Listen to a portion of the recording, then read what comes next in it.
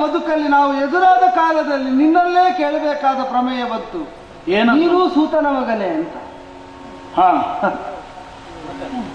ಸೂತನ ಮಗ ಎಂಬಂತಹ ಒಂದು ನೆಲೆ ನಿನಗೆ ಸಿದ್ಧವಾದದ್ದರಿಂದ ನಿನ್ನ ಬದುಕಿನಲ್ಲಿ ನೀನು ಗಳಿಸಿಕೊಂಡದ್ದೆಷ್ಟು ಅಂತ ಯೋಚಿಸಿ ನೋಡು. ಹಾಗೆ ಅಂತ ಸೂತನ ಮಗ ಎಂಬ ನೆಲೆಯಲ್ಲೇ ಪ್ರಾಮಾಣಿಕವಾಗಿ ನೀನು ಉಳಿದದ್ದ ಹೌದಾದರೆ ಕೃತಜ್ಞತೆಯಿಂದ ಗಳಿಕೆಯನ್ನು ಮರಳಿಸಬೇಕಾದ ಸನ್ನಿವೇಶಗಳು ಎಷ್ಟು ಪ್ರಾಪ್ತವಾಗಿತ್ತು ನಿನ್ನ ಪಾಲಿಗೆ ನೋಡು. ಸಾಧ್ಯವಾದದ್ದಿಲ್ಲವಲ್ಲ ನಿನಗೆ. ಸೂತನ ಮಕ್ಕಳಿಗೆ ಕೃತಜ್ಞತೆ ಎಂಬಂತಹ ಗುಣ ಬೇಡ ಅಂತ ಯಾರಾದ್ರೂ ಹೇಳಿದ್ರು, ಅದಿಲ್ಲ ಅಂತಾದರೆ ಕೃತಜ್ಞನಾಗಿರಬೇಕಾದಡೆಯಲ್ಲೂ ಕೃತಜ್ಞತೆಯನ್ನೇ ಮೆರೆಯುತ್ತ ಸೂತನ ಮಗನೇ ಇವ, ಸೂತನಿಗಾದ್ರೂ ಇಂಥ ಒಂದು ಮಗ ಬರುವುದಕ್ಕೆ ಸಾಧ್ಯವೇ ಅಂತ ಎಲ್ಲರೂ ಶಂಕಾಸ್ಪದ ವಿಧಾನದಲ್ಲಿ ಪ್ರಶ್ನಾರ್ಹನಾಗುವಂತೆ ನಿನ್ನನ್ನು ಮಾಡಿದ್ದು ನಿನ್ನ ಪ್ರವೃತ್ತಿಗಳೇ ಹೊರತು ಬೇರೆ ಯಾವುದು ಅಲ್ಲ. ಶರಪರೀಕ್ಷಾ ರಂಗದಲ್ಲಿ ಪ್ರಶ್ನೆ ಇದ್ದ ಕಾಲದಲ್ಲಿ ನಾವು ಪ್ರಶ್ನಿಸಿದ್ದೆವು, ಯಾರ ಮಗ ನೀನು ಅಂತ. ಸಮಷ್ಟಿಯಿಂದ ಭೀಮ ಇರಬಹುದು, ಕೃಪಾಚಾರ್ಯರಿರಬಹುದು, ಯಾರು ಕೇಳಿದ್ದು ಇರಬಹುದು. ಬಾಲ್ಯ ಇದ್ದದ್ದು ಆ ಕಾಲದಲ್ಲಿ. ಹೌದು, ಬಾಲ್ಯದಲ್ಲಿ ಮಾಡಿದ ಪ್ರತಿಯೊಂದು ಕೃತ್ಯವನ್ನು ಸಮರ್ಥಿಸುವ ಹೆಡ್ಡತನವನ್ನು ನಾನೂ ಪ್ರದರ್ಶಿಸುವುದಿಲ್ಲ. ಬಾಲ್ಯ ಬಾಲಿಶತನ ಅಂತಂದ್ರೆ ಅಪ್ರಬುದ್ಧತೆ ಅಂತಲೇ ಪರ್ಯಾಯ. ಆದ್ರೆ ಈ ಕಾಲದಲ್ಲಿ ವಿವೇಚನಾ ರಾಹಿತ್ಯದಿಂದ ನಾನು ಮಾಡ್ತಾ ಇರುವ ಆರೋಪವಲ್ಲ ಇದು. ಸೂತನ ಮಗನಿಗೂ ಸಲ್ಲದಂತಹ ಪ್ರವೃತ್ತಿಗಳನ್ನು ಯಾತಕ್ಕಾದ್ರೂ ನೀನು ತೋರಿದೆಯೋ ಗೊತ್ತಿಲ್ಲ. ಶರಪರೀಕ್ಷಾ ರಂಗದಲ್ಲಿ ನನಗೆ ತುಲ್ಯವಾದಂತಹ ಬಿಲ್ವಿದ್ಯಾ ಪ್ರದರ್ಶನವನ್ನು ನೀನು ನೀಡಿದ ಕಾಲ, ದ್ವಂದ್ವಕ್ಕೆ ನೀನು ಆಹ್ವಾನಿಸಿದಂತಹ ಸಂದರ್ಭದಲ್ಲಿ ದ್ವಂದ್ವವೇ ಹೌದಾದರೆ ಕುಲಗೋತ್ರ ಪ್ರವರಾದಿಗಳನ್ನು ಉಚ್ಚರಿಸಿಯೇ ಮುಂದುವರಿಯಬೇಕಾದ್ದು ದ್ವಂದ್ವದ ವಿಧಾನವಾದ್ದರಿಂದಲೇ ನಾನ್ಯಾರು ಅಂತ ಮೊದಲಿಗೆ ಘೋಷಿಸಿ ನೀನ್ಯಾರು ಅಂತ ಪ್ರಶ್ನೆ ಹೊರಟದ್ದು. ಉತ್ತರಿಸುವುದಕ್ಕೆ ನಿನ್ನಲ್ಲಿ ಉತ್ತರವಿಲ್ಲವಾದ ಕಾಲದಲ್ಲಿ ಅಧಿರಥನೇ ಮುಂಭಾಗದಲ್ಲಿ ಬಂದ. ಸೂತ ಪಾಲಿತ ಪುತ್ರ ನೀನು ಅಂತ ವೇದ್ಯವಾಯಿತು ಲೋಕಕ್ಕೆ. ಅದೇ ಆಕ್ಷೇಪಕ್ಕೂ ಸಹಾನುಭೂತಿಗೂ ಕಾರಣವಾದ ಕಾಲದಲ್ಲಿ ನಿನಗಿಲ್ಲದ ನೆಲೆಯನ್ನು ನಿನಗೆ ಕಲ್ಪಿಸಿಕೊಡುವ ಏಕೈಕ ಉದ್ದೇಶದಿಂದ ಅಂಗಾಧಿಪತ್ಯವನ್ನು ನಿನಗೆ ಧಾರೆ ಎರೆದ ಸುಯೋಧನ. ಹೌದು, ಅಲ್ಲಿಂದ ಪ್ರಾರಂಭ ಆಗಿದೆ. ಸೂತನ ಮಗನಾದಂತಹ ನೀನು ಆ ನೆಲೆಯಿಂದ ಗಳಿಸಿಕೊಳ್ಳುವುದಕ್ಕೆ ತೊಡಗಿದೆ. ಸಹಾನುಭೂತಿಯ ಕಾರಣವಾಗಿ ಅಂಗಾಧಿಪತ್ಯವನ್ನು ಹೊಂದಿದ ನೀನು ಅಂಗಾಧಿಪತಿಗೆ ವಿಹಿತವಾದಂತಹ ಆಚಾರ ವಿಚಾರಗಳನ್ನೇ ಆ ಬಳಿಕ ಪ್ರದರ್ಶಿಸಿದೆಯೋ ಅಂತ ಕೇಳಿದ್ರೆ ಇಲ್ಲವೇ ಇಲ್ಲವಲ್ಲ. ಅಂಗಾಧಿಪತಿಯಾದವನು ಒಬ್ಬಾತ ಕ್ಷತ್ರಿಯ ಯೋಧನಿಗೆ ವಿಹಿತವಾದ ಪರಾಕ್ರಮದ ಪ್ರಕರ್ಷಾವಸ್ಥೆಯನ್ನು ಪ್ರಕಟಿಸಬೇಕಾಗಿತ್ತು. ಎಲ್ಲಿ ಪ್ರಕಟಿಸಿದ್ದೀನಿ? ಕಂಡದ್ದಿಲ್ಲವಲ್ಲ. ಹಾಗೆ ಅಂತ ಪರಾಕ್ರಮವೇ ನಿನ್ನಲ್ಲಿಲ್ವೋ? ಅಂಗಾಧಿಪತ್ಯವನ್ನು ಪೌರುಷದ ಮೂಲಕವಾಗಿ ಒಲಿಸಿಕೊಳ್ಳಬಲ್ಲಷ್ಟು ಪರಾಕ್ರಮ ನಿನ್ನಲ್ಲಿ ಉಂಟೋ ಅಂತ ಪ್ರಶ್ನೆ ಇರುವುದು. ಕಂಡದ್ದಿಲ್ಲ ನಾವು. ಸುಯೋಧನಿಗಾಗಿ ದಿಗ್ವಿಜಯ ಮಾಡಿದ್ದಿ ಅಂತ ಕೇಳಿಬಲ್ಲೆ ನಾನು, ಇಲ್ಲ ಅನ್ನುವುದಿಲ್ಲ. ಆದರೆ ಸುಯೋಧನ ನಿರ್ಣಾಯಕವಾದ ಗೆಲುವುಗಳು ಅಂತ ಯಾವ ಯುದ್ಧದಲ್ಲಿ ಪರಿಭಾವಿಸಿ ಅಪೇಕ್ಷಿಸಿದ್ರು ಅಲ್ಲೆಲ್ಲೂ ಅವರಿಗೆ ನಿರ್ಣಾಯಕವಾದ ಗೆಲುವುಗಳನ್ನು ಈ ತನಕ ನಿನಗೆ ಕೊಡಿಸುವುದಕ್ಕೆ ಸಾಧ್ಯವಾಗಲಿಲ್ಲ ಎಂಬುದು ನಿನ್ನ ಇತಿಹಾಸ ನಮಗೆಲ್ಲ ಸಾರಿ ಹೇಳುವ ಸತ್ಯ. ಕಲಹದೊಳು ಅತಿ ಸಾಹಸಿಗನೇ ಅಲ್ಲ ಎಂಬುದನ್ನು ನಿರೂಪಿಸ್ತಾ ಇದ್ದರೂ ಕೂಡ ಸೂತಪಾಲಿತ ಪುತ್ರನಾದಂತಹ ನೀನು ಕೌರವನಿಂದ ಅನುಮೋದನೆಯನ್ನು, ಪ್ರಶಂಸೆಯನ್ನು, ಉತ್ತೇಜನವನ್ನು ಪಡೆಯುತ್ತಾ ಹೋದೆ. ಇತ್ತೀಚೆಗರ ಉದಾಹರಣೆಯನ್ನೇ ಕೊಡಬೇಕಾದರೆ ಶಲ್ಯರು ಅಶ್ವತ್ಥಾಮರು ಇರುವಂತಹ ಸನ್ನಿವೇಶದಲ್ಲಿ ಈ ಸೇನಾ ನಿವಹದ ಆಧಿಪತ್ಯ ನಿನಗೆ ಸಿದ್ಧಿಸಿದ್ದೇ ಸಾಕ್ಷಿ. ಈ ಸೇನಾಧಿಪತ್ಯದ ಕಾಲದಲ್ಲಾದರೂ ಅವ ಕೊಡಮಾಡಿದ್ದಕ್ಕೆ ಕೃತಜ್ಞನಾಗಿ ಪ್ರತ್ಯುಪಕಾರವನ್ನು ಮಾಡ್ತಿ ಅಂತ ನಿರೀಕ್ಷಿಸಿದರೆ ನಿನ್ನೆಯ ತನಕದ ಯುದ್ಧದಲ್ಲಿ ಪರಿಭವ ಪರಂಪರೆಯನ್ನೇ ನೀನು ಅಂತದ್ದು ಸರ್ವರಿಗೂ ವೇದ್ಯವಾದಂತಹ ವಿಚಾರ. ಹೌದು, ಆ ಕಾರಣದಿಂದಲೇ ಹೇಳ್ತೇನೆ, ತಲೆಯನ್ನು ನೀಗಲಿಕ್ಕಹುದು. ಇದು ತನಕ ನೀನು ತಲೆಯನ್ನು ಉಳಿಸಿಕೊಂಡದ್ದು ಸೂತಪಾಲಿತ ಪುತ್ರನ ಎಂಬ ನೆಲೆಯಿಂದ ನಿನ್ನ ತಲೆಗೆ ಶೃಂಗಾರಾತ್ಮಕವಾಗಿಯೇ ತೊಡಿಸಲ್ಪಡುವುದನ್ನೆಲ್ಲ ತೊಡುವುದಕ್ಕಾಗಿಯೇ ಹೌದು ಅಂತಾದರೆ ಸಹಾನುಭೂತಿಯಿಂದ ಸೂತನ ಮಗ ಎಂಬ ನೆಲೆಯಲ್ಲಿ ನೀನು ತೊಟ್ಟ ಸಕಲ ಬಿರುದು ಭಾವನೆಗಳ ಸಹಿತವಾಗಿ ತಲೆಯನ್ನು ನೀಗಲಿಕ್ಕಹುದು. ಮಲೆತರೆ ನಾನು ತೋರಿಸಿಕೊಡ್ತೇನೆ. ನಿನ್ನ ಅನುಮೋದಕರೆಲ್ಲ ಕಾಣುವ ಹಾಗೆ, ಸಾಯುವ ಕೊನೆಯ ಕಾಲದಲ್ಲಿ ನಿನಗೂ ವೇದ್ಯವಾಗುವ ಹಾಗೆ ನಾನು ತೋರಿಕೊಡ್ತೇನೆ. ಒಂದು ದೇಶಾಧಿಪತ್ಯವನ್ನು ಸಾರುವಂತಹ, ಹೊಂದುವಂತಹ ಕ್ಷತ್ರಿಯರಾದವರು ಹೊಂದಬೇಕಾದ ಪರಾಕ್ರಮದ ಸ್ಥಿತಿ ಯಾವುದು ಎಂಬುದನ್ನು ಪಾರ್ಥರಾಗಿ ನಾನು ತೋರಿಕೊಡ್ತೇನೆ. ಶರಪರೀಕ್ಷಾರಂಗದಲ್ಲಾಗಲಿ, ಚಿತ್ರಸೇನ ಕಾಳಗದಲ್ಲಾಗಲಿ, ಗೋಗ್ರಹಣದಲ್ಲಾಗಲಿ, ದ್ರೌಪದಿ ಸ್ವಯಂವರದಲ್ಲಾಗಲಿ ಎಲ್ಲೂ ಪ್ರಕಟಗೊಳ್ಳದ ಅಧಿಕವಾದಂತಹ ಒಂದು ಪರಾಕ್ರಮದ ಅವಸ್ಥೆಯೋ, ಸ್ಥಿತಿಯೋ, ಸಿದ್ಧಿಯೋ, ಸಾಧನೆಯೋ ಇಲ್ಲಿ ಪ್ರಕಟಿಸುವುದಕ್ಕುಂಟು ಅಂತಾದರೆ ತಲೆಯನ್ನೇ ನೀಗಿಕೊಳ್ಳಬೇಕಾದ ಕಾಲದಲ್ಲಾದರೂ ಅದನ್ನು ಪ್ರದರ್ಶಿಸಿ ಅಪೇಕ್ಷೆ ಇರುವುದೇ. ಯಾಕೆ ಅಂತಂದ್ರೆ ನನಗೆ ಬೇಕಾಗಿಯೋ ಬೇಡದಿದ್ದೋ ವೈರಕ್ಕೆ ಕರ್ಣಾರ್ಜುನರು ಎಂಬಂತಹ ಒಂದು ಪ್ರಸಿದ್ಧಿ ಹುಟ್ಟಿಕೊಂಡಿದೆ ಜನಶ್ರುತವಾಗಿ. ಅದನ್ನು ನೀನೋ ನಾನೋ ಹುಟ್ಟಿಸಿದ್ದಲ್ಲ, ಬೆಳೆದು ಬಂದಂತಹ ಪ್ರಚಾರದ ಪರಿಣಾಮವಾಗಿ ಹುಟ್ಟಿಕೊಂಡ ನಿರೀಕ್ಷೆ.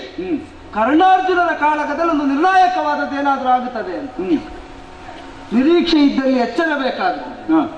ಮಾತ್ರವಲ್ಲ, ನಿರೀಕ್ಷೆಗಿಂತ ತುಸು ಕೆಳಗೆ ನಿಂತಹ ಅವಸ್ಥೆ ನಮ್ಮದಾದರೂ ಕೂಡ ನಿರಾಶೆಯೇ ಆಗುತ್ತದೆ ನೋಟಕರಿಗೆ.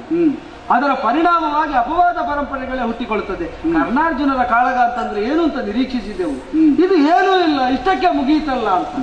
ಹಾಗಾಗಗೊಡದೆ ಇದು ತನಕದ ಯಾವ ಸಮರದಲ್ಲಿ ನೀನು ವಿಜೃಂಭಿಸದಿದ್ರು ಕರ್ಣಾರ್ಜುನರ ಕಾಳಗ ಇದರಲ್ಲಾದ್ರೂ ನೀನು ವಿಜೃಂಭಿಸಬೇಕೆಂಬುದು ವೀರೋಚಿತವಾಗಿ ನನ್ನ ಅಪೇಕ್ಷೆ. ಕುರುಕ್ಷೇತ್ರದ ಈ ಕಾಳಗದ ಮರ್ಯಾದೆಯನ್ನು ವಿಸ್ತರಿಸುವುದಕ್ಕಾಗಿ ಆದರೂ, ಇದರ ನೆಲೆಯನ್ನು ಎತ್ತರಿಸುವುದಕ್ಕಾಗಿ ಆದರೂ ತಲೆಯನ್ನು ನೀಗುವ ಈ ಕಾಳಗದಲ್ಲಿ ಪ್ರತಿಜ್ಞಾಬದ್ಧತೆಯಿಂದಲೇ ನಾವು ಪ್ರವೃತ್ತರಾದ ಈ ಸಂದರ್ಭದಲ್ಲಿ ನೋಡುವ ಇದ್ದ ವಿಶೇಷವಾದದ್ದೆಲ್ಲ ಕೊನೆಗಾಲದಲ್ಲಾದ್ರೂ ಬರ್ತದೆ ನೋಡುವ. ನೀನು ಇದನ್ನೆಲ್ಲ ಬಿಡು.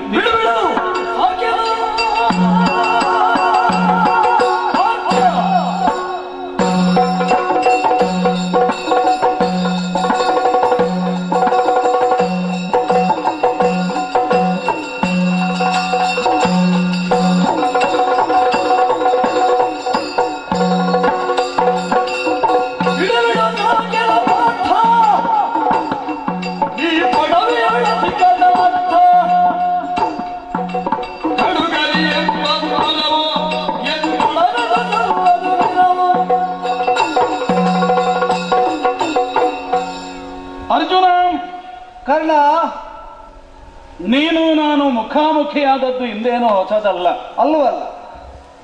ಪರೀಕ್ಷಾ ರಂಗದ ಪ್ರಕರಣವನ್ನು ನೆನಪಿಸ್ತಾ ಇದ್ದಿ.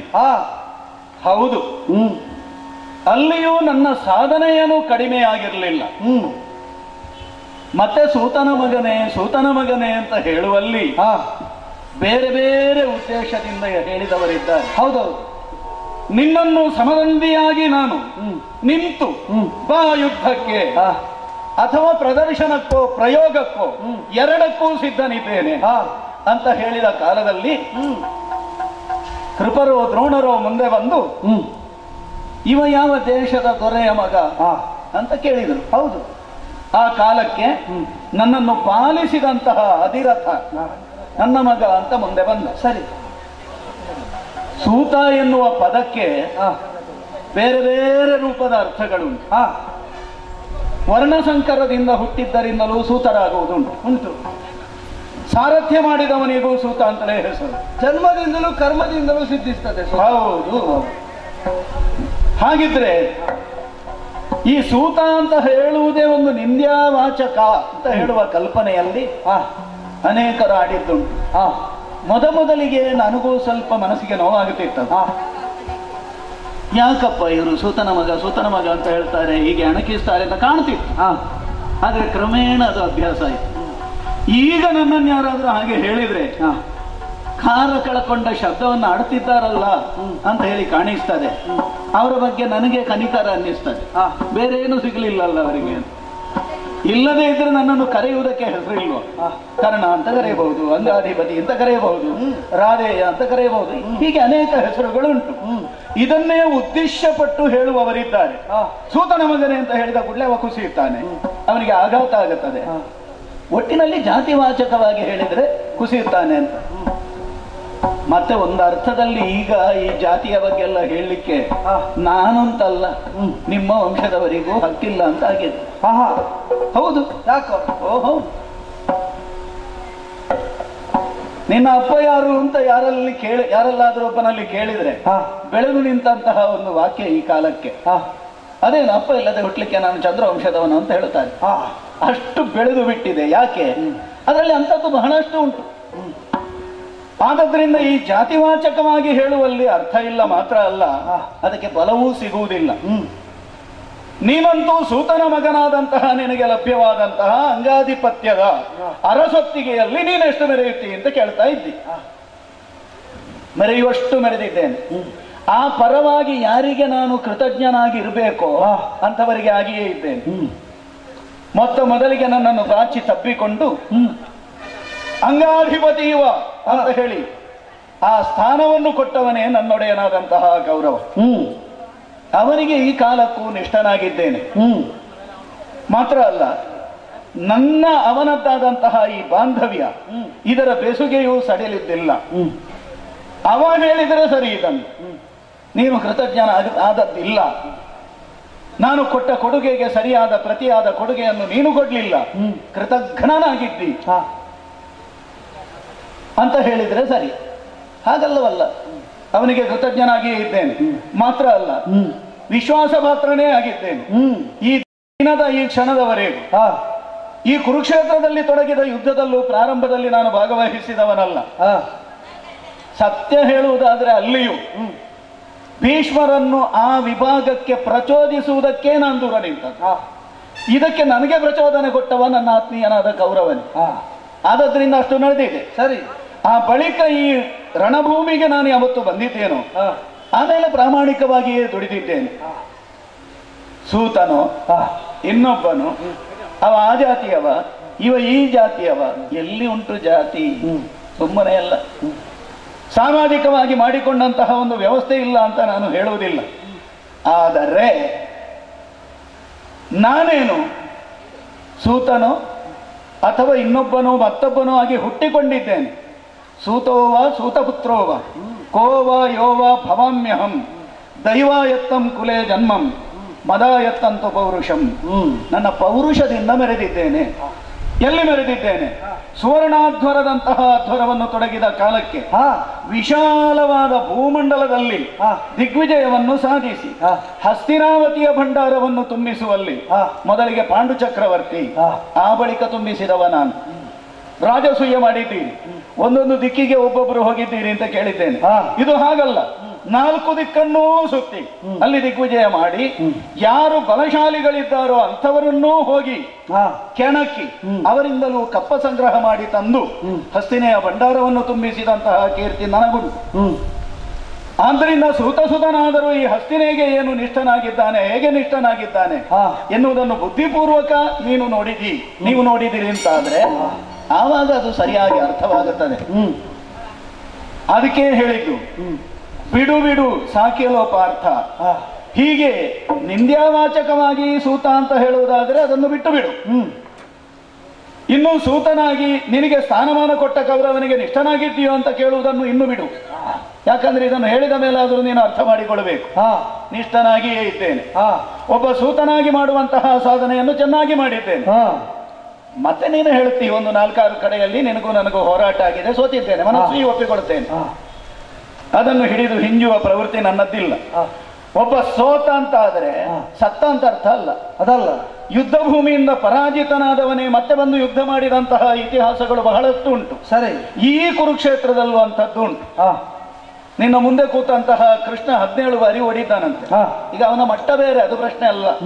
ಓಡಿದ್ದು ಸುಳ್ಳು, ಬೇರೆ ಬೇರೆ ಕಾರಣದಿಂದ ಬೇರೆ ಬೇರೆ ಉದ್ದೇಶದಿಂದ ಓಡಿದು ಹೌದು. ಆದ್ರೆ ಮತ್ತೆ ಹೋಗಿ ಯಾರು ಓಡಿಸಿದನು ಅವನನ್ನು ಕೊಲ್ಲಿಸಲಿಲ್ವೋ? ಹಾಗಿದ್ರೆ ಅದರ ಅರ್ಥ ಏನು? ಯುದ್ಧದಿಂದ ತಾತ್ಕಾಲಿಕವಾದಂತಹ ಯುದ್ಧದಲ್ಲಿ ಒಬ್ಬ ಪರಾಜಿತನಾದ ಮಾತ್ರಕ್ಕೆ ಅವನಲ್ಲಿ ಸಾಮರ್ಥ್ಯ ಇಲ್ಲ ಅಂತ ನಿರ್ಧರಿಸುವುದು ಹೆಡ್ಡತನವಾಗುತ್ತದೆ.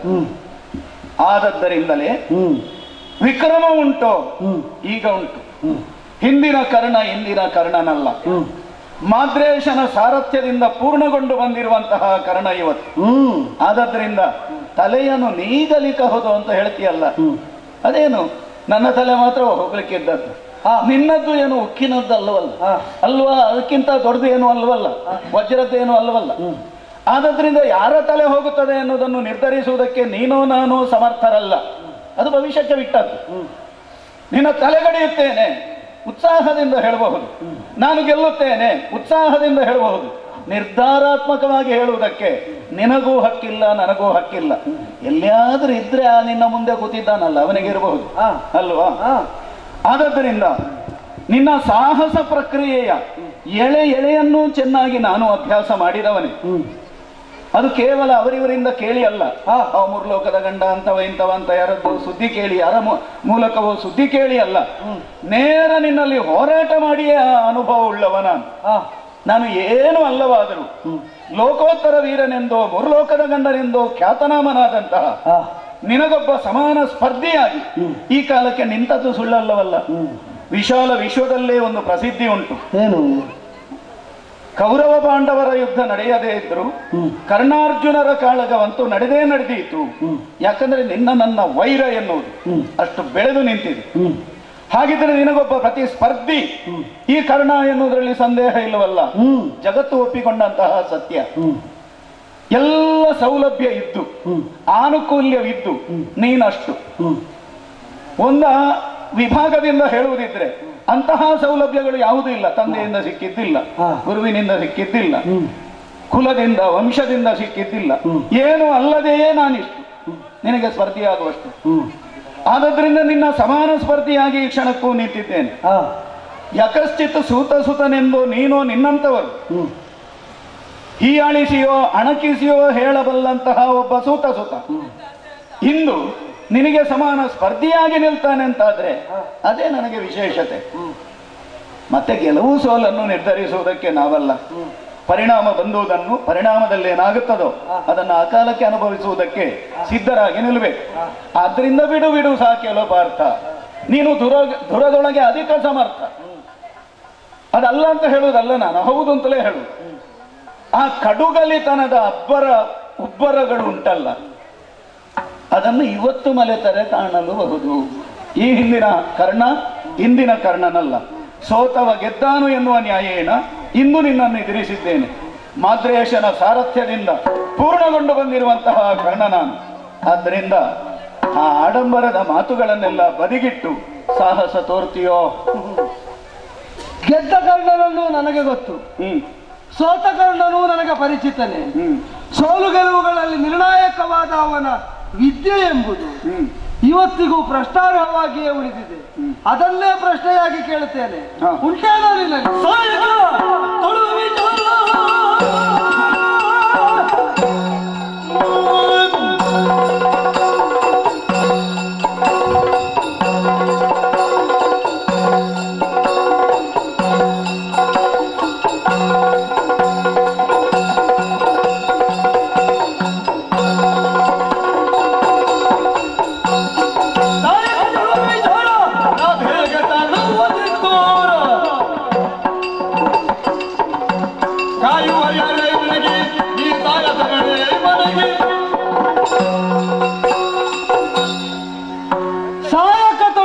ವಿಚಾರ ರಾಧೆಯನಿಗೆ ಸಲ್ಲುತ್ತದೋ, ಎಲ್ಲಿ ಸಲ್ಲುತ್ತದೆ, ಎಷ್ಟು ಸಲ್ಲುತ್ತದೆ, ಹೇಗೆ ಸಲ್ಲುತ್ತದೆ ವಿವೇಚಿಸಬೇಕಾದ ಅನಿವಾರ್ಯತೆ ಉಂಟು.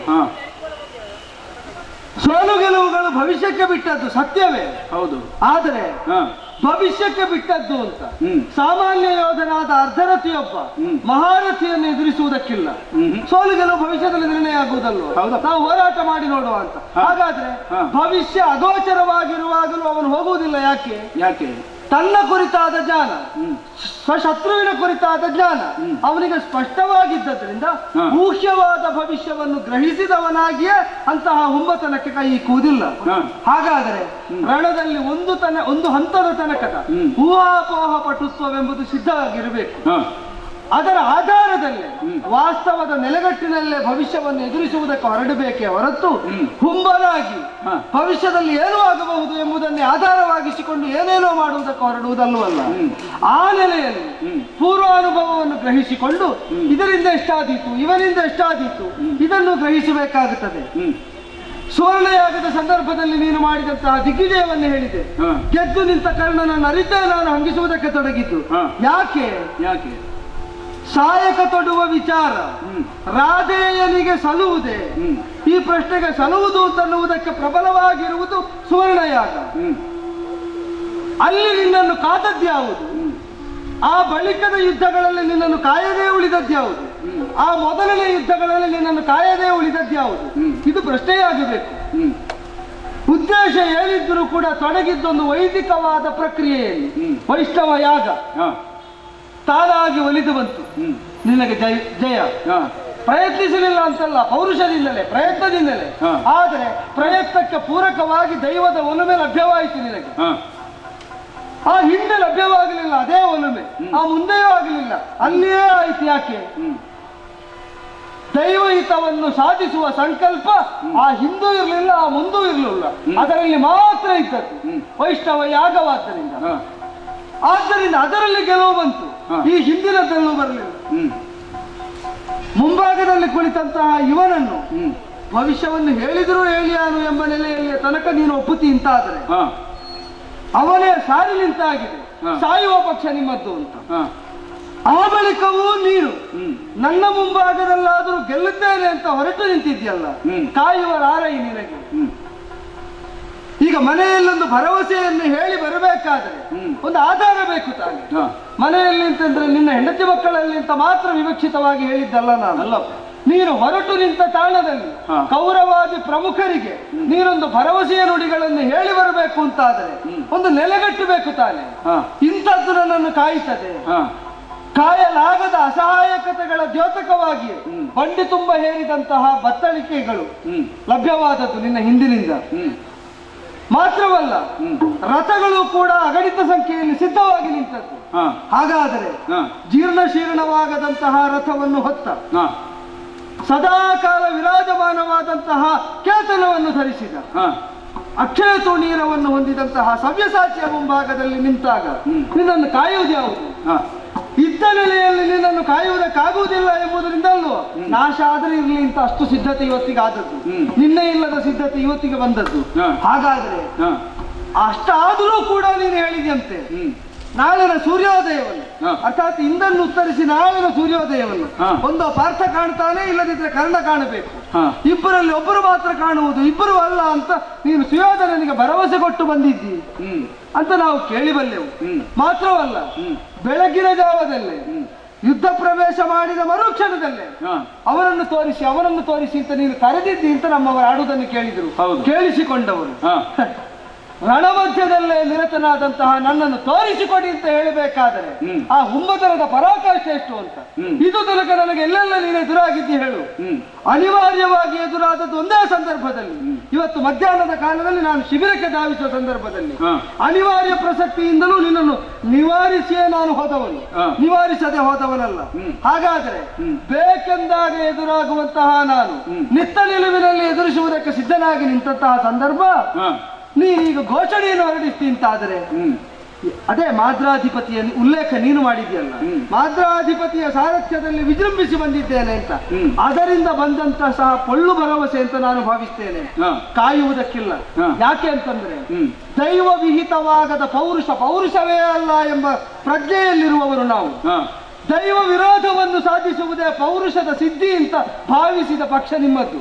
ಆ ಕಾರಣದಿಂದ ದೈವ ವಿರೋಧವಾದದ್ದು ಪೌರುಷವೇ ಅಲ್ಲ ಎಂಬುದನ್ನು ಸಾಧಿಸುವುದಕ್ಕೆ ತೊಡಗಿದ ಯುದ್ಧದಲ್ಲಿ ಈಗ ಈ ದೈವಕ್ಕೆ ವಿರುದ್ಧವಾಗಿ ನಾನಾಡುವ ಪ್ರತಿಯೊಂದು ಮಾತುಗಳು ದೈವಸಮ್ಮತವಾಗಬೇಕೆಂಬ ಸಂಕಲ್ಪದಿಂದಲೇ ನಾನು ಆಡುವುದರಿಂದ ದೈವಕ್ಕೆ ಒಪ್ಪಿಗೆ ಅಲ್ಲದಿದ್ದರೆ ನನ್ನ ಬಾಯಿಂದ ಮಾತು ಬರುವುದಿಲ್ಲ, ನನ್ನ ಕೈಯಿಂದ ಬಾಣ ಹೊಡೆಯಲ್ಪಡುವುದಿಲ್ಲ. ಈ ಅನುಸಂಧಾನದಲ್ಲಿರುವ ನಾನು ದೈವ ಒಪ್ಪಿದ್ದನ್ನೇ ಆಡ್ತಾ ಇದ್ದೇನೆ ಎಂಬ ಭರವಸೆಯಿಂದ ಕೇಳ್ತಾ ಇದ್ದೇನೆ. ಕಾಯುವರಾರ ನಿನಗೆ ದೈವವೇ ನನ್ನ ಮೂಲಕ ಘಾತ ಮಾಡುವುದಕ್ಕೆ ಹೊರಟಿದೆ ಅಂತ ಆತ್ಮವಿಶ್ವಾಸದಿಂದ ಅಹಂಕಾರದಿಂದಲ್ಲ ನಾನು ಹೇಳಿದರೆ ಅದನ್ನು ನಿರೋಧಿಸುವುದಕ್ಕೆ ದೈವಿಕವಾದ ಧಾರ್ಮಿಕವಾದಂತಹ ಸತ್ಯಾತ್ಮಕವಾದ ಯಾವ ನೆಲೆ ಉಂಟು ನಿನಗೆ ಹೇಳು? ಇಲ್ಲವಲ್ಲ. ಆ ಕಾರಣದಿಂದಲೇ ಈ ಹಿಂದೆಯೂ ಪರಿಭವ ಪರಂಪರೆಗಳು ಬಂದದ್ದು. ವೈಷ್ಣವಯಾಗದ ಮೊದಲು ಕೂಡ ಪರಿಭವ ಪರಂಪರೆಗಳು ಬಂದದ್ದು. ಈಗಲೂ ಅದೇ ಆವರ್ತಿಸುವುದಕ್ಕುಂಟು.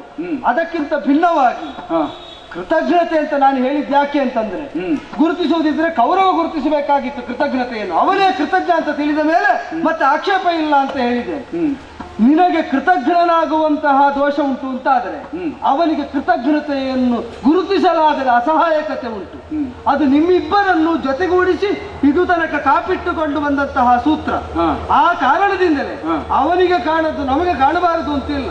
ಅವನಿಗೆ ಕಾಣದ್ದನ್ನೇ ಕಂಡು ನಾನು ಆಡುವುದಕ್ಕೆ ಹೊರಟವನು. ನೀನು ಕೃತಜ್ಞನಾಗಿದ್ದಿ. ಯಾಕೆ ಅಂತಂದರೆ ಮರಣಾಸನ್ನ ಸ್ಥಿತಿಯಲ್ಲಿ ಯೋಚಿಸಿ ನೋಡು. ನೀನು ಕೃತಜ್ಞನೇ ಹೌದು ಅಂತಾದರೆ ಸಾಯ್ತೇನೆ ಅಂತ ಹೊರಟ ಘೋಷಯಾತ್ರಾ ನಂತರದಲ್ಲಿ ನೀನಾಡಿದ ಭರವಸೆಯ ನುಡಿಗಳು ಸಾಕಾಗದ ಸನ್ನಿವೇಶದಲ್ಲಿ ಮತ್ತೆ ಎಲ್ಲೋ ಹೋದರಂತೆ ಬೇರೆ ಯಾರೋ ಏನೋ ಹೇಳುವುದನ್ನು ಕೇಳಿ ಅದು ನಾವು ಕೇಳಿದ ವರ್ತಮಾನ ಮಾತ್ರ. ಭರವಸೆಯನ್ನು ಒಂದು ಮರಳಿ ಪ್ರತಿಷ್ಠಾಪಿತನಾದನಂತೆ ಅದಿಲ್ಲ ಅಂತಾದರೆ ಪ್ರಾಯೋಪವೇಶಕ್ಕೆ ಹೊರಟವನು ಅವನ ಬದುಕನ್ನು ನಿರೂಪಿಸಲಾಗದ, ಅವನ ಬದುಕನ್ನು ಸಂರಕ್ಷಿಸಲಾಗದ ನೀನು ವಂಚನೆಯಿಂದ ಕಾಪಟ್ಯದಿಂದಲೇ ಇದು ತನಕ ಪ್ರಕಟನಾದದ್ದು ಎಂಬುದು ಸತ್ಯವೇ ಇದೆ. ಸೂತ ಎಂಬ ನೆಲೆಯಲ್ಲಿ ನಾನು ಆರೋಪಿಸುವುದಕ್ಕೆ ತೊಡಗಿದ್ದು ಹಂಗಿಸಬೇಕು ಅಂತಲೇ ಪ್ರಿಯರಾದವರು ಸದಾ ಸಂತೋಷವನ್ನು ಕೊಡುವಂತಹ ವಾಕ್ಯಗಳನ್ನೇ ಆಡಬೇಕು, ಸತ್ಯವೇ. ಆದರೆ ಅಪ್ರಿಯತೆಯನ್ನೇ ಸಾಧಿಸಬೇಕಾದ, ರಣಕಾಠಿಣ್ಯವನ್ನೇ ತೋರಬೇಕಾದ, ಇಲ್ಲೂ ಸ್ತುತಿಯನ್ನು ನಿರೀಕ್ಷಿಸುವ ಹಾಗಿಲ್ಲವಲ್ಲ, ಪರಸ್ಪರ ಭಂಜಿಸುವಂತಹ, ನೈತಿಕ ಸ್ಥೈರ್ಯವನ್ನು ಕುಗ್ಗಿಸುವಂತಹ ನಿಂದಾತ್ಮಕವಾದ ಮಾತುಗಳನ್ನೇ ವಿಪಕ್ಷೀಯನಾದವರು ಆಡಬೇಕು. ಆ ನೆಲೆಯಿಂದಲೇ ಸೂತ ಅಂದೆ. ನಿನಗದು ನೋವು ಕೊಡ್ತದೆ. ಯಾಕೆ? ಮಂತ್ರಿಗಳನ್ನು ಮಂತ್ರಿಗಳು ಅಂತಂದ್ರೆ ನೋವು ಕೊಡುವುದಿಲ್ಲ. ಬ್ರಾಹ್ಮಣರನ್ನು ಬ್ರಾಹ್ಮಣರು ಅಂತ ಕರೆದ್ರೆ ನೋವಾಗುವುದಿಲ್ಲ.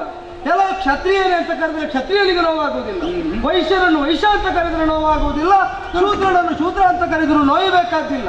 ನಿನಗೆ ಸೂತ ಅಂತ ಕರೆದಾಗ ಅದು ಚುಚ್ಚುವಿಕೆ ಅಂತಲೇ ಯಾಕಾಗುತ್ತದೆ? ನಿನ್ನನ್ನು ಚುಚ್ಚುವುದಕ್ಕಾಗಿ ಸೂತರೆಂಬ ಸಂಬೋಧನೆ ನನ್ನದು ಅಂತ ನಾನು ಹೇಳಿದ್ದಿಲ್ಲ. ನಾನು ಸಹಜವಾಗಿಯೇ ಕರೆದ್ರು ನಿನಗದು ಚುಚ್ಚಿದಂತಾಗುತ್ತದೆ. ಯಾಕೆ? ಅದು ನಿನ್ನ ನೆಲೆ ಹೌದು ಅಲ್ವ ಅಂತ ನಿನ್ನೊಳಗೆ ಗೊಂದಲ ಇದ್ದದ್ರಿಂದ. ಅದು ನಮ್ಮ ಮಾತಿನ ಪರಿಣಾಮ ಅಲ್ಲ, ನಿನ್ನ ಅಂತರಂಗದ ಪ್ರಾಕಟ್ಯ. ಆದ್ದರಿಂದ ಸೂತ ಪುತ್ರ ಅಂತಂದ್ರೆ ನೀನು ಕುಗ್ಗುವ ಸ್ವಭಾವವನ್ನು ಹೊಂದಿದಷ್ಟು ಕಾಲವು ನಿನ್ನನ್ನು ಕರೆಯುವವರು ಲೋಕದಲ್ಲಿ ಇರ್ತಾರೆ. ನಿನಗೆ ಅದರಲ್ಲಿ ಕುಗ್ಗದ ಸ್ಥೈರ್ಯ ಬಂದ ಕಾಲದಲ್ಲಿ ಹೀಗೆ ಕರೆಯುವುದು ಅಪ್ರಕಟಿತವಾಗುತ್ತಾ ಹೋಗುತ್ತದೆ. ಆದ್ದರಿಂದ ಕರೆದವರ ಮೇಲೆ ದೋಷಾರೋಪವನ್ನು ಮಾಡಬೇಡ. ಸೂತನಾಗಿಯೂ ನೀನು ಬದುಕನ್ನು ಸಾರ್ಥಕಗೊಳಿಸಲಿಲ್ಲ ಎಂಬಲ್ಲಿ ಸೂತ ಅಂತ ಜರೀಬೇಕು ಅಂತಲ್ಲ, ಕನಿಷ್ಠ ಸೂತನ ಮಗಾದ್ರೆ ಆಗಬೇಕಿತ್ತಲ್ಲ. ಇದಿದ್ದದ್ದು ದ್ರೌಪದಿಯ ವಸ್ತ್ರಾಕ್ಷೇಪದಲ್ಲಿ ಪ್ರಚೋದನೆಯನ್ನು ಕೊಟ್ಟದ್ದು ಸರ್ವವರ್ಣಗಳಿಗೂ ಬಾಹಿರವಾದಂತಹ ಕೃತ್ಯ ಮಾತ್ರವಲ್ಲ, ಅಭಿಮನ್ಯು ಕುಮಾರನನ್ನು ಹಿಂಬದಿಯಿಂದ ಧನುಷರಗಳನ್ನು ಕತ್ತರಿಸಿ ಕೈಯನ್ನು ಕಡಿಯುವುದಕ್ಕೆ ಕಾರಣ ಸ್ಥಾನದಲ್ಲಿ ನಿಂತದ್ದು ಸರ್ವಕ್ಷತ್ರಿಯರು ಮಾಡುವುದಕ್ಕೆ ಹೆಸರುವಂತಹ ಪ್ರಕರಣ. ಆ ಕಾರಣದಿಂದಲೇ ಇಂಥದ್ದನ್ನು ಮಾಡಿದವನು ಸೂತನ ಮಗನಾಗುವುದಕ್ಕೂ ಯೋಗ್ಯನಾದವನಲ್ಲ ಎಂಬ ನೆಲೆಯಲ್ಲೇ ನಿಂದಿಸುವುದಕ್ಕೆ ತೊಡಗಿದ್ದು. ಈಗ ತೋರಿಸ್ತೇನೆ ಕಡುಗಳಿ ಎಂಬ ಅಬ್ಬರ ಬೇಡ ಅಂತ ಹೇಳ್ತೀವಿ. ಕಡುಗಳಿಯಾಗಿ ಸ್ಥಾಪಿತನಾದಂತಹ ನಾನು ಮಂತ್ರಾತ್ಮಕವಾದಂತಹ ಬಾಣಗಳನ್ನು ಹೊಡೆದೆ ಅಂತಾದರೆ ಸಾಯಕ ತೊಡುವ ವಿಚಾರದಲ್ಲಿ ನಿನ್ನಲ್ಲೇನುಂಟು? ನಿನ್ನನ್ನು ಕಾಯುವುದೇ ಅದು. ಇದೆರಡು ಪ್ರಶ್ನೆಯಾಗಿ ಉಳಿಯುತ್ತದೆ. ಉತ್ತರ ಉಂಟು ಅಂತಾದ್ರೆ ಎದುರಿಸುವ ಮನ ಮಾಡಬಹುದು. ಹಾರಾಟ ಹೆಚ್ಚಾಯಿತು, ನಿನ್ನ ಹೆಚ್ಚಾಯಿತು.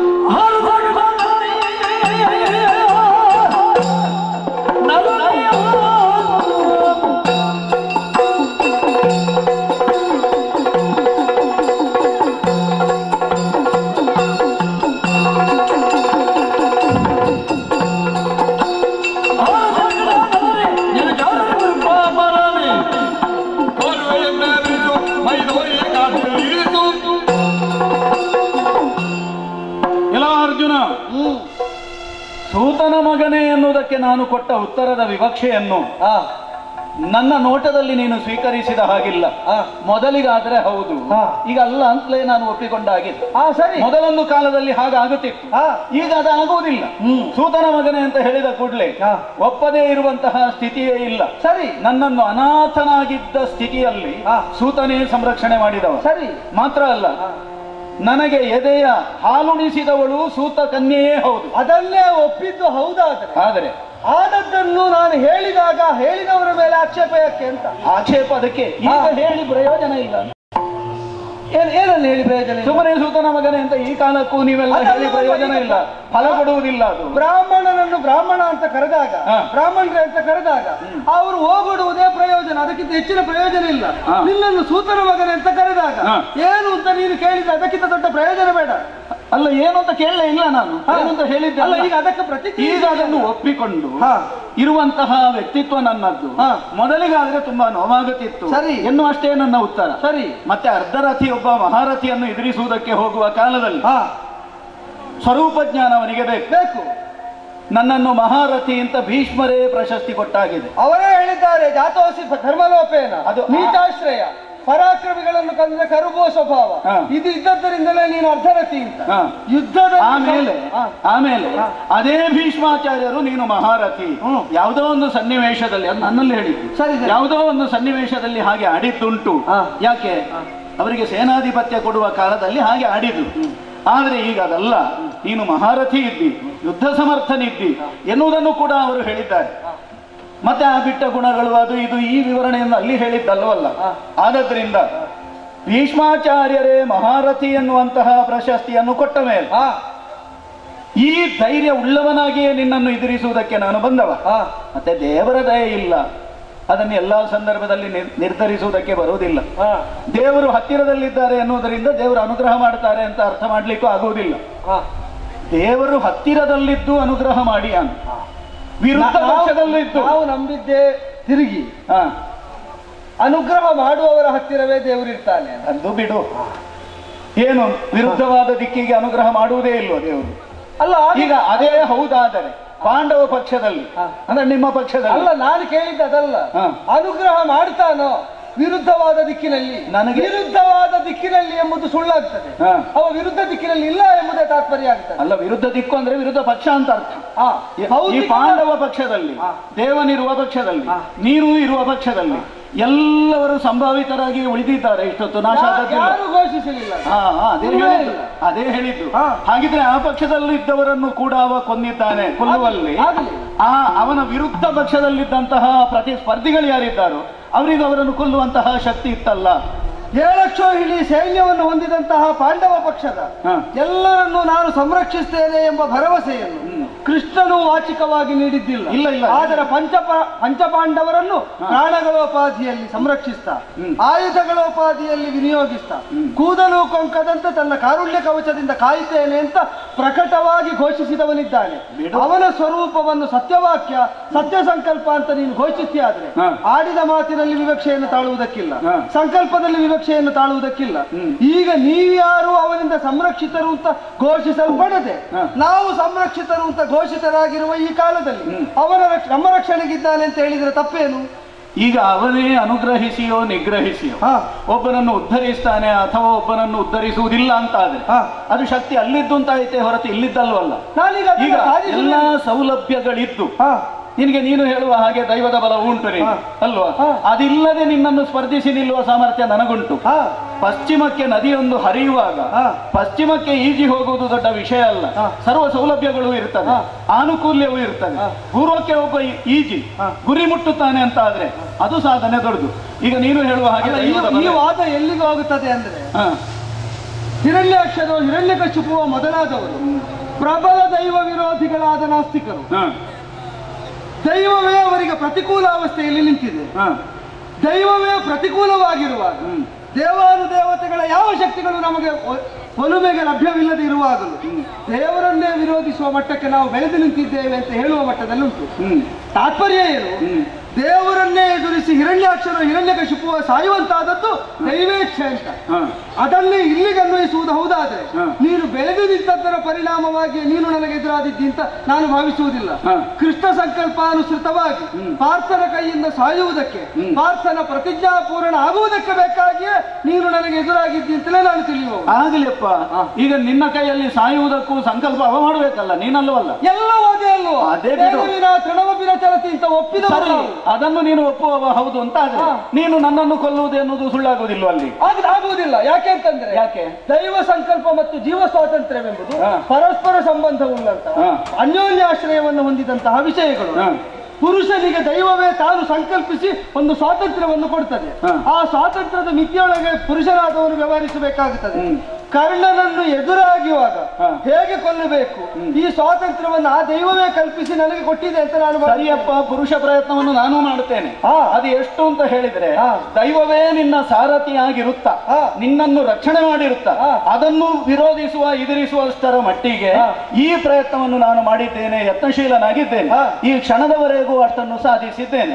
ಮತ್ತೆ ಭೀಮನನ್ನು ಪರಾಜಿತನನ್ನಾಗಿಸುವಲ್ಲಿಯೋ ಧರ್ಮರಾಜನನ್ನು ಪರಾಜಿತನನ್ನಾಗಿಸುವಲ್ಲಿಯೋ ಇಂತಹ ಸಂದರ್ಭದಲ್ಲೂ ನನ್ನ ವಿಕ್ರಮವನ್ನು ನಾನು ತೋರಿದವನೇ ಹೌದು. ಈಗ ನೀನು ನಾನು ನಮ್ಮಿಬ್ಬರಲ್ಲಿ ಯಾರು ಏನು ಎನ್ನುವುದನ್ನು ಇತ್ಯರ್ಥಪಡಿಸುವುದಕ್ಕೆ ನಿನ್ನಲ್ಲಿ ದೇವರಿದ್ದಾನೆ, ನಿನ್ನ ರಕ್ಷಣೆಗೆ ಕಟಿಬದ್ಧನಾಗಿ ನಿಂತಿದ್ದಾನೆ ಎನ್ನುವುದು ಸತ್ಯವಾದರೂ ಇದನ್ನು ತಿಳಿದಿರುತ್ತಾ ನಿನ್ನನ್ನು ವಿರೋಧಿಸುವುದಕ್ಕೆ ಬರುವುದೇ ನಮ್ಮದಾದಂತಹ ವಿಶೇಷ. ಅದನ್ನು ಹೇಳಿದ್ದು ನಾನು. ಮತ್ತೆ ದೈವ ಸಂಕಲ್ಪ ಮಾಡಿದ್ರೆ ಇಲ್ಲಿ ಬರಬೇಕು ಅಂತ ಇಲ್ಲ, ಎಲ್ಲಿಂದಲೂ ಕೊಲ್ಲಬಹುದು. ಈ ಯುದ್ಧೋದ್ಯಮದಲ್ಲೇ ಕೊಲ್ಲಬೇಕು, ಗೆಲ್ಲಬೇಕು ಎನ್ನುವುದನ್ನು ಉದ್ದೇಶಿಸಿ ಬಂದದ್ದೇ ಹೌದು ಅಂತಾದ್ರೆ, ಅದು ಸತ್ಯ ಅಂತಾದ್ರೆ ಅದನ್ನು ಯುದ್ಧ ಉದ್ಯಮದಲ್ಲೇ ತೋರಬೇಕು, ಹೊರತು ಬೇರೆ ಅಲ್ಲವಲ್ಲ. ವಾಗ್ಯುದ್ಧವು ಒಂದು ಅಂಗವೇ, ಅದು ಇಷ್ಟರವರೆಗೂ ನಡೆಯುತ್ತಾ ಉಂಟು. ಮಾತ್ರ ಅಲ್ಲ, ಗೆಲುವು ಸೋಲಿನ ಕುರಿತು ನಿರ್ಧಾರ ಮಾಡಿದ್ದಾನೆ ಅಂತ ಆದ್ರೆ ಹಾಗೆಯೇ ಆಗುವುದನ್ನು ನಾನು ಬಯಸುತ್ತೇನೆ. ಸರಿ, ಇಂಥವ ಸಾಯ್ಬೇಕು, ಯಾಕೆ ಒಂದು ವೇಳೆ ಅದಕ್ಕೆ ಅಲ್ಲ ನಾನು ಅವ ಸಾಯ್ಬೇಕು ಅಂತ ಸಂಕಲ್ಪಿಸಿದ ಅಂತ ಆದರೆ ಅದಲ್ಲ ಅಂತ ಹೇಳುವುದಕ್ಕೆ ಯಾರಿಗೂ ಹಕ್ಕಿಲ್ಲ. ಈಗ ನೀನೇ ಹೇಳಿದೆಯಲ್ಲ, ತೇನವಿನ ತೃಣಮಪಿನ ಚಲತಿ, ದೈವಾನುಗ್ರಹದ ಹೊರತು ಹುಲ್ಲುಕಡ್ಡಿಯೂ ಅಲುಗುವುದಿಲ್ಲ. ಹಾಗಿದ್ರೆ ನೀನು ಹೇಳಿದ ಹಾಗೆ ಇರುವಂತಹ ಯಾವುದೇ ಅಸ್ತ್ರ ಸಂಚಯನಗಳು ಉಂಟು ಅದು ಪ್ರಯೋಜನಕ್ಕೆ ಬರಲಿಕ್ಕಿಲ್ಲ. ಅಕ್ಷಯ ಅಲುಗಾಡಿಸುವವರು ನಾವೇ ಆಗಬಹುದು. ಹೌದು, ನಾವು ಅಲುಗಾಡಿಸಿದಾಗಲೂ ಅದು ಅಲುಗಾಡಬೇಕು ಅಂತ ಆದ್ರೆ ನಾವು ಅಲುಗಾಡಿಸಿದಾಗ ಅದು ಅಲುಗಾಡಬೇಕು ಅಂತ ದೈವವು ಸಂಕಲ್ಪ. ಸರಿಯಪ್ಪ, ಏನು ಸೂಚಿಸ್ತದೆ? ಇನ್ನು ಬೆಂಬಲವಾಗಿ ದೈವ ಒಲಿದು ಬರಬೇಕು. ಅದು ಪರಸ್ಪರ ಭಿನ್ನವಾದದ್ದಲ್ಲ, ಪೂರಕವಾದದ್ದು. ನಾನು ಪ್ರಯತ್ನ ಪಡುವಾಗಲೇ ಒಲಿಯುವ ದೈವ ನನ್ನ ಸನಿಹದಲ್ಲೇ ಉಂಟು. ನೀನು ಪ್ರಯತ್ನ ಪಟ್ಟರು ಒಲಿಯುವ ದೈವವನ್ನು ನೀನು ನಿನ್ನ ಬಳಿಯಲ್ಲಿ ಉಳಿಸಿಕೊಂಡಿದ್ಯೋ ಇದು ಪ್ರಶ್ನೆ. ನಾವು ಅಲುಗಿಸುವಾಗ ಹುಲ್ಲು ಕಡ್ಡಿ ಅಲುಗಬೇಕು ಅಂತ ಆದ್ರೆ ದೈವ ಸಂಕಲ್ಪ ಬೇಕು. ನಾವು ಅದನ್ನು ಅಲುಗಿಸಬೇಕಾದ್ರೂ ದೈವ ಸಂಕಲ್ಪ ಬೇಕು ಅಲ್ವಾ? ಈಗ ಅದಿಲ್ಲದೆ ಅಲ್ಲಿದ್ದಂತಹ ಹುಲ್ಲು ಕಡ್ಡಿ ಅಲುಗುವುದು ಇಲ್ಲ. ಮಾತ್ರ ಅಲ್ಲ, ಅಲುಗಿಸುವ ಸಾಮರ್ಥ್ಯ ಇವನಲ್ಲಿ ಸಿದ್ಧವಾಗುವುದು ಇಲ್ಲ. ಬೇಕೆನಿಸಿದರೆ ಅಲುಗಾಡಿಸುವಂತ ದೈವವೇ ಪ್ರಚೋದನೆ ಕೊಡುವುದು. ಅದಕ್ಕೆ ಪುರುಷ ಸ್ವಾತಂತ್ರ್ಯ ಅಂತ ಹೆಸರು. ಸರಿಯಪ್ಪ, ಸರಿ. ಆ ಪುರುಷ ಸ್ವಾತಂತ್ರ್ಯವನ್ನು ನಿನ್ನಂತಹ ದೈವೀ ಬಲ ಉಳ್ಳವ ತಾನು ಅಂತ ಹೇಳಿಕೊಳ್ಳುವಂತಹ ವ್ಯಕ್ತಿ ಯಾರಿದೆಯೋ ಅಂತವನ ಎದುರಿಗೆ ಪ್ರಕಟಿಸುತ್ತಾ ಬಂದವ ನಾನು, ನಿನ್ನನ್ನು ಸ್ಪರ್ಧಿಸುತ್ತಾ ಬಂದವ. ಆದದ್ರಿಂದ ಹಾರದಿರ ಕಟ ನರನೆ ಏನ್ ಮಾಡುವುದು ಹೇಳು? ಏನಾಯ್ತು? ನಿನ್ನನ್ನು ನಾನು ತಿಳಿದಷ್ಟು ನನ್ನನ್ನು ನೀನು ತಿಳಿದಿಲ್ಲ. ಆದ್ರಿಂದ ಹೀಗೆ ನೀನು ಮಾತನಾಡುತ್ತಾ ಇದ್ದಿ. ಈ ಅಕಟ ಎನ್ನುವಂತಹ ಉದ್ಗಾರ ನನ್ನ ಬಾಯಿಂದ ಬರುವುದಕ್ಕೆ ಕಾರಣಸ್ಥಾನದಲ್ಲಿರುವುದು ಅದು. ಮತ್ತೆ ನೀನು ಈ ಹಿಂದೆ ಮಾಡಿದ ಸಾಧನೆ ಅದು ಇವತ್ತು ಫಲ ಕೊಡ್ತದೆ ಅಂತ ಯೋಚನೆ ಮಾಡಬೇಡ. ಅದೇ ರೂಪದ ಫಲವನ್ನು ಕೊಡ್ತದೆ ಅಂತಲೂ ಯೋಚನೆ ಮಾಡಬೇಡ.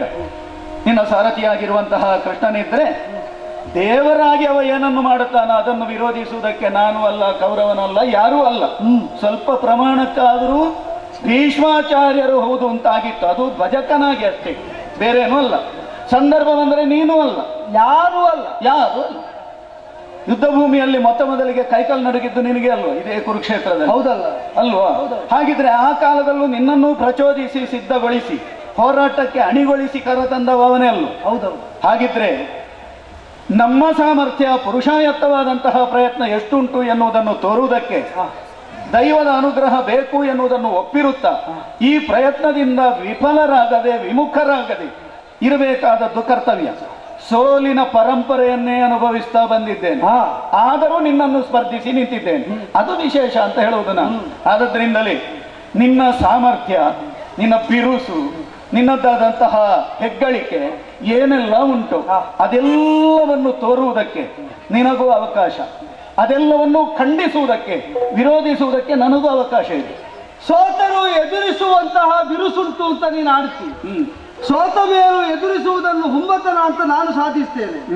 ಇರ್ಲಿ, ನಿನಗೆ ನಿನ್ನ ಪ್ರತೀಕ್ಷೆ ನಿರೀಕ್ಷೆಗಳೇ ವಿಜಿಗೀಷು ಪ್ರವೃತ್ತಿಯನ್ನು ಉತ್ತೇಜಿಸ್ತದೆ ಅಂತಾದ್ರೆ ಅದರಲ್ಲಿ ನೀನು ಮುನ್ನಡೆಯುವುದಕ್ಕೆ ಆಕ್ಷೇಪ ಇಲ್ಲ. ಬೆಂಕಿ ಉರಿಸ್ತದೆ ಅಂತ ತಿಳಿದ ಬಳಿಕವು ಕೈ ಸುಟ್ಟರೂ ತೊಂದರೆ ಇಲ್ಲ, ಕೈ ಹಾಕಿ ಅನುಭವಿಸ್ತೇನೆ ಅಂತ ಹೊರಟವನನ್ನು ದೇವರು ರಕ್ಷಿಸಲಾರ ಅಂತ ಅಚಲವಾಗಿ ನಂಬಿದವನು ನಾನು. ನಿನ್ನಗೆ ಆ ವಿಶ್ವಾಸ ಉಂಟು ಅಂತಾದ್ರೆ, ಈ ಬೆಂಕಿಯನ್ನು ಹೋಗುವಂತಹ ಮನವನ್ನು ನೀನು ಮಾಡಿದ್ದಿ ಅಂತಾದ್ರೆ, ಅದರಲ್ಲೇ ಬಿರುಸು ತೋರುವ ಸಂಕಲ್ಪ ಉಂಟು ಅಂತಾದ್ರೆ ನೋಡುವ, ತೋರಿಸು. ಬೆಂಕಿ ಉರಿಯುತ್ತದೆ ಅನ್ನೋದನ್ನು ತಿಳಿದು ಒಬ್ಬ ಕೈ ಹಾಕುತ್ತಾನೆ ಅಂತ ಆದರೆ ಉರಿಯುವ ಬೆಂಕಿಯನ್ನು ಹೇಗೆ ತಣಿಸಬೇಕು ಎನ್ನುವಷ್ಟವನಿಗೆ ಗೊತ್ತಿರ್ಲಿಕ್ಕಿಲ್ವಾ? ಇಲ್ಲದೆ ಇದ್ದಂತಾದ್ರೆ ಅವನದ್ದಾದಂತಹ ಬುದ್ಧಿಯ ಮಾಂದ್ಯವನ್ನು ನಾವು ಗುರುತಿಸಬೇಕು. ಈಗ ನೀನು ಉರಿಯುವ ಬೆಂಕಿ, ನಿನಗೆ ತಣಿಸುವ ವಿದ್ಯೆಯೂ ಗೊತ್ತಿಲ್ಲ, ಉರಿಯದಿರುವ ಬಗೆಯೂ ಗೊತ್ತಿಲ್ಲ, ಆದರೂ ಕೈ ಹಾಕದಿರುವುದಕ್ಕಾಗುವುದಿಲ್ಲ ಎಂಬುದು ನಿನ್ನ ಅಭಿಪ್ರಾಯ. ನನ್ನ ಗ್ರಹಿಕೆ. ನಿನ್ನದ್ದಾದಂತಹ ಪೌರುಷಾಗ್ನಿಯನ್ನು ಈಗ ಇಂದು ಇಲ್ಲಿ ತಣಿಸ್ತೇನೆ ಅಂತ ಧೈರ್ಯ ಇದ್ದು ಹೊರಟವನ. ನೋಡೋಣ, ಪ್ರಯೋಗಿಸಿ ನೋಡೋಣ.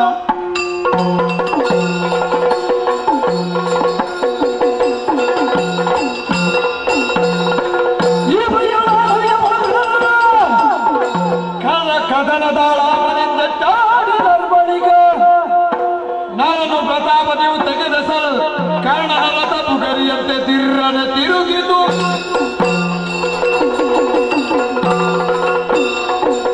ಕರ್ಣಾರ್ಜುನನ ಕಾಳಗದ ಕುರಿತಾಗಿ ಹುಟ್ಟಿದ ನಿರೀಕ್ಷೆಯಲ್ಲಿ ಮಿಥ್ಯಾಂಶವಿಷ್ಟು ತಥ್ಯಾಂಶವಿಷ್ಟು ಅಂತ ಲೋಕಮುಖಕ್ಕೆ ವಿದಿತವಾಗಬೇಕಾದ ಗಳಿಗೆ ಇದು.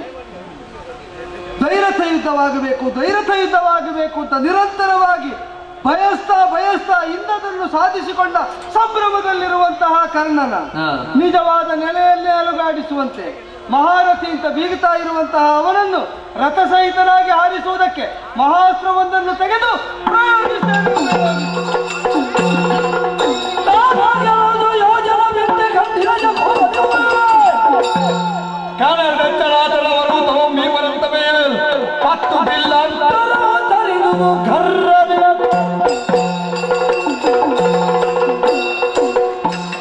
ವೈರಥ ಯುದ್ಧವೇ ನಡೆಯುತ್ತಾ ಇತ್ತು. ಭೀಕರವಾದ ಕಾಳಗ ನಡೆಯುವುದರ ಎಡೆಯಲ್ಲಿ ಅರ್ಜುನ ಅಭಿಮಂತ್ರಿಸಿ ಬಿಟ್ಟಂತಹ ಬಾಣವೊಂದು ನನ್ನ ರಥಕ್ಕೆ ತಾಗಿದಾಗ ಬಹಳಷ್ಟು ದೂರ ಹಾರಿ ಹೋಯಿತು ರಥ. ಆದರೆ ನಮ್ಮ ಸಾರಥಿ ಮಾದ್ರೇಶ ಸಮರ್ಥನಿದ್ದಾನೆ ಎನ್ನುವುದಕ್ಕೆ ಇದೇ ಅಲ್ವಾ ಸಾಕ್ಷಿ. ಅದು ಎಂಥದ್ದು, ಹೇಗೆ ತಿರುಗಿತು? ಗರ್ರನೆ ತಿರುಗಿತು, ತಿರ್ರನೆ ತಿರುಗಿತು. ವರ್ಣಿಸಿ ಹೇಳುವಾಗ ಹಾಗೆಲ್ಲ ಬೇಕಾಗುತ್ತದೆ. ಆದರೆ ಮರುಕ್ಷಣದಲ್ಲಿ ಯಥಾಸ್ಥಾನಕ್ಕೆ ಈ ರಥವನ್ನು ತಂದು ನಿಲ್ಲಿಸಿದ್ದಾನೆ ಮಾದ್ರೇಶ. ಏನು ಅವ ಬಿಟ್ಟ ಬಾಣಕ್ಕೆ ನನ್ನ ರಥ ಮಾತ್ರ ಜಾರುವುದು ಅಥವಾ ಹಿಂದಕ್ಕೆ ಸಾರುವುದು? ಏನು ಅವನದ್ದು ಅಷ್ಟು ಭದ್ರವಾದದ್ದು? ಬಹಳ ದೊಡ್ಡದೆಲ್ಲ ಉಂಟಂತೆ ಅವನಲ್ಲಿ, ಅಗ್ನಿದತ್ತವಾದದ್ದು. ಅದಕ್ಕೆ ಬೇಕಾದಂತಹ ಪರಿಸರಗಳು ಎಲ್ಲ ಅಲ್ಲಿಯೇ ನಿರ್ಮಾಣವಾಗುತ್ತದೆ ಅಂತೆ. ಮಾತ್ರ ಅಲ್ಲ, ಕೃಷ್ಣನೂ ಅಲ್ಲಿದ್ದಾನೆ, ದೇವರದಯ ನನಗುಂಟು ಅಂತ ಹೇಳ್ತಾನೆ.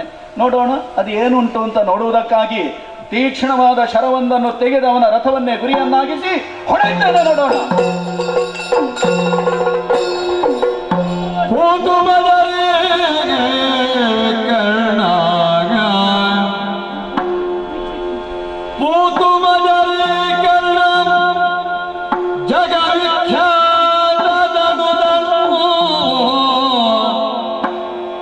ಸಮರದುಳು ಸತ್ವಾತಿ ಜಯನಗಿ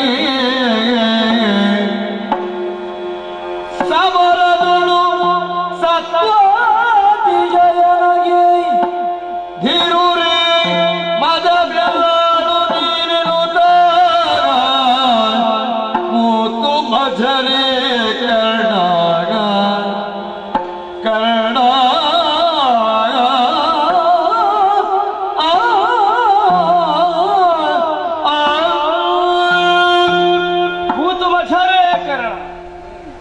ಅದ್ಭುತವನ್ನು ಸೃಷ್ಟಿ ಮಾಡಿಬಿಟ್ಟೆ ನೀನು ಈ ಕುರುಕ್ಷೇತ್ರದಲ್ಲಿ.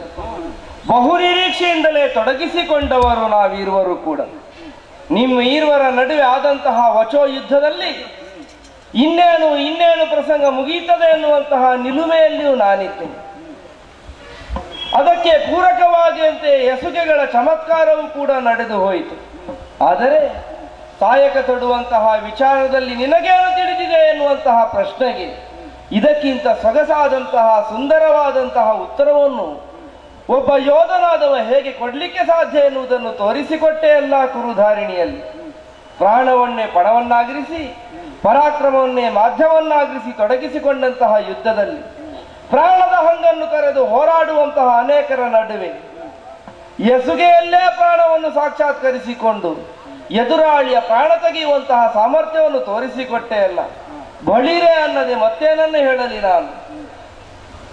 ದ್ರೋಣರ ಯುದ್ಧವನ್ನು ಕಣ್ಣಾರೆ ಕಂಡವನು ನಾನು, ಭೀಷ್ಮರ ಯುದ್ಧವನ್ನು ಅನುಭವಿಸಿದವನು ನಾನು. ಆಗಲ್ಲ ಹೊರಬಂದಂತ ಉದ್ಗಾರ ಈ ಹೊತ್ತು ನಿನ್ನ ಎಸುಗೆ ಚಮತ್ಕಾರವನ್ನು ನೋಡಿ ಬಂದಿದೆ ಅಂತಾದರೆ ನಾನೇನಯ್ಯ ದಿಗ್ವನಿತೆಯೇ ಈ ಹೊತ್ತು ವಿಜಯದಾರತಿ ಎತ್ತುವುದಕ್ಕೆ ಸಿದ್ಧಳಾಗುತ್ತಾ ಇದ್ದಾಳೆ ಎನ್ನುವಂತಹ ಸ್ಥಿತಿಯನ್ನು ನಿರ್ಮಿಸಿ ಬಿಟ್ಟೆ ನೀನು. ಯಾರೋ ಯಾವುದೋ ಕಾಲಕ್ಕೆ ಹೇಳಿರಬಹುದು ನಿನ್ನನ್ನು ಅರ್ಧರಥಿಕ ಎನ್ನುವ ಹಾಗೆ. ನಾನು ಹೇಳ್ತಾ ಇದ್ದೇನೆ, ಕೌರವ ಹಾಕಿದ ಅಗಳಿನ ಪ್ರತಿ ಋಣವೂ ತೀರಿತು ಕರ್ಣ. ಮಜಬಿಲ್ಲಾಳು ನೀನು, ಮಜಬಿಲ್ಲಾಳು, ಮಹಾರಥಿ ನೀನು, ಮಹಾರಥಿ. ಕೃಷ್ಣ, ಸತ್ಯವಾಗ್ ಸತ್ಯ ಸಂಕಲ್ಪನಾದ ಭಗವಂತ ನೀನು ಅಂತ ನಂಬಿದವರು ನಾವು. ನಿನ್ನನ್ನು ಜಗತ್ತು ಹೇಗೆ ಕಂಡಿದೋ ಅದು ನನಗೆ ಪ್ರಧಾನವಾದದ್ದಲ್ಲ. ನಾನು ಕಂಡುಕೊಂಡಂತಹ ರೀತಿ ಹೀಗೆ. ಕಳ್ಳ ಕೃಷ್ಣ, ಗೊಲ್ಲ ಕೃಷ್ಣ ಹೀಗೆಲ್ಲ ನಿಂದಿಸಿದವರಿರಬಹುದು, ಅಥವಾ ಆ ನಿಂದೆಯೇ ನಿನ್ನ ಪಾಲಿಗೆ ಸ್ತುತಿಯಾಗಿಯೂ ಇರಬಹುದು. ಈಗ ನೀನಾಡಿದ ವಾಕ್ಯಗಳೇನುಂಟೋ, ನನ್ನ ಯುದ್ಧೋದ್ಯಮವನ್ನು ಕಂಡು ನೀನಾಡಿದ ವಾಕ್ಯಗಳೇನುಂಟೋ ಅದು ನಾನು ನಂಬಿದ ಸತ್ಯವಾಗ್ ಸತ್ಯ ಸಂಕಲ್ಪನಾದ ಭಗವಂತ ಆಡಿದ ಮಾತು ಅಂತ ನಾನು ನಂಬುತ್ತೇನೆ. ಸರಿ, ಇಲ್ಲಿ ನನಗೇನನ್ನು ಆಡಬೇಕು ಎನ್ನುವುದಕ್ಕಿಂತಲೂ ನೀನು ಸ್ವಲ್ಪ ವ್ಯವಸ್ಥೆಯನ್ನು ಮೊದಲು ಮಾಡಿಕೊಡ್ಬೇಕು. ನಿನ್ನ ಬದಿಯಲ್ಲಿದ್ದವ ಏನ್ ಮಾಡ್ತಾನೆ, ಏನ್ ಆಡ್ತಾನೆ, ಏನ್ ನೋಡ್ತಾನೆ, ಏನ್ ಹೊಗಳಿದ್ದ ಇದು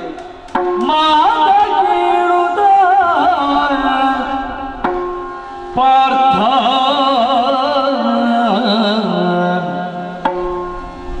ಪಾರ್ಥ ಮನದಲ್ಲಿ ಕಾತರಿಸಿ ಧನು ಇಡುಗೀಗಿ ಕೆಳಗಿಲ್ಲಿ ದುಗುಡದೊಳಿರಲು ಘರಿರುದಿಗ ಯಾತುದಾನರ ವೈರಿ ಪೊಗಡಿದ ಮಾತ ಕೇಳುತ್ತಾನ ಪಾರ್ಥ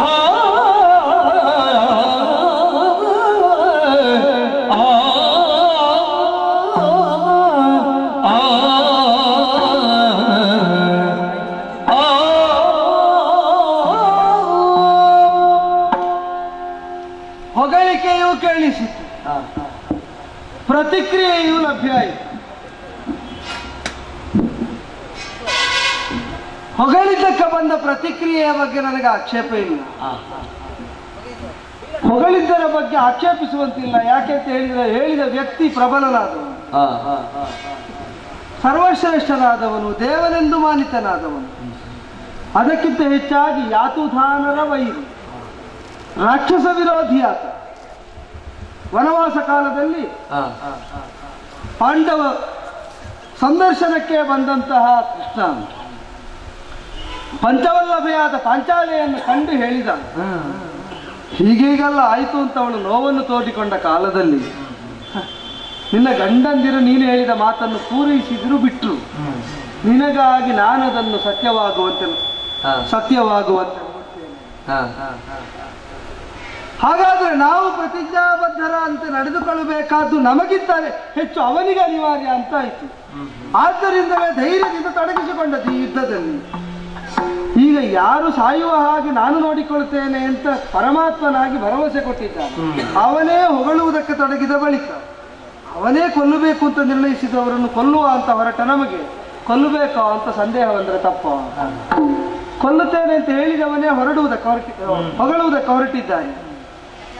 ಈಗ ನಿಜವಾಗಿ ಕೊಲ್ಲಬೇಕಾದ ನಾವೀಗ ಮುಂದುವರಿಸಿದ್ರೆ ತಪ್ಪಾದರೆ, ಮುಂದುವರಿಸಿ ತಪ್ಪಾಗುವುದಕ್ಕಿಂತ ಸರಿ ಅಂತ ಗೊತ್ತಾದ ಮೇಲೆ ಮುಂದುವರಿಸುವುದು ಒಳ್ಳೆಯದಲ್ವ. ಹೊಗಳಿದ ಮಾತು ಕೇಳಿ ಅವನ ಹೊಗಳಿಕೆ ಅಂತಲೇ ಹೇಳಲಿಕ್ಕೆ ಆಗುವುದಿಲ್ಲ, ಅವನ ಮಾತು ಮಾತೇ ಆಗಿರುವುದಿಲ್ಲ.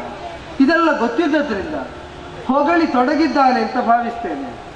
ಇನ್ನು ಮುಂದುವರಿಸುವಲ್ಲಿಯ ತನಕ ನಾವು ನಿಲ್ಲಿಸಿದ್ರೆ ಧನುಷನ್ನು ಕೆಳಗಿಳಿಸಿದ್ದೇನೆ, ನಿಂತಿದ್ದೇನೆ. ನಿಲ್ಲಿ ನೋಡು ಪಾರ್ಥ. ಏನಪ್ಪ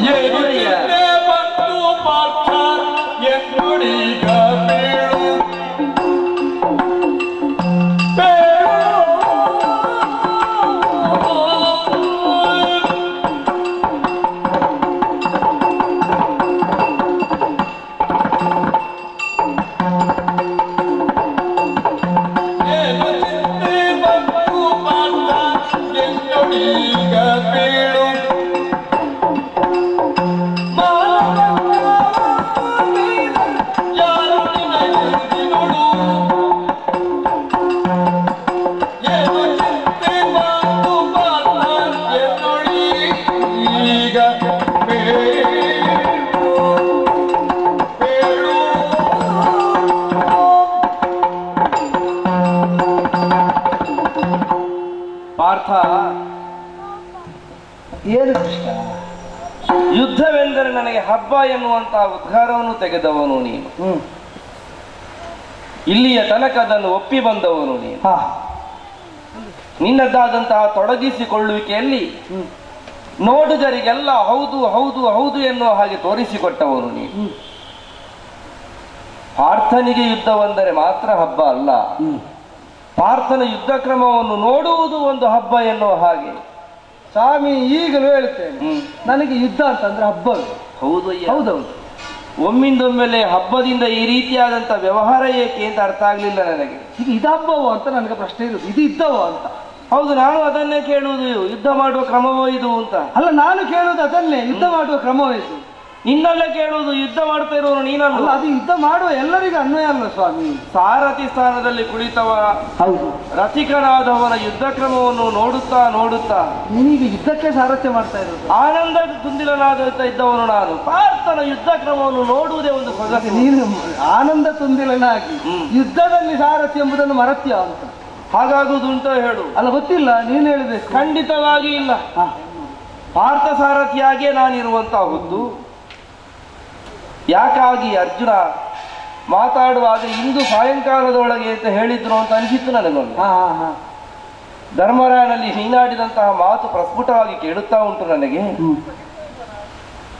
ಇಂದು ಸೂರ್ಯಾಸ್ತ ಆಗುವುದರೊಳಗೆ ಕರ್ಣನವಸ. ಇಲ್ಲವೇ ಇಲ್ಲ, ನೀನು ತೊಡಗಿಸಿಕೊಂಡ ಕ್ರಮದಲ್ಲಿ ಅಷ್ಟು ಹೊತ್ತು ಬೇಕಾಗುವುದೇ ಇಲ್ಲ ಅಂತ ಕಂಡುಕೊಂಡವ ನಾನು. ಆದ್ರೆ ಒಮ್ಮಿಂದೊಮ್ಮೆಲೆ ನಿರುತ್ಸಾಹ. ಏನಾಗಿ ಹೋಯಿತು ನಿನಗೆ? ಹಬ್ಬ ಅಂತ ತಿಳಿದು ಬಂದು ಅಲ್ಲಿ ಸ್ಮಶಾನ ಮೌನ ಕವಿದರೆ ಮತ್ತೆ ಹಬ್ಬದ ಉತ್ಸಾಹ ಎಲ್ಲಿರುವುದು? ಅಯ್ಯೋ, ಎಲ್ಲೆಲ್ಲ ಸ್ಮಶಾನ ನೀರವತೆ ಇರುತ್ತದೋ ಅಲ್ಲಿ ಪಾರ್ಥ ಪ್ರವೇಶ ಆದರೆ ಉತ್ಸಾಹವೇ ಮೇಲೆ ಚಿಮ್ಮುತ್ತದೆ ಅಂತ. ಸುಮ್ಮನೆ ಅದು ಹೊಗಳಿಕೆಗೆ ಹೇಳುದು. ಇಲ್ಲವೇ ಇಲ್ಲ, ಸ್ಮಶಾನದಲ್ಲಿ ನಾನು ಹೋದ್ರೆ ಉತ್ಸಾಹ ಬರುವುದೇ? ಜೀವನೋತ್ಸಾಹದ ಮೂರ್ತಿ ನೀನು, ಇನ್ನಲ್ಲಿ ನಿರುತ್ಸಾಹ ಬರಬಾರದು. ಜೀವನೋತ್ಸಾಹ ಇದ್ದವನು ಸ್ಮಶಾನ ಪ್ರವೇಶ ಮಾಡಿದಾಗ ಉತ್ಸಾಹದಿಂದ ಕುಣಿಯುವುದಕ್ಕೆ ಇಲ್ಲವಲ್ಲ ಪ್ರಭು. ಹಾಗಲ್ಲಯ್ಯ, ಮತ್ತೆ ಅಲ್ಲಿರುವಂತಹ ಪ್ರತಿಯೊರ್ವರಿಗೂ ಕೂಡ ಚೈತನ್ಯ ಶಕ್ತಿಯನ್ನು ಎಬ್ಬಿಸಬಲ್ಲಂತ ಸಾಮರ್ಥ್ಯ ಇರುವವ ನೀನು. ಆದ್ರೆ ನೀನೀ ಹೊತ್ತಿಗೆ ಹಬ್ಬದಲ್ಲೇ ಸ್ಮಶಾನ ನೀರವತೆಯನ್ನು ಕಂಡುಕೊಳ್ಳುತ್ತಿ ಅಂತ ಆದ್ರೆ ಯಾಕೆ ಹೀಗಾಯಿತು? ಮಾನಧನಾದಂತ ನಿನ್ನ ಮಾನಹಾನಿ ಆಯಿತು. ಒಂದು ವೇಳೆ ಅದು ಆಯಿತು ಅಂತ ಆದ್ರೆ ಯಾರಿಂದ ಆಯ್ತು? ಎಲ್ಲ ಎರಡೇ ವಿಷಯದಲ್ಲಿರುವುದು ಪ್ರಪಂಚದಲ್ಲಿ. ಒಂದು ದೈವ ಸಂಕಲ್ಪ, ಮತ್ತೊಂದು ಹಣೆ ಬರ. ಎರಡೇ ವಿಷಯ. ಹೌದಪ್ಪ, ಹೌದೌದು. ದೈವ ಸಂಕಲ್ಪವು ಹಣೆ ಬರಹು ಒಪ್ಪಿಕೊಳ್ತೇನೆ ನಾನು. ಆದ್ರೆ ಎದುರಿನವನ ಹಣೆ ಬರವನ್ನು ನಿರ್ಧರಿಸಬೇಕಾದವ ನೀನಲ್ಲ. ಮುಂದೆ ನೋಡಯ್ಯ, ನೀನು ಅವನ ಹಣೆ ಬರ ಈಗ ನೀನು ಮುಗಿಬೇಕಾಗುತ್ತೆ. ಮುಂದೆ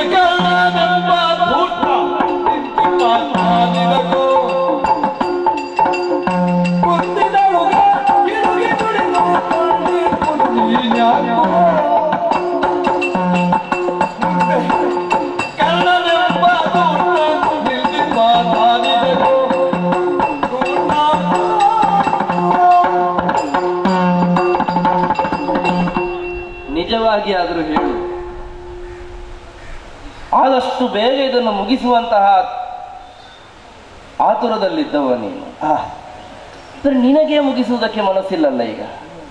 ಮುಂದೆ ಕರ್ಣನೆನ್ನುವಂತಹ ಧೂರ್ತ, ಅವನನ್ನೊಮ್ಮೆ ನೋಡು ನೀನು ಚೆನ್ನಾಗಿ. ಅಲ್ಲ,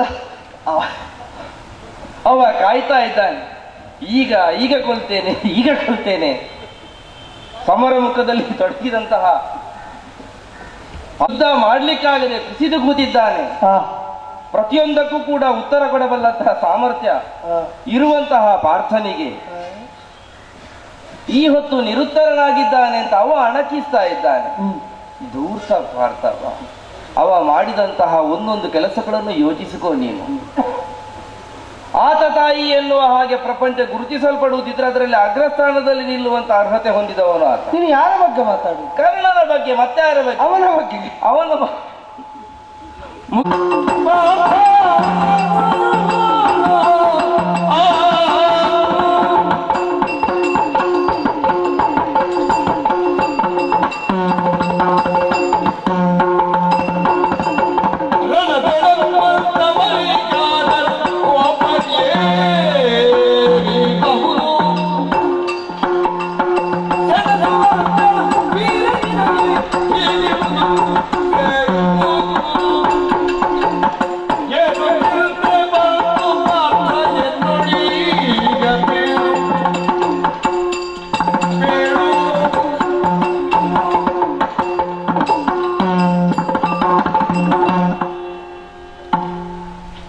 ಕಾಲಕ್ಕೆ ಯಾಕಾಗಿ ಪ್ರತಿಜ್ಞೆ ಮಾಡಿಬಿಟ್ಟೆನೋ ನಾನು ಅಂತ ಈ ಹೊತ್ತಿಗೆ ಯೋಚಿಸುವುದು ನಾನು.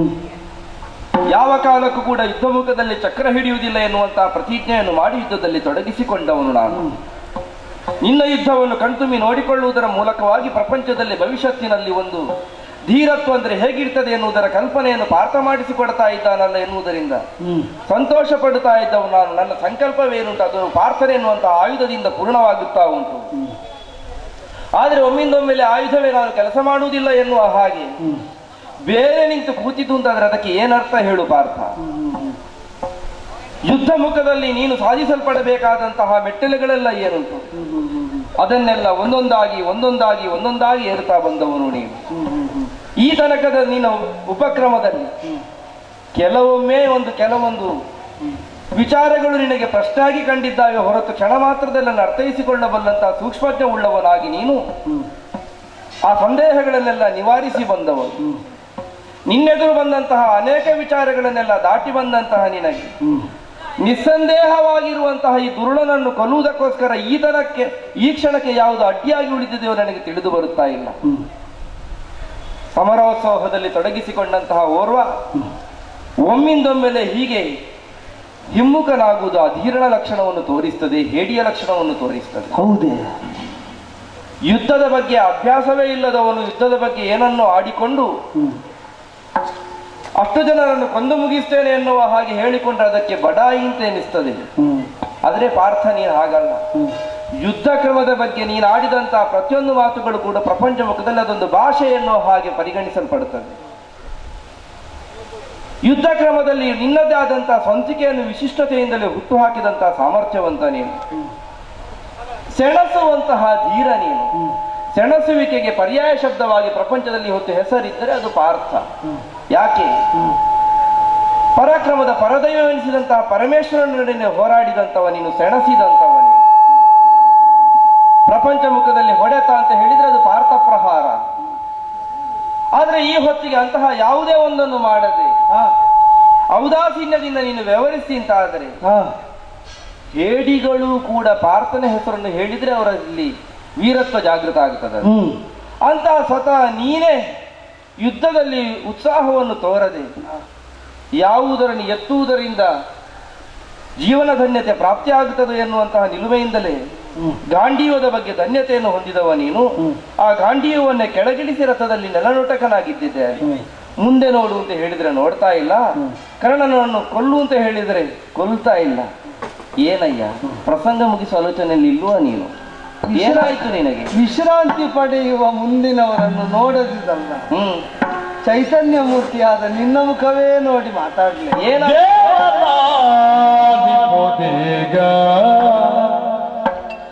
ಬಿಡದು ಯೋಜನಕ್ಕೆ ದೇವಾಯ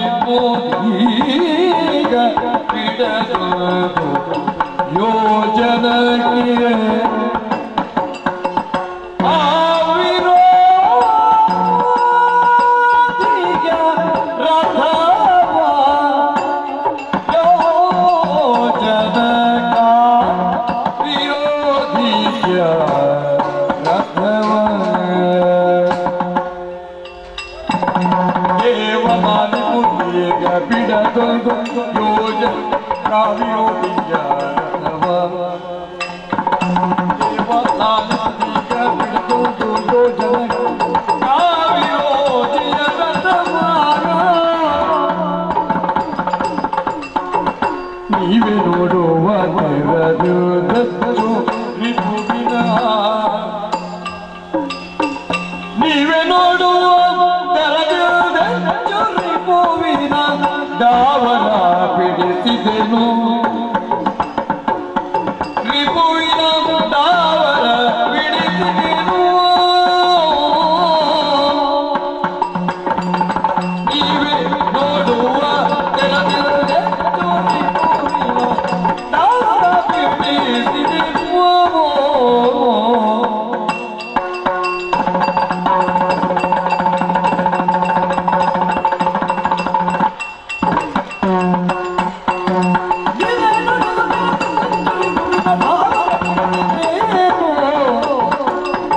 ದೇವನಾಲಿ ಪುದೀಗ ಯೋಜನಕ ನಿರೋಗಿಯ ರಥವ ದೇವ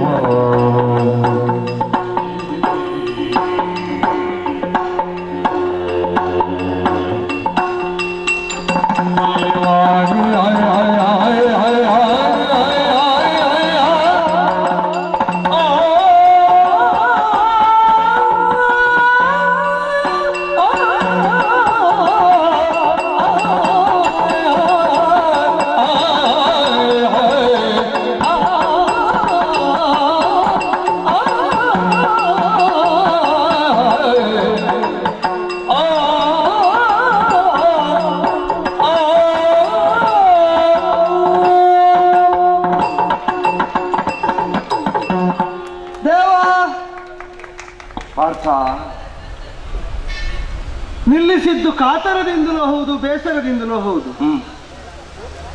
ನಿನಗೆ ಗೊತ್ತಾಗಬೇಕು ಅಂತಲೇ ನಿಲ್ಲಿಸಿದ್ದು. ಗೊತ್ತಾದದಕ್ಕೆ ಸಂತೋಷವೇ. ತೃಪ್ತಿಯಿಂದಲೇ ನನ್ನ ಬೇಸರವನ್ನು ನಿವೇದಿಸಿಕೊಳ್ಳುತ್ತೇನೆ. ಹೇಳಯ್ಯ.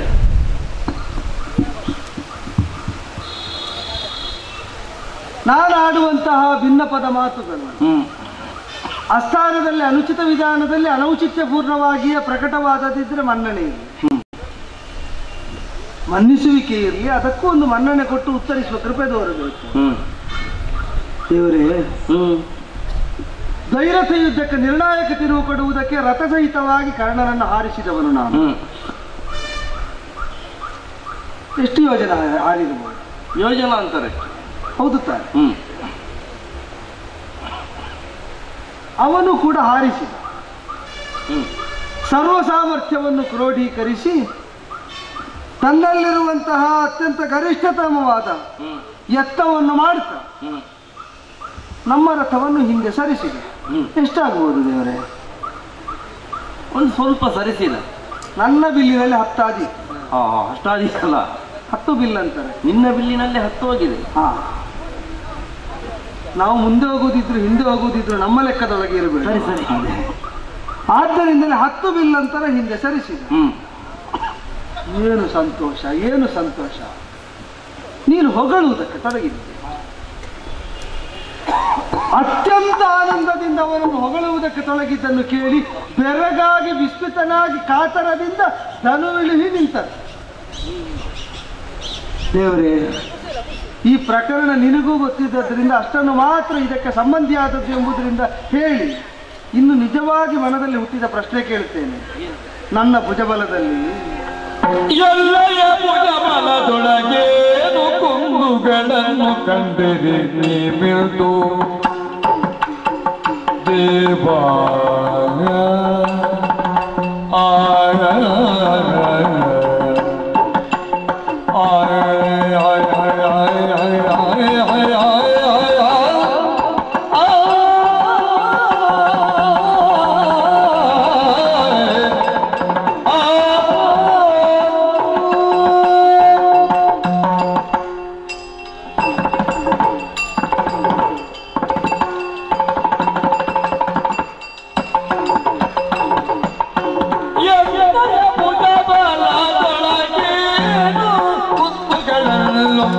ಕಂಡಿರಿ ನೀವಿರುವುದು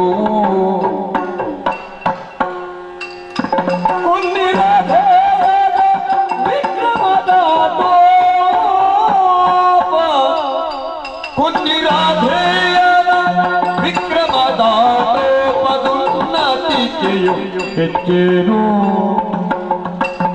ಕುಂದಿರಾಜಯನ ವಿಕ್ರಮದಾತೋಪದುನ್ನತಿ ಹೆಚ್ಚೇನು ಏನು ಎಲ್ಲಯ ಭುಜ ಬಲದೊಳಗೆ ಕುಂದುಗಳನ್ನು ಕಂಡಿರಿದು ದೇವ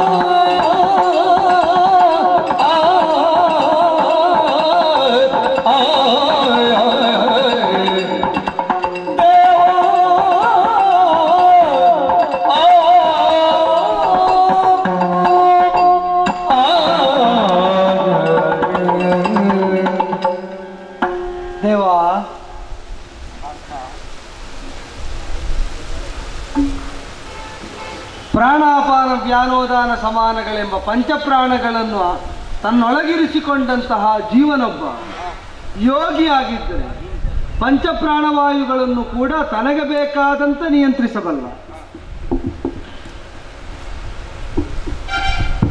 ವಿನಿಯೋಗಿಸಲಿಲ್ಲ ಅಂತ ಪ್ರಾಣವಾಯು ಕೇಳುವ ಹಾಗಿಲ್ಲ. ಆ ವಿಧಾನದಲ್ಲೇ ನನ್ನನ್ನು ವಿನಿಯೋಗಿಸದೇ ಇದ್ರೆ ಯಾಕೆ ಅಂತ ನಾನು ಕೇಳುವ ಹಾಗಿಲ್ಲ. ಆದರೆ ಅಲ್ಲಿಲ್ಲದ ಒಂದು ಜೀವ ಸ್ವಾತಂತ್ರ್ಯ ಇದಕ್ಕೆ ಇದ್ದದ್ರಿಂದ ಕೇಳದೆ ಉಳಿಯುವಂತಿಲ್ಲ. ಕೈಯಲ್ಲಿ ಯಾವ ಆಯುಧವನ್ನು ಎತ್ತಬೇಕು, ಹೇಗೆ ಹೊಡೆಯಬೇಕು ಅಂತ ನಿರ್ಣಯಿಸುವವನು ಆಯುಧಧರನು. ಸರಿ, ಈ ಆಯುಧ ನಿಷ್ಪ್ರಯೋಜಕ ಆದದ್ದಕ್ಕೆ ನೀನು ಕುಣಿದು ಕುಪ್ಪಳಿಸುವುದಕ್ಕೆ ತೊಡಗಿದಾಗ ನೀನು ಪ್ರಯೋಗಿಸಿದ ಆಯುಧಕ್ಕೆ ಎದುರಿಂದ ಬಂದ ಆಘಾತ ತೀವ್ರವಾದದ್ದು ಎಂಬುದನ್ನೇ ನೀನು ಪ್ರಶಂಸಿಸುವುದಕ್ಕೆ ತೊಡಗಿದಾಗ ಮತ್ತೆ ಈ ಆಯುಧ ನಿರುಪಯುಕ್ತ ಅಂತಲ್ವ ತಾತ್ಪರ್ಯ. ಈಗ ಈ ಆಯುಧದಲ್ಲಿ ಕಂಡ ಕೊರತೆ ಪಂಚಪ್ರಾಣಗಳಲ್ಲಿ ಒಂದರಂತಿರುವಂತಹ ನಾನು ಉಸಿರಾಡುವುದಕ್ಕೋ ಅಥವಾ ಇನ್ಯಾವುದೋ ಕಾರ್ಯಗಳಿಗೆ ವಿನಿಯೋಗ ಆಗುವುದಕ್ಕೋ ಹೊಂದಿಕೊಂಡ ಅನರ್ಹತೆ ಅದಿಲ್ಲ ಅಂತ ಈ ನಿರೋಧವನ್ನೇ, ಈ ಪ್ರಾಣ ನಿರೋಧವನ್ನೇ ನೀನು ಆನಂದಿಸುವುದನ್ನು ಮಾತ್ರವಲ್ಲ, ಈ ಆಯುಧ ನಿರಸನಗೊಂಡದ್ದರಲ್ಲೇ ನೀನು ಸಂತೋಷ ಪಡುವುದರಲ್ಲಿ ಏನು ಔಚಿತ್ಯ ಉಂಟು ದೇವರೇ? ಅರ್ಥ ಆಗುವುದಿಲ್ಲ ನನಗೆ. ಎನ್ನೆಯ ಭುಜಬಲದೊಳಗೆ ಏನ ಕುಂದುಗಳನ್ನು ಕಂಡಿರಿ ನೀನು. ಘನ್ನಘಾತಕತನದ ಪ್ರಾರಬ್ಧಾನುವಶದಿಂದಲೇ ಹೀಗಾಯ್ತು ಅಂತ ನಾನು ಸಂತೋಷ ಪಡಬೇಕು ಅಂತಾದರೆ ದೇವರ ಅಪ್ಪಣೆ ಆದ್ರೆ ನಮ್ಮ ಪ್ರಾರಬ್ಧ ಅಂತ ಅನುಭವಿಸುವುದಕ್ಕೆ ತೊಡಗಿಯಾಗಿದೆ, ಅನುಭವಿಸುವುದಕ್ಕೆ ಒಂದಷ್ಟು ಉಳಿದುಕೊಂಡಿದೆ. ಅಂಥದ್ದಕ್ಕೆ ಅಲ್ವ ಪ್ರಾರಬ್ಧ ಕರ್ಮ ಅಂತ ಹೇಳುವುದು. ಅದು ಅನುಭವಿಸುವುದಕ್ಕೆ ಎಷ್ಟು ಬಾಕಿ ಉಂಟು ಅಷ್ಟನ್ನು ಅನುಭವಿಸ್ತಾ ಉಳಿದು ಬಿಡ್ತೇನೆ ನೀನು ಹೇಳಿದ ವಿಧಾನದಲ್ಲಿ ಪ್ರಾರಬ್ಧಾನುವಶದಿಂದ. ಆದ್ರೆ ನನಗದು ಗೊತ್ತಾಗಲ್ಲ. ಯಾಕೆ ಅಂತಂದ್ರೆ ನಾವು ಪ್ರಾಣಗಳಂತೆ ಸ್ವೀಕರಿಸುವಂತ ಯಾಚಿಸಿ ನಮ್ಮನ್ನು ಪ್ರಾಣಗಳಾಗಿಸಿದ ದೇವನಲ್ಲ ನೀವು. ನಮ್ಮನ್ನು ಆಯುಧಗಳಾಗಿಸುವಂತ ನಾವು ಯಾಚಿಸಿ ನಮ್ಮನ್ನು ಆಯುಧಗಳಾಗಿ ಕೈಗೆತ್ತಿಕೊಂಡ ದೇವನಲ್ಲ ನೀನು. ಆದ್ದರಿಂದ ಯಾವ ಕಾಲದಲ್ಲೂ ನಿಂತು ಹೋಗಬಹುದಾದ ವಾಯು ಸ್ವರೂಪರು ನಾವು ಅಂತ ಗ್ರಹಿಸಿ, ಯಾವ ಕಾಲದಲ್ಲೂ ಕೆಳಗಿಡಬಹುದಾದಂತಹ ಆಯುಧ ಸ್ವರೂಪರು ನಾವು ಅಂತ ಒಪ್ಪಿಯೇ ಕೇಳ್ತಾ ಇದ್ದೇನೆ. ಇದನ್ನು ಕೆಳಗಿಡುವ ಅಂತ ನಿನಗೆ ಕಂಡದ್ದಿದ್ರೆ ಯಾಕೆ ಅಂತ ಅಪ್ಪಣೆ ಮಾಡಿದ್ರೆ ಸಂತೋಷದಿಂದ ಹೊರಗಿದ್ದು ಬಿಡ್ತೇನೆ. ತಿಳಿದುಕೊಳ್ಳುವ ವಿಷಯವನ್ನು ಸರಿಯಾಗಿ ತಿಳಿದುಕೊಳ್ಳದೆ ಇದ್ರೆ ತಿಳಿದುಕೊಳ್ಳುವ ಸಾಮರ್ಥ್ಯ ಇದ್ದೂ ಕೂಡ ಅದಕ್ಕೆ ಮರಳುತನ ಅಂತ ಹೆಸರು. ತಿಳಿ ಹೇಳದಿದ್ರೆ ನುಡಿದುದು ಕೇಳು ಕರುಣಾಕರ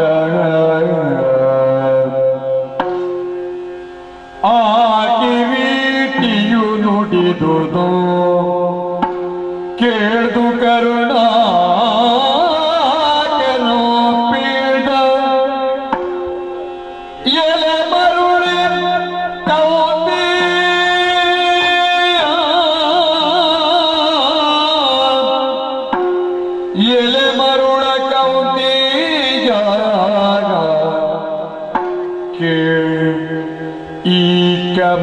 ಜಾನಮೋ ಒತ್ತಿರ್ಬೇಗೆ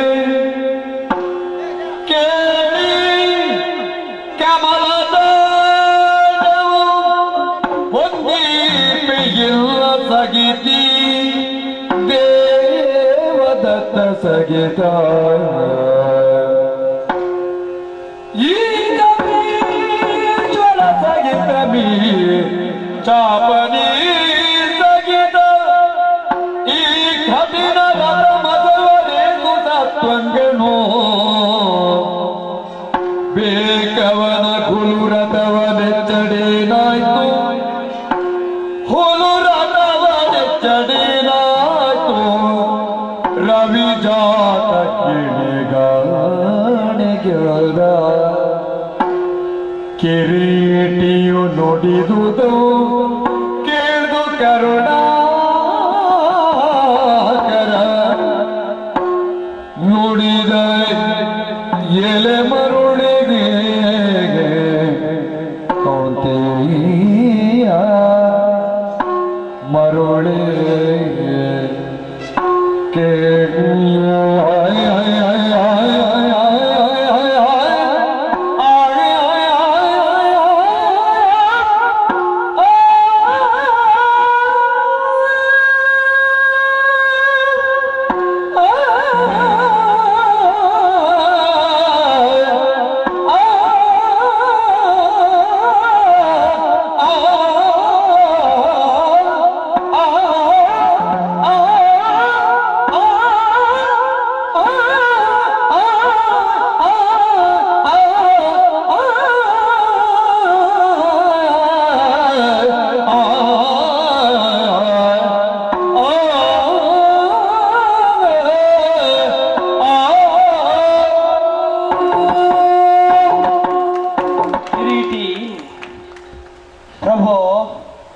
ಎಣ್ಣೆಯ ಭುಜಬಲದ ಏನು ಕೊರತೆಯನ್ನು ಕಂಡಿರಿ ನೀವು. ಸತ್ಯ. ಧರ್ಮಾತ್ಮನಾಗಿ ಸತ್ಯಾತ್ಮನಾಗಿರುವಂತಹ ಧರ್ಮಜನ ಸಹೋದರನಾಗಿ ನಿಮ್ಮ ಬಾಹುಗಳಲ್ಲಿಯೇ ನಾನಿರುತ್ತೇನೆ ಎನ್ನುವುದನ್ನು ನಂಬಿ ನಡೆದವರು ನೀವೆಲ್ಲ.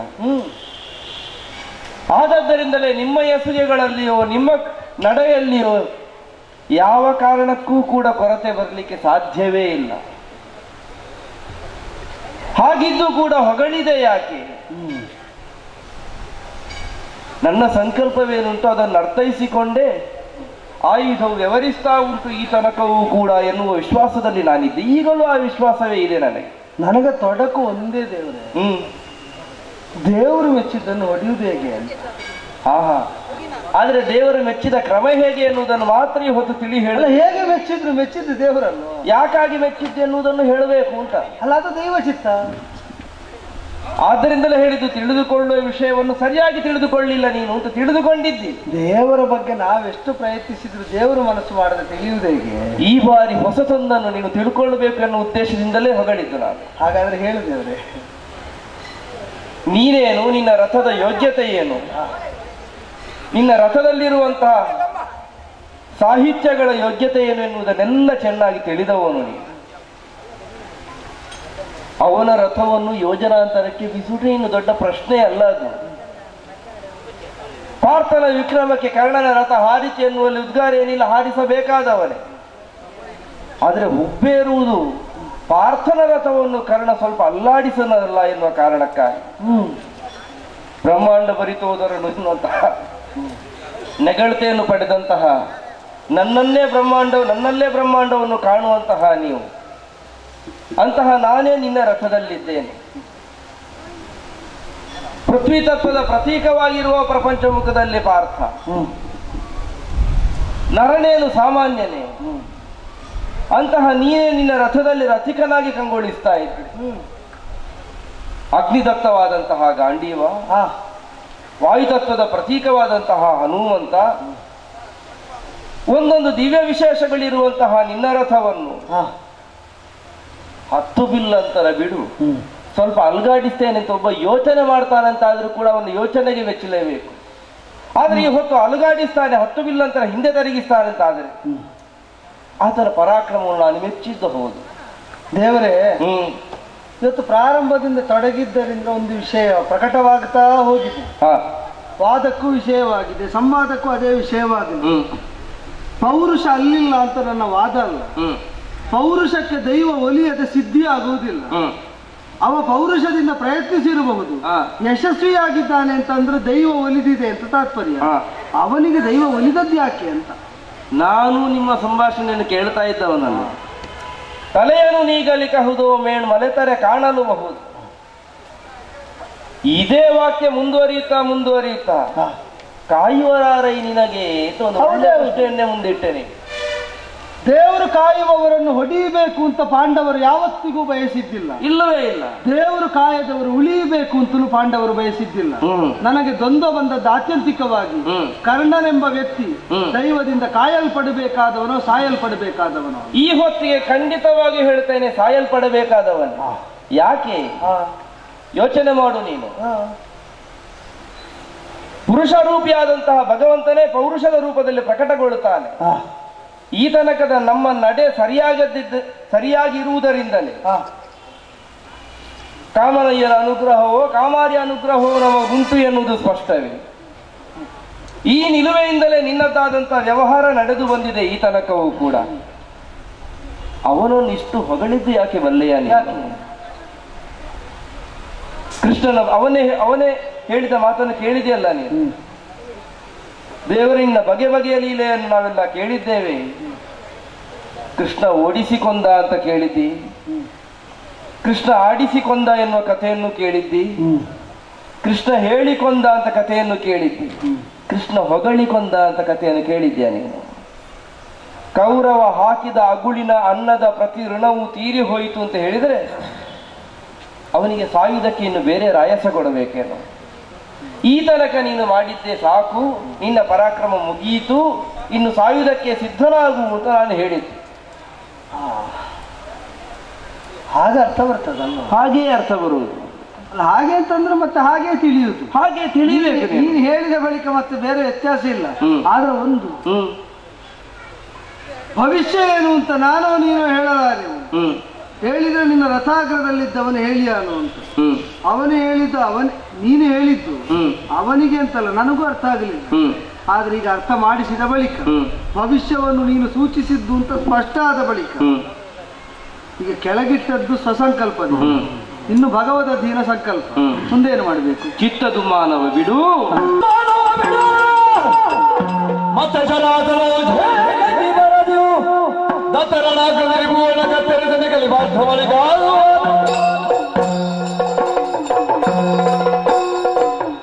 ಚಿತ್ತದು ಮಾನವನ್ನು ಬಿಡು, ಮತ್ತೆ ಗಾಂಡೀವವನ್ನು ಝೇಂಕಾರ ಮಾಡು. ನೀನು ಪ್ರಾಣಯುತವಾಗಿ ಬಿಡಲ್ಪಟ್ಟ ಬಾಣ ಆತನ ಪ್ರಾಣ ಹೀರಲಿ, ಯುದ್ಧೋತ್ಸಾಹದಿಂದ ಮುಂದುವರಿ. ಕೃಷ್ಣ ಸಮರವೇ ನಡೆಯಿತು. ಮಾತ್ರವಲ್ಲ, ಏನು ನನ್ನ ರಥ ಮಾತ್ರ ಹಿಂದೆ ಸರಿಯುವುದು. ಅಗ್ನಿದತ್ತವಾದಂತಹ ಅರ್ಜುನನ ರಥವು ಹಿಂದೆ ಸರಿಯುತ್ತದೆ ಎನ್ನುವುದನ್ನು ಇವತ್ತು ಸಾಧಿಸಿ ತೋರಿಸಿದ್ದೇನೆ. ಮಾದ್ರೇಶನಾದಂತಹ ಶಲ್ಯನ ಸಾರಥ್ಯವೇ ಇದಕ್ಕೆ ಸಹಕಾರಿಯಾಗಿದೆ. ಯಥಾಸ್ಥಾನಕ್ಕೆ ತಂದು ನಿಲ್ಲಿಸಿದ ನಂತರ ಹೊಡೆದ ಪೆಟ್ಟಿಗೆ ಅವನ ರಥವು ಹಿಂದೆ ಸರಿದು ಹೋಯಿತು.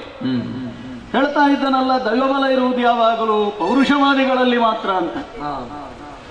ಹಾಗಿದ್ರೆ ನನ್ನಲ್ಲಿ ದೈವಬಲ ಇಲ್ಲ ಅಂತ ಅವನಷ್ಟಕ್ಕೆ ನಿರ್ಧರಿಸಿ ಆಡಿದಂತಹ ಮಾತಲ್ವೇ ಅದು? ಉಂಟದು ಎನ್ನುವುದನ್ನು ತೋರಿಸಿಕೊಟ್ಟಿದ್ದೇನೋ ಇಲ್ಲೋ?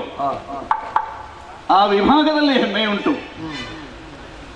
ಸ್ವಲ್ಪ ಹೊತ್ತಿನವರೆಗೆ ನಿಶ್ಶಬ್ದ ವಾತಾವರಣವೇ ನಿರ್ಮಾಣವಾಯಿತು. ನಾನು ಸ್ವಲ್ಪ ವಿರಮಿಸಿದ್ದೆ. ಈಗ ಮತ್ತೆ ಅಣಿಯಾಗಿ ಬಂದಿದ್ದಾನೆ ಅರ್ಜುನ. ಏನೋ ಕೃಷ್ಣ ಅವನ ಕಿವಿಯಲ್ಲಿ ಪಿಸುಗುಟ್ಟುವುದನ್ನು ಗಮನಿಸಿದ್ದೇನೆ. ಆ ಪದ್ಮನಾಭ ಅಂತ ಹೇಳಿದನ ಯಾರಿಗೂ ಗೊತ್ತು ಅಲ್ವ? ಅಷ್ಟು ಹೇಳಿದುದರ ಪರಿಣಾಮವಾಗಿಯೇ ಮತ್ತೆ ಸಿದ್ಧನಾಗಿದ್ದಾನೆ. ನಾನು ಸುಮ್ಮನುಳಿಯುವುದೇ ಅಲ್ಲವೇ ಅಲ್ಲ. ಅದಕ್ಕಾಗಿ ಮತ್ತೊಮ್ಮೆ ತೂಣೀರದಲ್ಲಿ ತುಂಬಿರುವಂತಹ ಬಾಣಗಳನ್ನು ನೆಸೆದು ಭೀಕರವಾದಂತಹ ಕಳಗವನ್ನು ಮಾಡಿದ್ದೇನೆ. ಹಾಗೆ ಬಾಣಗಳನ್ನು ತೆಗೆಯುತ್ತಾ ತೆಗೆಯುತ್ತಾ ತೆಗೆಯುತ್ತಾ ಇದ್ದ ಹಾಗೆ ಬತ್ತಳಿಕೆ ಬರಿದಾಗಿ ಹೋಯಿತಲ್ಲ. ಎಷ್ಟು ಹುಡುಕಾಡಿದರೂ ಬಾಣಗಳು ಸಿಗುವುದಿಲ್ಲ. ಅರ್ಜುನನಲ್ಲಿರುವುದು ಅಕ್ಷಯವಾದಂತಹ ಬತ್ತಳಿಕೆ. ಎಷ್ಟು ತೆಗೆದರೂ ಮತ್ತಷ್ಟು ಇರ್ತದೆ. ಅದು ಒಂದಲ್ಲ ಎರಡು, ಆಚೆಯಿಂದ ಒಂದು ಈಚೆಯಿಂದ ಒಂದು, ಸವ್ಯವಾಗಿ ಬಾಣ ಪ್ರಯೋಗ ಮಾಡುತ್ತಾನೆ. ನನ್ನ ಬತ್ತಳಿಕೆ ಬರಿದಾಗುತ್ತಾ ಬರಿದಾಗುತ್ತಾ ಬರಿದಾಗುತ್ತಾ ಬರುತ್ತಾ ಇದೆ. ಅದೇ ಸೌಲಭ್ಯ ಇದ್ದು ಎಲ್ಲವನ್ನೂ ಮಾಡ್ತಾರೆ. ಏನೂ ಇಲ್ಲದೆಯೂ ಸಾಧಿಸುವುದು ದೊಡ್ಡ ವಿಷಯ ಅಲ್ವಾ? ಶ್ರುತಿಗೆ ಸರಿ ಇದ್ದ ಮೃದಂಗವನ್ನು ಬಾರಿಸುವುದು ಕಷ್ಟ ಅಲ್ಲ. ಸರಿ ಇಲ್ಲದನ್ನು ಸರಿಪಡಿಸಿ ಸುಮ್ಮನೆ ಹಾಗೆ ಬಾರಿಸುವುದಲ್ಲ, ಸರಿಪಡಿಸಿ ಬಾರಿಸಿದರೆ ಅದು ವಿಶೇಷ. ಆದದ್ರಿಂದಲೇ ಮತ್ತೊಮ್ಮೆ ಪ್ರಯತ್ನಿಸ್ತೇನೆ, ಹುಡುಕಾಡುತ್ತೇನೆ ಎಂದು ಸಿಕ್ಕಿತು.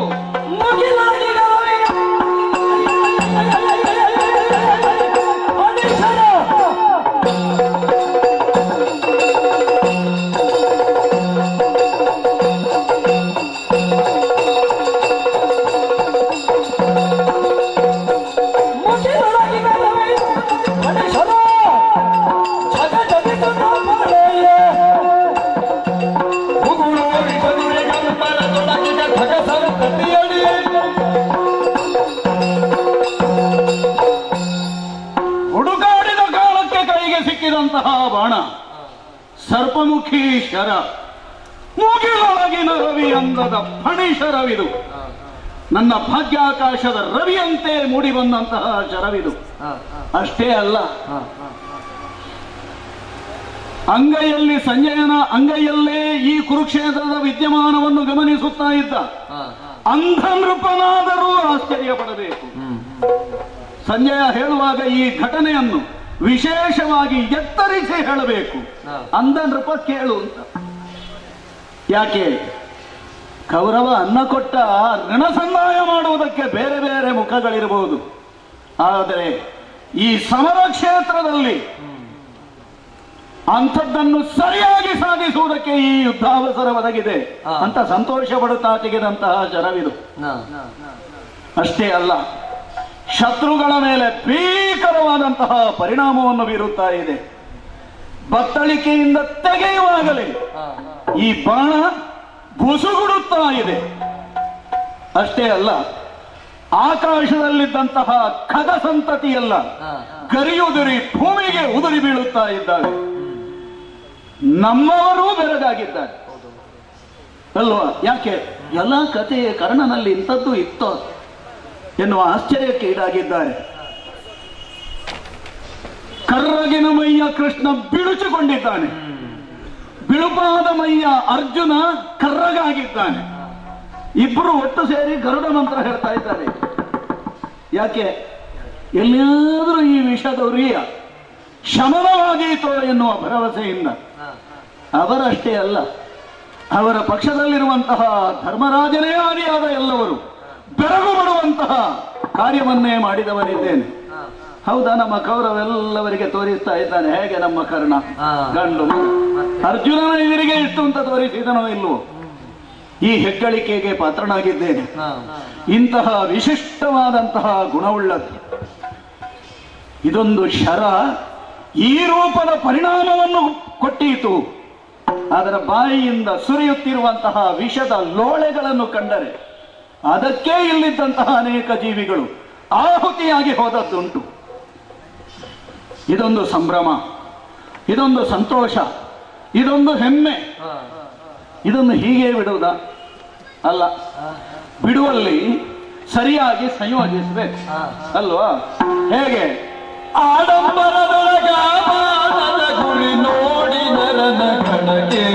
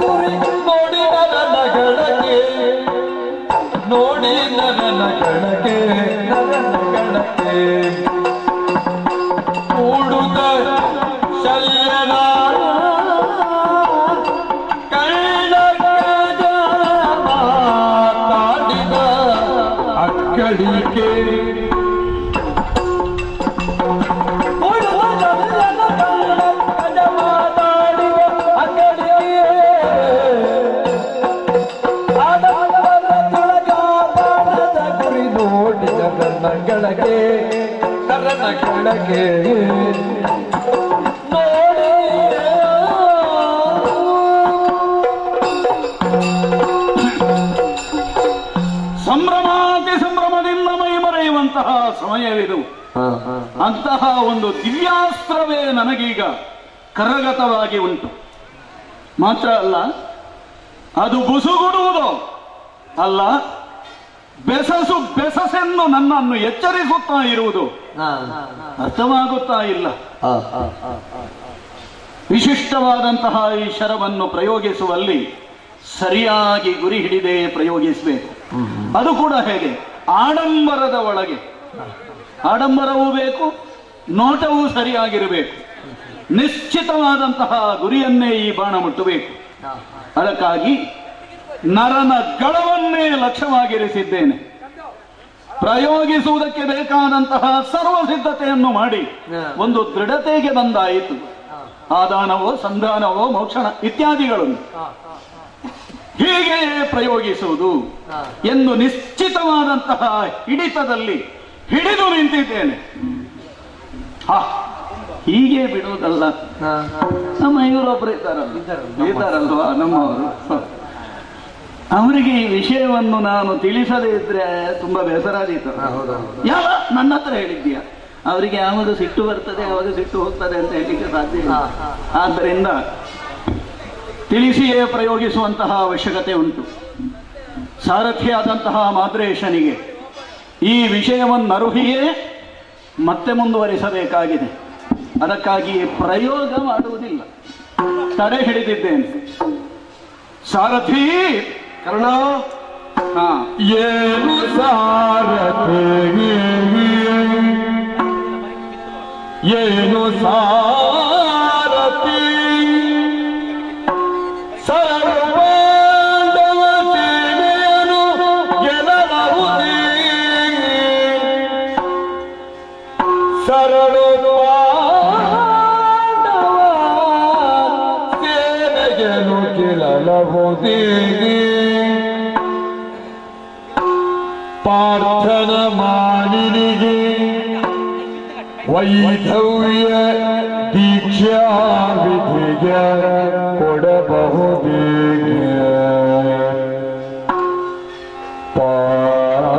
ಪಾರ್ಥನ ಮಾನಿನಿಗೆ ವೈಧವ್ಯ ದೀಕ್ಷಾ ವಿಧಿಯ ಕೊಡಬಹುದೇ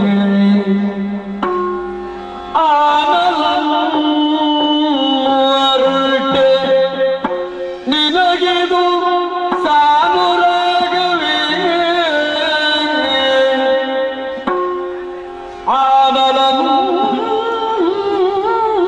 ಆನಲಂತೆ ನಿನಗಿದು ಸಾನುರಾಗವೇ ಕೇಳನನು ರವಿ ಸೋನುವಿನ ಮೊಗ ನೋಡಿ ಮಾತ್ರಾಧೀಶ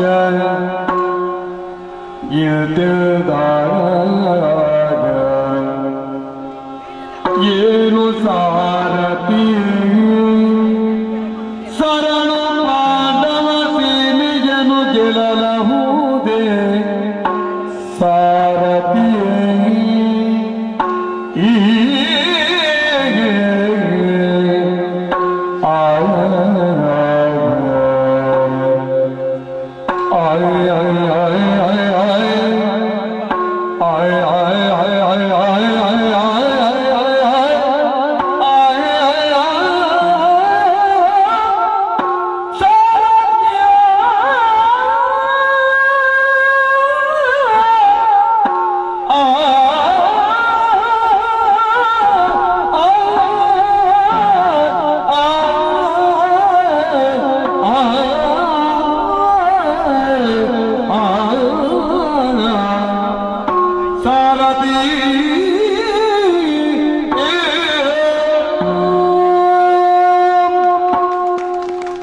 ಮಾದ್ರೇಶನೇ ಕರ್ಣ, ಸಾರಥಿ ರಥಿಕನೊಂದಿಗಿರುವವ ಅಂತ ಸ್ಥೂಲಾವಲೋಕನದ ಒಂದು ಅರ್ಥ ಅದಕ್ಕೆ.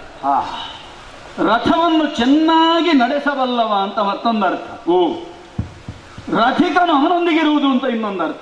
ಇತ್ತೀಚೆಗೆ ಆ ಶಬ್ದ ಮೌಲ್ಯವೇ ಕಳ್ಕೊಂಡಿದೆ ಸಿಕ್ಕವರೆಲ್ಲ ಆ ಜಾಗಕ್ಕಾಗ. ಆಗಲಿ, ನೀವು ಒಪ್ಪಿದ್ದು ಒಳ್ಳೇದಾಯ್ತು ಮಾದ್ರೇಶ. ನಿಮಗೂ ಅನುಭವಕ್ಕೆ ಬಂದಿದೆ ಅಲ್ಲ? ನಿನಗೆ ನಿನ್ನೆ ರಾತ್ರಿಯೇ ಬರ್ಲಿಲ್ವಾ? ಬಂದಿದೆ. ಬಂದದರಿಂದಲೇ ನಿಮ್ಮನ್ನು ಒತ್ತಾಯಪಡಿಸಿ ಇಲ್ಲಿಗೆ ತರಿಸಬೇಕು ಅಂತ ಹೇಳಿದ್ದು ಮಾತ್ರ ಅಲ್ಲ, ತರಿಸಿದ್ದು. ನಿನ್ನೆ ದಿವಸವೂ ಈ ಜಾಗದಲ್ಲಿ ಒಬ್ಬ ಲೆಕ್ಕವರ್ತಿಗೆ ಅಂತ ಇದ್ದ. ಹೌದು, ಇವತ್ತು ನೀವಿದ್ದೀರಿ, ಹಾಗೆ ಅಲ್ವಾ? ಇವತ್ತು ನಾನಿದ್ದೇನೆ, ಇವತ್ತು ನೀವಿದ್ದೀರಲ್ಲ, ಇವತ್ತು ನಾನಿದ್ದೇನೆ. ಹೌದು. ಸಾರಥಿ. ಏನು ಏನು ಸಾರಥಿ? ಇದು ಔಪಚಾರಿಕವಾಗಿ ಕೇಳುವುದು. ಈ ಸರಳು ಏನು, ಇದರ ವೈಶಿಷ್ಟ್ಯ ಏನು, ಇದರ ವಿಶೇಷ ಗುಣಗಳೇನು, ಇದನ್ನು ನಾನು ಬತ್ತಳಿಕೆಯಿಂದ ತೆಗೆದ ಕಾಲಕ್ಕೆ ಇದು ಬೀರುತ್ತಿರುವ ಭೀಕರ ಪರಿಣಾಮವೇನು, ಇದನ್ನೆಲ್ಲ ಗಮನಿಸಿದ್ದೀರಲ್ಲ? ಬದಿಯಲ್ಲಿ ನಿಂತುಕೊಳ್ಳಿಕ್ಕಾಗುವುದಿಲ್ಲ. ಏನು ಸುಡ್ತದೆ, ತಾಗುತ್ತದೆ, ಯಾವ ಬದಿಯಿಂದ ಬಂದು ಹೊಡಿತದೆ ಅಂತ ಹೇಳಲಿಕ್ಕಾಗುವುದು. ಅಂದ್ರೆ ಸಾಯಂಕಾಲ ಆಯ್ತಲ್ಲ. ಹೌದು, ಕೆಲವರಿಗೆಲ್ಲ ನಿದ್ದೆ ಬಿಟ್ಟೋಯ್ತು.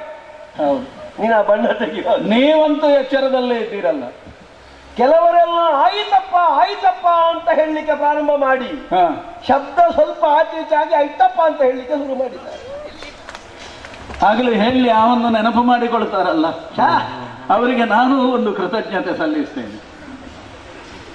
ಏನಾಯಿತು ಏನಾಯಿತು?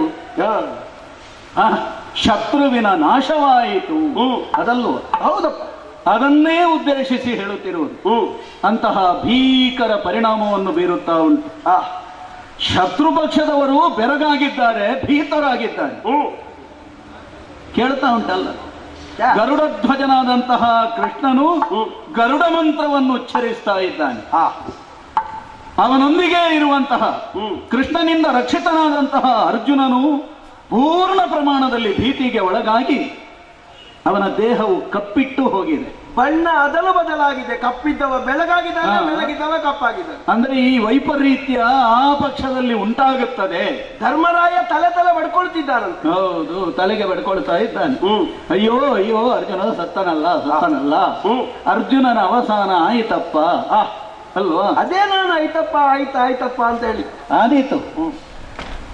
ಈಗ ನೀವು ಒಂದು ನೆನಪು ಮಾಡ್ತೀರಲ್ಲ, ಅದೊಂದು ನೆನಪಾಗದ ವಿಷಯವ ಅಲ್ವಾ? ಆದದ್ದು ಒಳ್ಳೇದಾಯಿತು. ಇಂತಹ ಒಂದು ಪರಿಣಾಮವನ್ನು ಕೊಡುತ್ತಿರುವಂತಹ ಈ ಬಾಣ ಏನು ಏನು ಸಾರಥಿ? ಸರಳು. ಈ ಸರಳಿನ ವೈಶಿಷ್ಟ್ಯವೇನು? ಪಾಂಡವ ಸೇನೆಯನ್ನು ಗೆಲ್ಲಲಾಹುದೇ? ಓಹೋ, ಒಬ್ಬನನ್ನಲ್ಲ ಇಬ್ಬರನ್ನಲ್ಲ. ಈಗ ನೋಟ ಇಟ್ಟದ್ದು ಒಂದು ಕಡೆಗಾದರೂ ಈ ನಮ್ಮ ಲಕ್ಷಿತ ಪರಿಣಾಮವನ್ನು ಇದು ಕೊಟ್ಟಿತು ಅಂತ ಆದ್ರೆ ಒಂದು ಅರ್ಥದಲ್ಲಿ ಆ ಸೇನೆಯನ್ನೇ ನಾವು ಗೆದ್ದ ಹಾಗಾಗುತ್ತದೆ. ಹೌದು. ಆದದ್ದರಿಂದ ಪಾಂಡವ ಸೇನೆಯನ್ನು ಗೆಲ್ಲಲಾಹುದೇ? ಒಬ್ಬರಿಬ್ಬರನ್ನು ಅಲ್ಲಿ ಬೀಳಿಸಿದ್ರೆ ಸಾಕು, ಆ ಸೇನೆಯ ಮಹಾ ಸೌಧ ಕುಸಿಯುವುದಕ್ಕೆ ಅಡಿಪಾಯವಾಗಿದ್ದಂತಹ ಮುಖ್ಯ ಕಂಬವೇ ಬಿತ್ತು ಅಂತ ಲೆಕ್ಕ. ಹೌದು, ಒಬ್ಬಿಬ್ಬರು ಹೌದು. ಆದರೆ ಯಾರು ಒಬ್ಬ ಯಾರು ಇನ್ನೊಬ್ಬ, ಅದು ಮುಖ್ಯವಾಗಿ ಉಂಟು. ಅದು ಮುಖ್ಯ. ಅಂಥವರಲ್ಲಿ ಇವನೊಬ್ಬ. ನಾನು ಯಾರಿಗೆ ಲಕ್ಷ್ಯ ಇಟ್ಟಿದ್ದೇನೆ ಅವನೊಬ್ಬ. ಆದದ್ರಿಂದ ಕೇಳಿ, ಆವಾಗ ಇನ್ನೂ ಸ್ವಲ್ಪ ವಿಸ್ತರಿಸಬೇಕು. ಪಾರ್ಥನ ಮಾನಿನಿಗೆ ವೈಧವ್ಯ ದೀಕ್ಷಾ ವಿಧಿಯ ಕೊಡಲಹುದೇ? ಪಾರ್ಥನ ಮಾನಿನಿ ಎನ್ನುವಲ್ಲಿ ದ್ರೌಪದಿಯನ್ನು ನೋಟ ಇಡ್ಲಿಕ್ಕೆ ಉಪಾಯ ಇಲ್ಲ.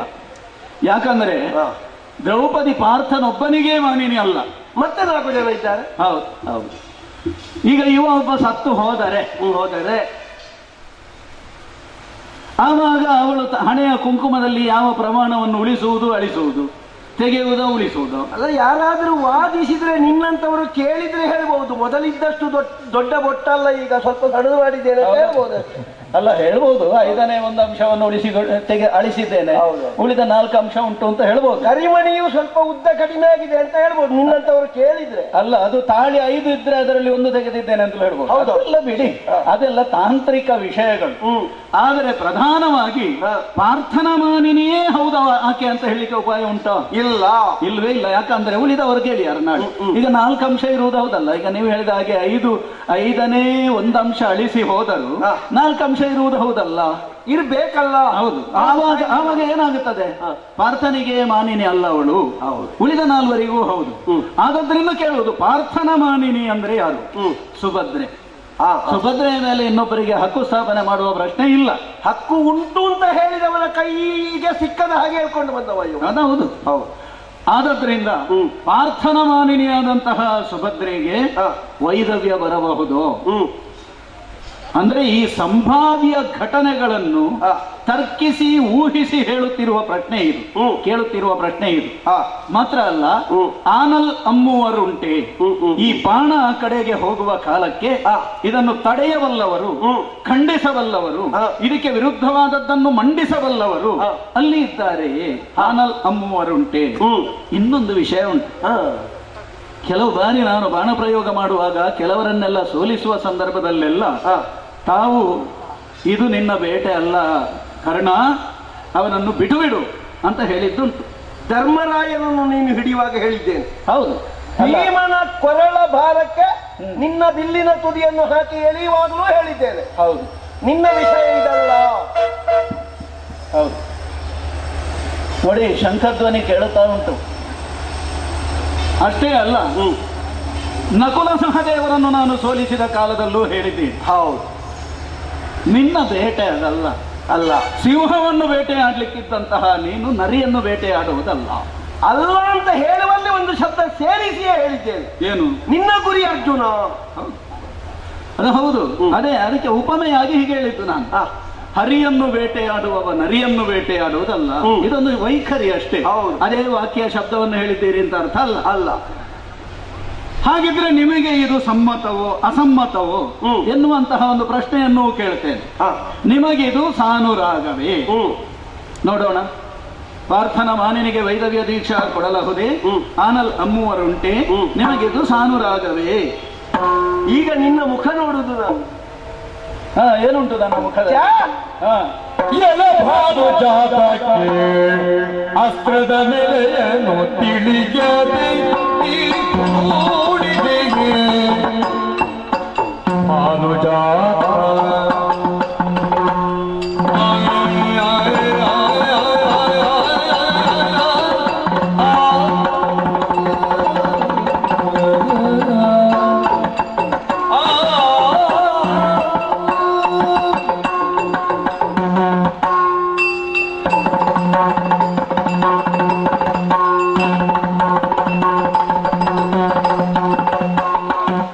ಎಲೆ ಭಾನುಜಾತಕ್ಕೆ ಅಸ್ತ್ರದ ನೆಲೆಯನ್ನು ತಿಳಿಯದೆ ನೀಗೂಡಿದೆ.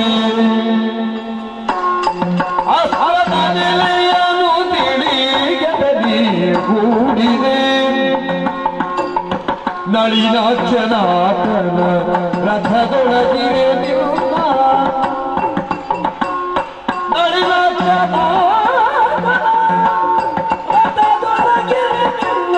ಗೆಲುವರೆ ಬಿಡುವನೇ ಗೆಲುವರೆ ಬಿಡುವನೇ ಎಲೆ ಭಾನುಜಾತಕ್ಕೆ ಅಸ್ತ್ರದ ನೆಲೆಯನ್ನು ತಿಳಿಯದೆ ಗೂಡಿದೆ. ಭಾನುಜಾತ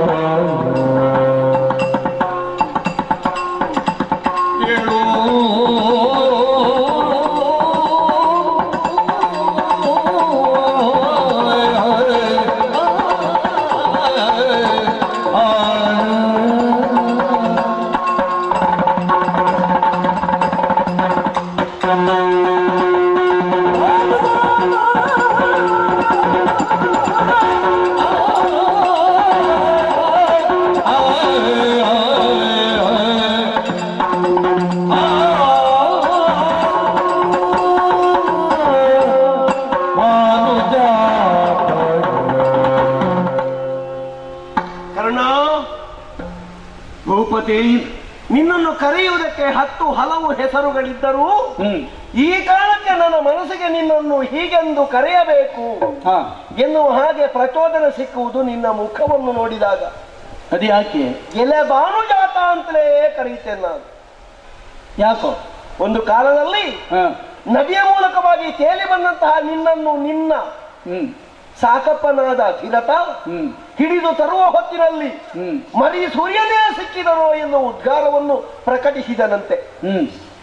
ಕೇವಲ ಅವನ ಕಣ್ಣಿಗೆ ಮಾತ್ರವೇ ಕಾಣಬಹುದಾದ ಪ್ರಭೆ ಅದಲ್ಲ, ಕಾಣುವುದಕ್ಕೆ ಯಾರಿಗೆಲ್ಲ ಸಾಮರ್ಥ್ಯ ಉಂಟು ಅಂತವರಿಗೆಲ್ಲ ಕಾಣಬಹುದಾದಂತಹ ಒಂದು ಪ್ರತಿಭೆ ನಿನ್ನ ಮುಖದಲ್ಲಿ ಹೊರಹೊಮ್ಮುತ್ತಾ ಇದೆ ಎನ್ನುವುದಕ್ಕೆ ಈ ಸಂದರ್ಭವೇ ಸಾಕ್ಷಿ.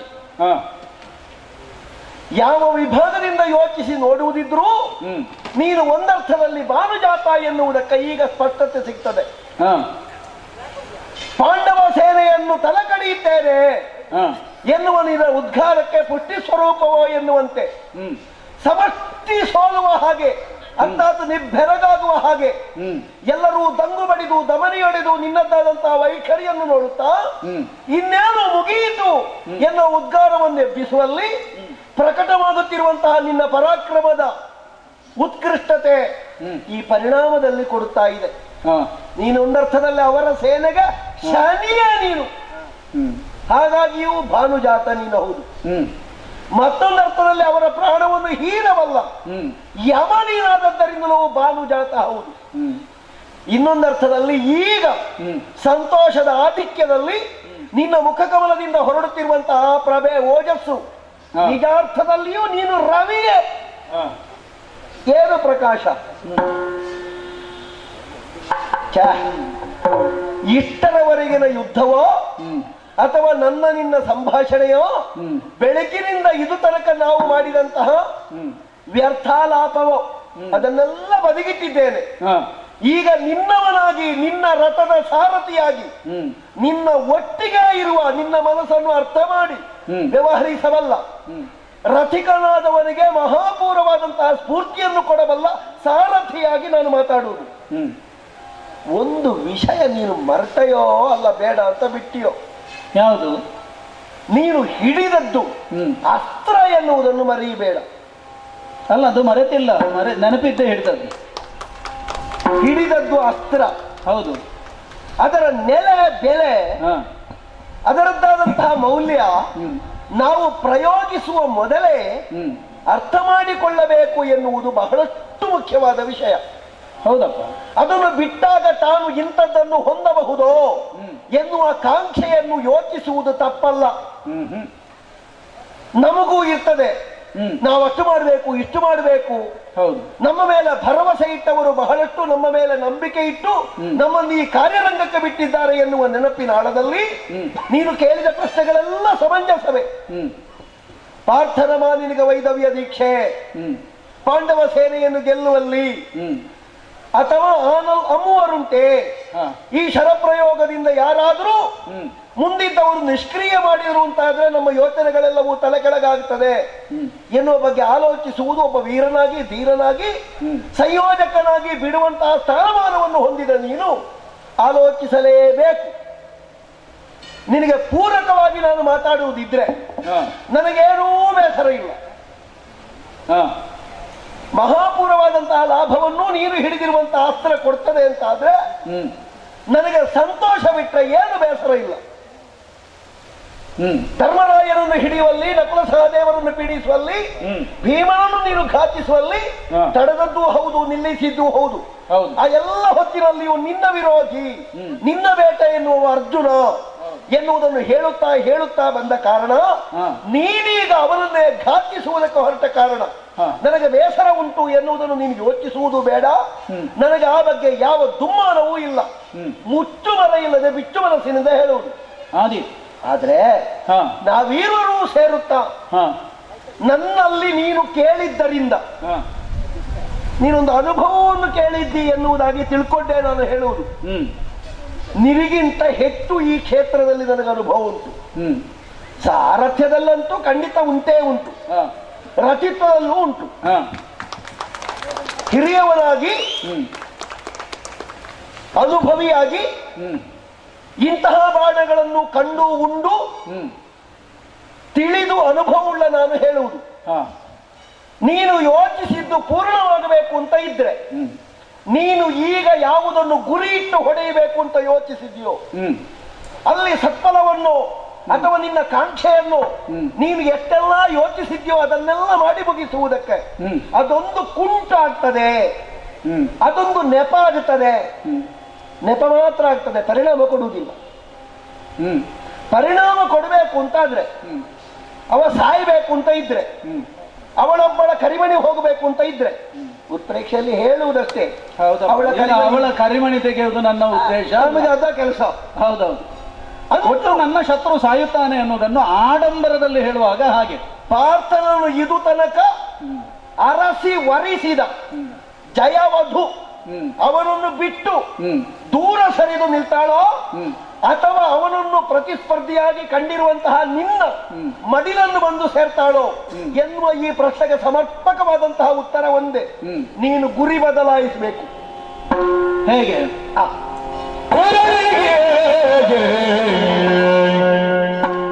ಹಿಡಿದರೆ ಮಗುಟಕ್ಕೆ ತಾಗುವುದು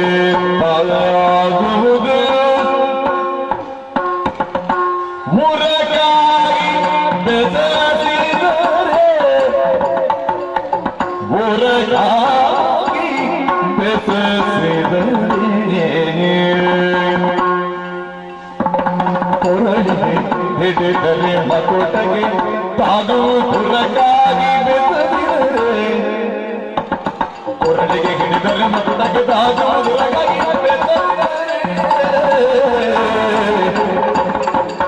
ಶಿರವ ಕತ್ತರಿಗುವುದು ಇದು ಸಿದ್ಧ. ಶಿರವ ಕತ್ತರಿಗುವುದು ಇದು ಸಿದ್ಧ. ಮರಳಿ ತೊಡು ಎಂದ ಮರಳಿ ನೀ ತೊಡು ಎಂದೋ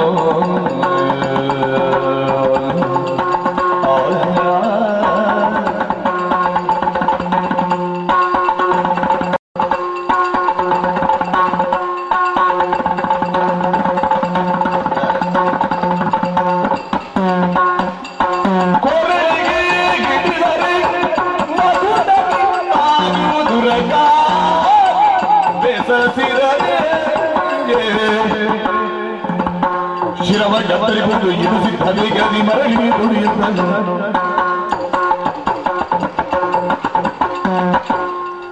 ಶಿರವ ಕತ್ತರಿಗುವುದು ಇದು ಸಿದ್ಧ. ಬೇಗದಿ ಮರಳಿ ತೊಡು ಎಂದನು ಮರಳಿ ನೀ ತೊಡು ಎಂದನು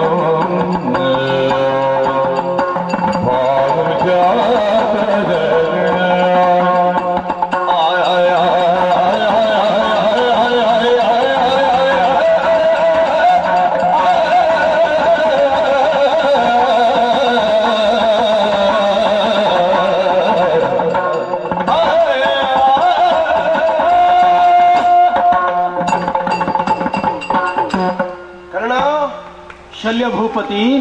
ಇನ್ನೇನು ಪ್ರಯೋಗಕ್ಕೆ ಕ್ಷಣ ಮಾತ್ರ ಇರುವುದು. ಅಷ್ಟರವರೆಗಿನ ಎಲ್ಲಾ ಸಿದ್ಧತೆಗಳನ್ನು ಮಾಡಿ ಮುಖ್ಯವಾಗಿ ನಿನಗೆ ಗುರಿಗೊಳ್ಳಬೇಕಾದಂತಹ ಜಾಗವನ್ನೇ ನಿನ್ನ ನೋಟವಾಗಿರಿಸಿ ಅಲ್ಲಿಗೆ ಬಾಣವನ್ನು ಹಿಡಿದಿದ್ದಿ. ಅಂದ್ರೆ ಕೊರಳಿಗೆ ಹಿಡಿದಿದ್ದಿ. ಹೌದು. ಪಾರ್ಥನ ಗಳವ ಕತ್ತರಿಪೆ ನಿಂದು ಪ್ರತಿಜ್ಞೆಯೇ ಹಾಗೆ. ಅಂತಹ ಪ್ರತಿಜ್ಞೆಯ ಈಡೇರಿಕೆಗಾಗಿ ನಿನ್ನ ಜನ್ಮಶತ್ರುವಾದಂತಹ ಪಾರ್ಥನನ್ನು ಇರಿಯುವಲ್ಲಿ ಕೊರಳನ್ನೇ ಪ್ರಧಾನ ಬಿಂದುವಾಗಿ ಇರಿಸಿದ್ದಿ. ನಿನ್ನದಾದಂತಹ ಯೋಚನೆ ಕಾರ್ಯರೂಪದಲ್ಲಿ ಸರಿಯಾದಂತಹ ಪರಿಣಾಮವನ್ನು ಕೊಡಬೇಕು ಅಂತ ಇದ್ರೆ ನೀನು ಹಿಡಿದಿರುವಂತಹ ಅಸ್ತ್ರವನ್ನು ಈ ವಿಭಾಗದಲ್ಲಿ ಪ್ರಯೋಗಿಸಿದ್ರೆ ಸತ್ಫಲವನ್ನು ಉಣ್ಣುವುದಕ್ಕೆ ಸಾಧ್ಯವೇ? ಇಲ್ಲವೇ? ಇಲ್ಲ. ಯಾಕಿಲ್ಲ?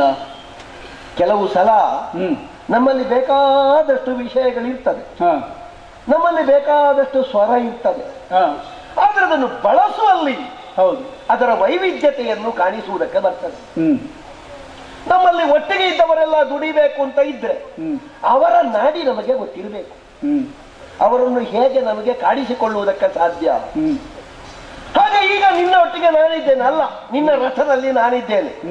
ನನ್ನ ಸಾರಥ್ಯವೇ ನೀನು ಬೇಕು ಅಂತ ಕೇಳಿದ್ದು ಯಾಕೆ? ನಿನ್ನನ್ನು ಚೆನ್ನಾಗಿ ಇವತ್ತಿನ ಯುದ್ಧದಲ್ಲಿ ನಾನು ನಡೆಯಿಸಬಲ್ಲೆ ಎನ್ನುವುದು ನಿನಗೆ ಕಂಡ ಕಾರಣ. ಈಗ ನಿನ್ನಲ್ಲಿ ಒಂದು ಅಸ್ತ್ರ ಉಂಟು, ಆ ಅಸ್ತ್ರದ ಪ್ರಯೋಜನವನ್ನು ಹೀಗೆ ಹೊಂದಬಹುದೇ ಎನ್ನುವುದನ್ನು ನೀನು ನನ್ನಲ್ಲಿ ಕೇಳಿದ್ದು ಯಾಕೆ? ನಾನು ಸರಿಯಾದ ಸಲಹೆಯನ್ನು ಕೊಟ್ಟೇನು ಎನ್ನುವ ಆತ್ಮವಿಶ್ವಾಸದಲ್ಲಿ. ಆಗ ನಾವಿರುವರು ಮನಸ್ಸು ಒಂದಾಗಿ ವಿಷಯದ ವಿಮರ್ಶೆಯನ್ನು ಮಾಡಿ ಅದರ ತಳಹದಿಯನ್ನು ಹುಡುಕಿ ಅದರ ಪರಿಣಾಮದಲ್ಲಿ ನಮಗೆ ಕಾಣಬೇಕಾದದ್ದನ್ನು ಉಂಡು ಸಂತಸ ಪಡುವುದಕ್ಕೆ ಸಾಧ್ಯ ಯಾವುದಾಗ್ತದೆ ಎನ್ನುವುದನ್ನು ಸಾಧ್ಯಂತವಾಗಿ ವಿವೇಚಿಸಿದಾಗ ನನಗೆ ಸಿಕ್ಕುವ ಉತ್ತರ ಇಷ್ಟೇ. ಎಷ್ಟು? ಕೊರಳಿಗೆ ಹಿಡಿದಿರುವಂತಹ ಗುರಿಯನ್ನು ನೀನು ಬದಲಾಯಿಸಬೇಕು. ಯಾಕೆ? ಒಂದು ವೇಳೆ ಕೊರಳನ್ನೇ ದೃಷ್ಟಿಸಿ ನೀನು ಪ್ರಯೋಗಿಸಿದೆ ಅಂತ ಆದ್ರೆ ಊರ್ಧ್ವಮುಖವಾದಂತಹ ಪರಿಣಾಮವನ್ನು ಕೊಡಬಲ್ಲ ಅಸ್ತ್ರ ತೆಗೆಯುವಾಗಲೇ ಅಂಬರದಲ್ಲಿ ಹಾರುತ್ತಿರುವಂತಹ ಖಗ ಸಂತತಿಗಳೆಲ್ಲವೂ ಗರಿ ಸುಟ್ಟು ನೆಲಗೆ ಬೀಳ್ತಾ ಇದ್ದಾರೆ. ಹಾಗಾದ್ರೆ ಮೇಲ್ಮುಖವಾದಂತಹ ಯಾವುದೋ ಒಂದು ಪ್ರಭೆ, ಒಂದು ಪ್ರಕಾಶ, ಒಂದು ಜ್ವಾಲೆಯ ಸ್ಥಿತಿ ಪರಿಣಾಮವನ್ನು ಕೊಡ್ತಾ ಉಂಟು ಎನ್ನುವುದಕ್ಕೆ ನಮಗೆ ಜ್ವಲಂತ ಸಾಕ್ಷಿ ಅದು. ಇದು ಏನಪ್ಪ? ಸರ್ಪಮುಖವುಳ್ಳಂತಹ ಶರ ಹೌದು, ಅದು ಊರ್ಧ್ವಮುಖವಾದಂತಹ ಪ್ರಭೆಯನ್ನೇ ಕೊಡುವಂಥದ್ದು. ಅದಕ್ಕಿಂತಲೂ ಹೆಚ್ಚಾಗಿ ಏನೋ ಇದರಲ್ಲಿ ಕಾಣ್ತದೆ. ಆದದ್ದರಿಂದ ಇಂಥದ್ದನ್ನು ಪ್ರಯೋಗಿಸುವಲ್ಲಿ ನಾವು ಸಾಕಷ್ಟು ಯೋಚಿಸಬೇಕು. ನಮಗೆ ಬೇಕಷ್ಟು ಸಿಕ್ಕಬೇಕು ಅಂತಾದ್ರೆ ಈಗ ನಾವು ಸಾಕಷ್ಟು ಯೋಚಿಸಬೇಕು. ಉರಕಾಗಿ ನೀನು ಬೆಸೆದೆ ಅಂತಾದ್ರೆ ಅದು ಅವನ ಕೊರಳಿಗೆ ಹೋಗಿ ಬೀಳ್ತದೆ ಎನ್ನುವಲ್ಲಿ ಊರ್ಧ್ವಮುಖವಾದಂತಹ ಇದರ ಪರಿಣಾಮ ಅದಲ್ಲದೆ ಅರ್ಜುನನ ರಥದಲ್ಲಿ ಸಾರಥ್ಯವನ್ನು ಮಾಡುತ್ತಿರುವಂತಹ ಕೃಷ್ಣನ ಬಗ್ಗೆ ಸಾಕಷ್ಟು ತಿಳಿದವನಾಗಿ ಒಂದು ಅನುಭವವನ್ನು ಯಾರಿಗೂ ತಿಳಿಯದಂತೆ ಅವ ಮಾಡಬಲ್ಲ ಚಮತ್ಕೃತಿಯನ್ನು ಸಾರಥ್ಯದ ಬಲುಮೆಯಿಂದ ತೋರಿಸಬಲ್ಲಂತಹ ವಿಶೇಷವಾದಂತಹ ಒಂದು ವಿದ್ಯಮಾನವನ್ನು ನಿನಗೆ ನಾನು ವಿವರಿಸಬಲ್ಲೆ. ಏನು? ಅವನನ್ನು ಕೇವಲ ಕೃಷ್ಣ ಅಂತ ಕಾಣಬೇಡ, ಅವನನ್ನು ಪದ್ಮನಾಭ ಅಂತ ಕರೆದರು. ಅವ ಏನೂ ಮಾಡಿಯಾನು, ಒಮ್ಮೆಗೆ ಎಂತದ್ದು ಮಾಡಿಯಾನವ. ಬೇಕು ಅಂತಾದ್ರೆ ಮನಸ್ಸಾಗಬೇಕು ಅವನಿಗೆ. ಈ ಸಲ ಮನಸ್ಸಾಗೀತು. ಮನಸ್ಸು ಮಾಡದೇ ಇದ್ರೆ ಮತ್ತೊಮ್ಮೆ ಮನಸ್ಸು ಆಗ್ಲಿಕ್ಕೆ ಅವನಿಗೆ ಅವಕಾಶ ಇಲ್ಲ. ಸರಿ ಇದ್ದರೆ ಮನಸ್ಸು ಆಗ ಏನೋ ಮಾಡಿಯಾನು. ನೀನದನ್ನು ಸರಿ ಇದ್ರೆ ಅಂತ ಒಟ್ಟು ಸರಿ ಇರುವುದಿಲ್ವ? ಹಾಗಾದ್ರೆ ಮನಸ್ಸು ಸರಿ ಇದ್ದರೆ ಬೇಕು ಅಂತಾದ್ರೆ ಅವನಿಗೆ ಬೇಕು ಅಂತ ಆದ್ರೆ ನೀನು ನೋಟ ಇಟ್ಟೇ ಪ್ರಯೋಗ ಹಾಗಿದ್ರೆ ಹೀಗೆ ಮಾಡುವ. ಸರಿ ಇದ್ದು ಬೇಕು ಅಂತ ಆದರೆ ಅಥವಾ ಬೇಕು ಅಂತ ಆಗಿ ಸರಿ ಇದ್ರೆ ಹೇಗೆ ಬೇಕಾದ್ರೂ ನೀನು ಅರ್ಥ ಮಾಡು. ಅಂತೂ ನಳಿನಾಕ್ಷನಾದ ಪದ್ಮನಾಭನಾದ ಆ ಕೃಷ್ಣನ ಬಗ್ಗೆ ನಿನಗೆ ಹೊಸತಾಗಿ ನಾನು ಹೇಳಬೇಕು ಅಂತ ಇಲ್ಲ. ಅವನನ್ನು ನೀನು ಸಾಕಷ್ಟು ತಿಳಿದವ. ಹೌದಪ್ಪ. ಎಷ್ಟು ನಿನಗೆ ಜೀರ್ಣ ಆಗಿದೆ ಅಂತ ಗೊತ್ತಿಲ್ಲ. ನನಗಂತೂ ಅವನ ಬಗ್ಗೆ ಗೊತ್ತಿದ್ದರಲ್ಲಿ ಒಂದು ವಿಭಾಗವನ್ನು ವರ್ಣಿಸ್ತೇನೆ ನಾನು. ರಥಕಲ್ಪ ಮತ್ತು ಅಶ್ವಹೃದಯ ಎನ್ನುವಂತಹ ಈ ಸಾರಥ್ಯದಲ್ಲಿ ಬಹುಮುಖ್ಯವಾದಂತಹ ಎರಡು ವಿಭಾಗಗಳನ್ನು ಚೆನ್ನಾಗಿ ನಾವಿಬ್ಬರು ಅರ್ಥ ಮಾಡಿದವರು. ನಾನು ಗುರುಗಳ ಬಳಿಯಲ್ಲಿ ಒಂದು 3 ವರ್ಷ ಕಲಿತಿದ್ದೇನೆ. ಅದೇ ಗುರುಗಳ ಬಳಿಯಲ್ಲಿ 64 ದಿವಸ ಕಲಿತವ. ಈ 64 ದಿನ ಅದನ್ನೇ ಕಲ್ತದ್ದ ಅಲ್ಲ ಬೇರೆ? 64 ದಿವಸದಲ್ಲಿ ಪೂರ್ತಿ ಆಗಿದೆ. ನನಗೆ 3 ವರ್ಷದಲ್ಲಿ 2 ಪಾಠ ಆಗಿದೆ. ಅಲ್ಲ, ಅವ ಕಲಿಬೇಕು ಅಂತ ಇಲ್ಲ. ನಾನು ಕೇಳಿದ ಹಾಗೆ 64 ದಿನದಲ್ಲಿ 64 ವಿದ್ಯೆಯನ್ನು ಕಲ್ತ ಅಂತ ಕೇಳಿದ್ದು ನಾನು. ಹೌದಪ್ಪ. ಒಂದು ಹಾಗೆ ಮತ್ತೆ ಅವರೇ ಹೇಳಿದ್ದಾರಂತೆ, ಸಾಂದೀಪನಿ ಗುರುಗಳೇ, ನೀನು ನನ್ನಿಂದ ಕಲ್ತಿ ಕೃಷ್ಣ, ಕೆಲವನ್ನು ನಾನು ನಿನ್ನಿಂದ ಕಲ್ತೆ ಅಂತ. ಹಾಗೆ ಗುರುಗಳು ಕೆಲವನ್ನು ಇವನಿಂದ ಕಲ್ತಿದ್ದಾರಂತೆ. ಅವ ಮಹಿಮ ಎನ್ನುವುದರಲ್ಲಿ 2 ಮಾತಿಲ್ಲ. ಅವರಿಗೆ ಮಾತ್ರ. ನಾನು ಪದ್ಮನಾಭನಿಗೆ ಕೈ ಮುಗಿದಿದ್ದೇನೆ ಸ್ವಲ್ಪ ಹೊತ್ತಿನ ಮೊದಲು, ನೀವು ಗಮನಿಸಲಿಲ್ಲ? ಹೌದೌದು. ಮತ್ತೆ ಅಂದ್ರೆ ಪಾರ್ಥನ ಮಾನಿನಿ ಎನ್ನುವಲ್ಲಿ ಸುಭದ್ರೆಯನ್ನೇ ಲಕ್ಷ್ಯ ಇಟ್ಟಿದ್ವಿ. ಹೌದು. ಲಕ್ಷ್ಯಕ್ಕಾದರೂ ಲಕ್ಷ್ಯವನ್ನು ತಪ್ಪಿಸುವ ಕೃಷ್ಣನಲ್ಲ. ಹಾಗಾದ್ರೆ ಅವನ ತಂಗಿಯ ವೈಭೋಗ ಕಳೆದುಕೊಂಡು ಹೋಗುವ ಹಾಗೆ ಅವ ಮನಸ್ಸು ಮಾಡಿಯಾನೋ. ನಿನ್ನ ಬಾಣ ಪ್ರಯೋಗದಿಂದ ಅರ್ಜುನ ಘಾಸಿಯಾದ, ಅರ್ಥಾತ್ ಮೃತಿಯನ್ನು ಐದಿದ ಅಂತ ಆದ್ರೆ ಅವಳಿಗೆ ದುಃಖವೇ ಅಲ್ವಾ ವೈಧವ್ಯದ್ದು? ಹೌದಪ್ಪ, ಅವನ ತಂಗಿಗಾಗಿ ಏನಾದರೂ ಮಾಡಿಯಾನು, ತಂಗಿಗಾಗಿ ಮಾಡಿಯಾನು, ಅರ್ಜುನನಿಗಾಗಿಯೂ ಮಾಡಿಯಾನು. ಹಾಗಾದ್ರೆ ಅರ್ಜುನನಿಗಾಗಿ, ತಂಗಿಗಾಗಿ, ಸಮಸ್ತ ಪಾಂಡವ ಸೇನೆಯ ಗೆಲುವಿಗಾಗಿ ನಮ್ಮ ಮೂಲಕವಾಗಿ ಸೋಲದ ಹಾಗೆ ಕಾಪಿಟ್ಟುಕೊಳ್ಳುವುದಕ್ಕಾದರೂ ಅವ ಮಾಡುವಂತಹ ಚಮತ್ಕೃತಿಯನ್ನು ನಾವು ತಿಳಿದ ಮೇಲೆ ಅವರ ತಿಳಿವಿಗೆ ಬಾರದಂತೆ, ಅವರು ಏನು ಮಾಡಿದ್ರು ಅದರಿಂದ ತಪ್ಪಿಸಿಕೊಳ್ಳುವುದಕ್ಕೆ ಸಾಧ್ಯ ಇಲ್ಲದಂತೆ ನಾವೊಂದು ಪ್ರಯೋಗ ಮಾಡಿದ್ರೆ ಹೇಗೆ? ಹೇಗೆ? ಅವನ ಎದೆಗೆ, ಉರ ಪ್ರದೇಶಕ್ಕೆ ಗುರಿ ಇಟ್ಟು ನಾವು ಬಾಣವನ್ನು ಹೊಡೆಯುವುದು. ಆಗ ಅವ ರಥಕಲ್ಪಾಶ್ವಹೃದಯ ಎರಡನ್ನೂ ಸಂಯೋಜಿಸಿ ರಥವನ್ನು ಸ್ವಲ್ಪ ಮೇಲೆ ಕೆಳಗೆ ಮಾಡುವುದಕ್ಕೆ ಸಾಮರ್ಥ್ಯವುಳ್ಳವ. ನೀನು ಕೊರಳಿಗೆ ಹಿಡಿದು ಪ್ರಯೋಗ ಮಾಡಿದೆ ಅಂತ ಆದ್ರೆ ಕೊರಳಿಗೆ ಬಂದು ಮುಟ್ಟುವುದಕ್ಕಿಂತ ಮೊದಲು 5 ಅಂಗುಲದಷ್ಟು, ಒಂದು ಗೇಣಿನಷ್ಟು ರಥವನ್ನವ ಒಂದು ವೇಳೆ ತಗ್ಗಿಸಿದ ಅಂತ ಇದ್ರೆ ಬಾಣದ ಗುರಿ ಏರ್ತದೆ, ಅವನ ಕಿರೀಟಕ್ಕೆ ಬೀಳ್ತದೆ. ನಮಗೆ ಪ್ರಯೋಜನ ಅಂತ ಏನು? ನಮಗೆ ಕಿರೀಟ ಬೇಕಾದ ಅವನದ್ದು ಬೇಡಪ್ಪ, ಆ ಕಿರೀಟ ಬೇಡ, ಯಾವ ಕಿರೀಟವೂ ಬೇಡ ನಮಗೆ. ಅಲ್ಲ, ಗೌರವನಿಗೆ ಯಾವುದು ಬೇಡ ಅಂತ ಹೇಳಿದ್ರೆ ಅದಲ್ಲ, ಪದವಿಯ ಕಿರೀಟ ಅಲ್ಲಲ್ಲ, ನಮ್ಮದನ್ನು ಉಳಿಸಬೇಕು. ಈ ಸ್ಥಾನದ ಕಿರೀಟವು ಉಳಿಬೇಕು, ಅದು ಉಳಿಬೇಕು. ಅದು ಉಳಿಬೇಕು ಅಂತಾದ್ರೆ ಅವನದ್ದು ಬೇಡ, ಅವನದ್ದು ಬೇಡ. ಹಾಗಾದ್ರೆ ಅವನ ಕೊರಳಿಗೆ ಬೀಳ್ಬೇಕು ಅಂತಾದ್ರೆ ನಿನ್ ಜೊತೆಗೆ ಬಾಣ ಇಟ್ಟು ಹೊಡೆದ್ರೆ ಅವ ತಗ್ಗಿಸಿದ್ರೆ ಕೊರಳಿಗೆ ಬೀಳ್ತದೆ.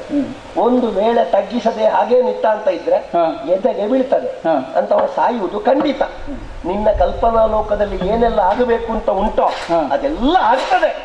ನಮ್ಮ ಯುದ್ಧವೂ ಬಹಳ ಬೇಗ ಮುಗೀತದೆ. ಇವತ್ತು ನಾವೊಂದು ಮುಗಿಸಿ ಹೋಗುವ. ನಾವು ಸುಮ್ಮನೆ ನೀವು ಹೋಗುವುದನ್ನೇ ಎಲ್ಲಿ ಬೇರೆ ಕಾರ್ಯಕ್ರಮ ಉಂಟಾ? ಕಾರ್ಯಕ್ರಮದ ಲೆಕ್ಕ ಅಲ್ಲ, ನಿನಗೆ ಒಂದು ಗೆಲುವನ್ನು ಸಾಧಿಸುವಲ್ಲಿ ನನ್ನ ಸಾಮರ್ಥ್ಯ ಬೇಕು ಅಂತ ಹೇಳಿ ಇವತ್ತಿನ ದಿವಸ ನನ್ನನ್ನೊಂದು ಕೊಂಡುಕೊಂಡ ಹಾಗೆ ಮಾಡಿದ್ಯಲ್ಲ.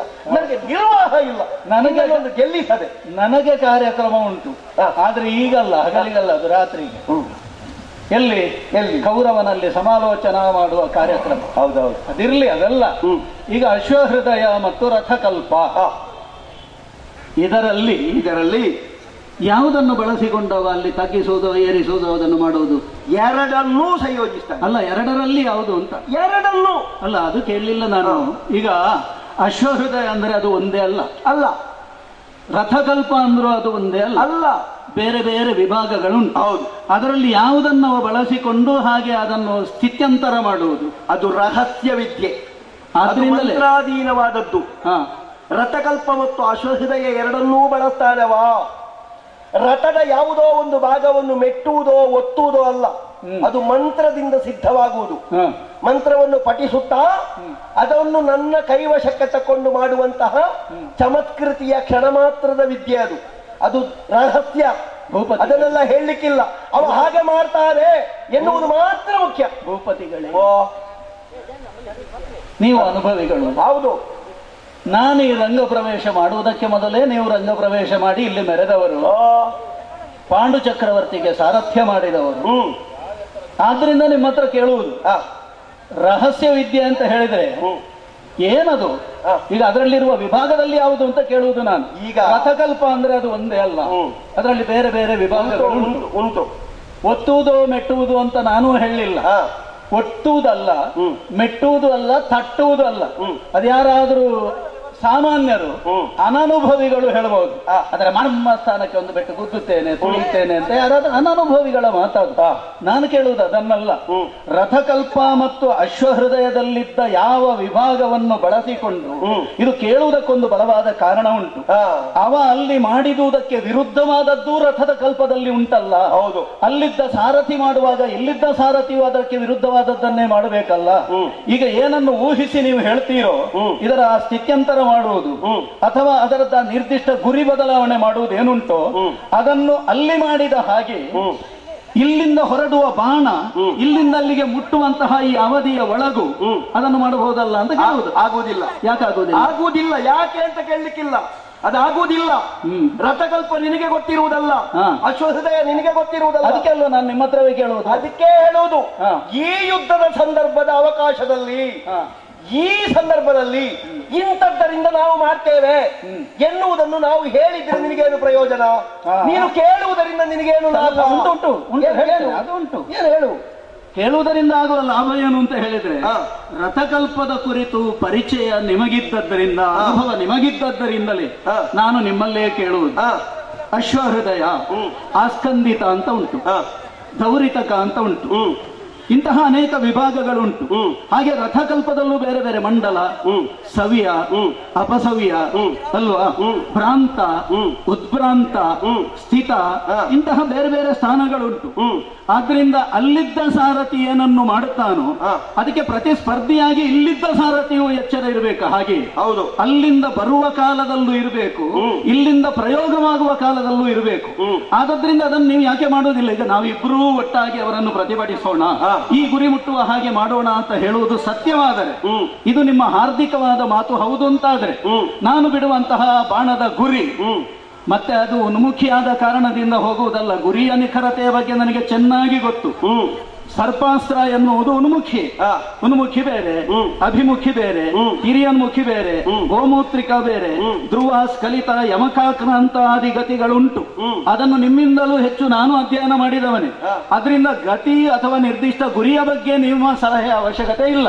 ಗುರಿಯನ್ನಲ್ಲಿದ್ದ ಸಾರಥಿ ಬದಲಿಸ್ತಾನೆ ಅಂತಾದ್ರೆ ಬದಲಿಸುವ ವ್ಯತ್ಯಾಸವನ್ನು ಮನಗಂಡು ಇಲ್ಲಿದ್ದಂತಹ ಸಾರಥಿ ಬಾಣದ ಪ್ರಯೋಗ ಕಾಲದಲ್ಲೂ ಸಹಕರಿಸಬೇಕು ಅಂತ ಶಾಸ್ತ್ರ ಇರುವುದು. ಆದ್ರಿಂದ ನಾನು ಕೇಳಿದ್ದು, ಮತ್ತೆ ನಿಮ್ಮ ಸಲಹೆಯನ್ನು ಕೇಳಿಯೂ ನಾನು ಬದಲಿಸುವ ಪ್ರಶ್ನೆ ಇಲ್ಲ. ನೋಡು, ನೀನು ಅಷ್ಟರಲ್ಲೇ ಮುಂದೆ ಹೋದ್ರೆ ಆಗುದಿಲ್ಲ. ಹಾಗಿದ್ರೆ ಹೇಳಿ ನೋಡುವ. ಈಗ ಹೇಳಿ ನೋಡುವ ಅಂದ್ರೆ ನಿನ್ನ ಜನವ ನಾನು. ಹಾಗೇನು ಅಲ್ಲ, ಹೇಳಿ ನೋಡುವ. ಮರ್ಯಾದೆ ಕೊಟ್ಟು ಮರ್ಯಾದೆ ತಕ್ಕೋ. ನಾನೇನಿಲ್ಲಿ ಸಾರಥಿ, ನೀನು ಸಂಬಳ ಕಟ್ಟ ಜನವ ನಾನು ಅಲ್ಲಪ್ಪ. ಮತ್ತೆ ನಮ್ಮ ಗೌರವವನ್ನು ಉಳಿಸಿ ಮಾತಾಡು ನೀನು. ನಿಮ್ಮ ಗೌರವ ಉಂಟಪ್ಪ, ಮತ್ತೆ ಗೌರವ ನೋಡು. ಈಗ ನಾನು ಆಗುವುದಿದ್ರು ಮಾಡುವುದಿಲ್ಲ ಅಂತ ನಿನಗೆ ಉಂಟಾ? ಅಲ್ಲ, ಮಾಡ್ತೀರಾ ಮಾಡುವುದಿಲ್ವಾ? ಮಾಡ್ತೇನೆ. ಈಗ ಮಾಡ್ಲಿಕ್ಕೆ ಅವಕಾಶ ಇಲ್ಲ. ಯಾಕಿಲ್ಲ? ಅವಮಾನ ಪ್ರಯೋಗ ಮಾಡಿದಾಗ ನಾನೆಷ್ಟು ಮಾಡಿದ್ದೇನೆ ಅಂತ ಶಮಂತ ಮಂಟಕದ ಬಳಿಗೆ ಹೋದಂತಹ ನಿನ್ನ ರಥವನ್ನು ಕ್ಷಣ ಮಾತ್ರದಲ್ಲಿ ಮತ್ತೊಮ್ಮೆ ಇದ್ದ ಜಾಗದಲ್ಲಿ ನಿಲ್ಲಿಸಿದಾಗ ನೀನು ಕಂಡ ಸತ್ಯ ಅದು. ಹೌದಾ? ಅಲ್ಲ, ಅದು ಸರಿಯಾಗುವುದಿಲ್ಲ. ಯಾಕಂದ್ರೆ ಇಲ್ಲಿ ಗುರಿಯನ್ನೇ ತಪ್ಪಿಸುವುದು. ಹೌದು. ಈಗ ನಾನು ಬಿಟ್ಟ ಬಾಣ ಸಾರಥ್ಯದಿಂದ ನನಗೇನು ಮಾಡ್ಲಿಕ್ಕೆ ಆಗುತ್ತದೆ ಎನ್ನುವುದನ್ನು ನಿರ್ವಂಚನೆಯಿಂದ ನಾನು ಮಾಡಿದ್ದೇನೋ ಇಲ್ವಾ? ಮಾದ್ರೇಶ, ಬಾಣದ ಗುರಿಯನ್ನು ತಪ್ಪಿಸುವಲ್ಲಿ ರಥಕಲ್ಪ ಮತ್ತು ಅಶ್ವಹೃದಯವನ್ನು ಬಲ್ಲವರು ಇಷ್ಟು ಮಾಡುತ್ತಾರೆ. ಹೌದು ಅಲ್ವಾ? 5 ಅಂಗುಲ ಏರಿಸುವುದು ಇಳಿಸುವುದು, ಅದು ಗುರಿ ಮುಟ್ಟುವುದರ ಒಳಗೆ ಆಗಬೇಕು. ಹೌದು. ಆವಾಗ ಆ ಸಾರಥಿಗೆ ಈ ಸಾರಥಿ ಸಮಾನ ಅಂತ ಆಗುವುದು.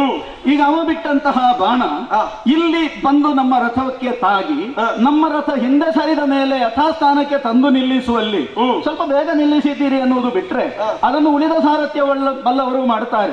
ಅದಕ್ಕೆ ಅಶ್ವಹೃದಯ ರಥ ಬಲ್ಲವರೇ ಬರಬೇಕು ಅಂತ ಇಲ್ಲ. ಜಾರಿ ಹಿಂದೆ ಹೋಯಿತು ನಮ್ಮ ರಥ, ಅದು ಯೋಜನಾಂತರಕ್ಕೆ ಹೋಯಿತು. ಅಲ್ಲಿಂದ ಇಲ್ಲಿಗೆ ತಂದು ನಿಲ್ಲಿಸಲಿಕ್ಕೆ ರಥಕಲ್ಪವನ್ನು ಅಶ್ವಹೃದಯವನ್ನು ಬಲ್ಲವರೇ ಬೇಕು ಅಂತ ಇಲ್ಲ, ಯಾರಿಂದಲೂ ಸಾಧ್ಯ. ಅದು ಗುರಿ ಮುಟ್ಟದ ಹಾಗೆ ಮಾಡಿದ್ರೆ ನಿಮ್ಮ ಬಲಮೆ ಹೌದು, ನಾನು ಒಪ್ಪುತ್ತೇನೆ.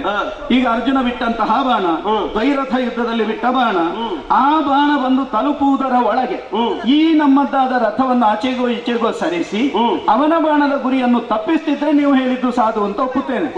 ಆದ್ರಿಂದ ನೀವು ಕೂಡ ಸ್ವಲ್ಪ ಮರ್ಯಾದೆ ಕೊಟ್ಟೆ ಮಾತಾಡಿ, ನಿಮ್ಮ ಮರ್ಯಾದೆಯನ್ನು ಉಳಿಸಿಕೊಳ್ಳಿ. ಇಲ್ಲದೆ ಇದೆ ಇದೊಂದು ಸಂದರ್ಭವ.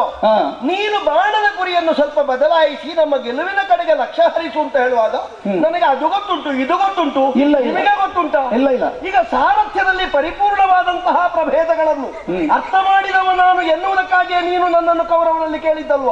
ಮತ್ತೆ ನನಗೆ ಎಷ್ಟು ಗೊತ್ತುಂಟು ಅದಲ್ವಾ? ಮತ್ತೆ ಅಲ್ಲ, ಸಾರಥ್ಯದಲ್ಲಿ ಪರಿಪೂರ್ಣತೆ ಉಂಟು, ಅಶ್ವಹೃದಯ ರಥಕಲ್ಪವನ್ನು ಬಲ್ಲವರು ಎನ್ನುವುದು ಒಂದು ಮಾತ್ರ ಅಲ್ಲ. ನಮ್ಮ ಕೌರವನಲ್ಲಿ ಮೊದಲಿಗೆ ಹೇಳಿದ್ದೇನೆ ಭಾರ್ಗವರಾಮರ ಸಲಹೆ ಸೂಚನೆಯ ಕುರಿತು.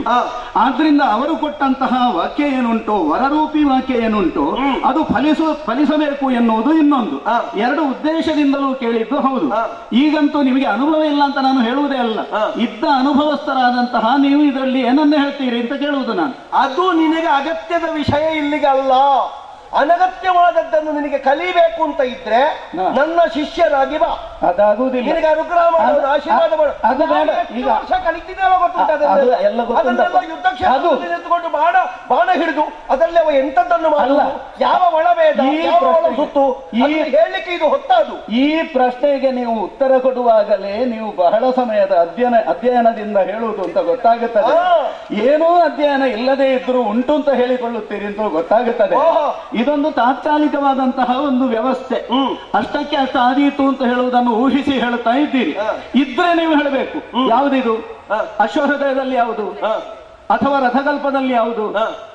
ಅಲ್ಲಿ ಅವ ಬಿಡುವಂತಹ ಬಾಣವನ್ನು ವಿರೋಧಿಸುವುದಕ್ಕೆ ಇದ್ದ ಅಶ್ವಹೃದಯದ ವಿಭಾಗ ಯಾವುದು, ರಥಕಲ್ಪದ ವಿಭಾಗ ಯಾವುದು, ಇದನ್ನು ಹೇಳಬೇಕಿತ್ತು. ಅದನ್ನು ಬದಿಗಿರಿಸಿದ್ದೀರಿ. ಈ ಸಂದರ್ಭದಲ್ಲಿ ಅಗತ್ಯವೇ ಇಲ್ಲ ಅಂತಾದ್ರೆ ಇಷ್ಟು ಹೇಳುವ ಅಗತ್ಯ ಆದ್ರೆ ಏನಿತ್ತು? ಈಗ ನೀನು ಹೇಳುವುದು ಆ ವಿಭಾಗದಲ್ಲಿ ನನಗೆ ಗೊತ್ತಿಲ್ಲ ಅಂತ ಹೇಳುವುದಾ? ಅಲ್ಲ, ನೀವು ಹೇಳುವುದಿಲ್ಲ ಯಾಕೆ ಅಂತ ಕೇಳುವುದು. ನನಗೆ ಹೇಳುವ ಸಂದರ್ಭ ಅಲ್ಲ, ಕೇಳುವ ಚಟ ನಿನಗಿರಬಹುದು. ನನಗೆ ಹೇಳುವ ಸಂದರ್ಭ ಇದಲ್ಲ. ನನ್ನ ಸಂದರ್ಭ ಎಷ್ಟು ಅಷ್ಟನ್ನು ಚೆನ್ನಾಗಿ ಹೇಳುವುದಕ್ಕೆ ನನಗೆ ಗೊತ್ತುಂಟು. ಅದು ಗೊತ್ತಾಯ್ತು. ಈ ವಿಭಾಗದಲ್ಲಿ, ಈ ಸ್ಥಳದಲ್ಲಿ, ಈ ಜಾಗದಲ್ಲಿ, ಈ ಸಂದರ್ಭದಲ್ಲಿ ಇಷ್ಟು ಮಾತ್ರ ನಿನಗೆ ನಾನು ಹೇಳಬೇಕಾದದ್ದು. ನೀನು ಕೇಳಿದ ಕಾರಣ ಹೇಳುವುದು.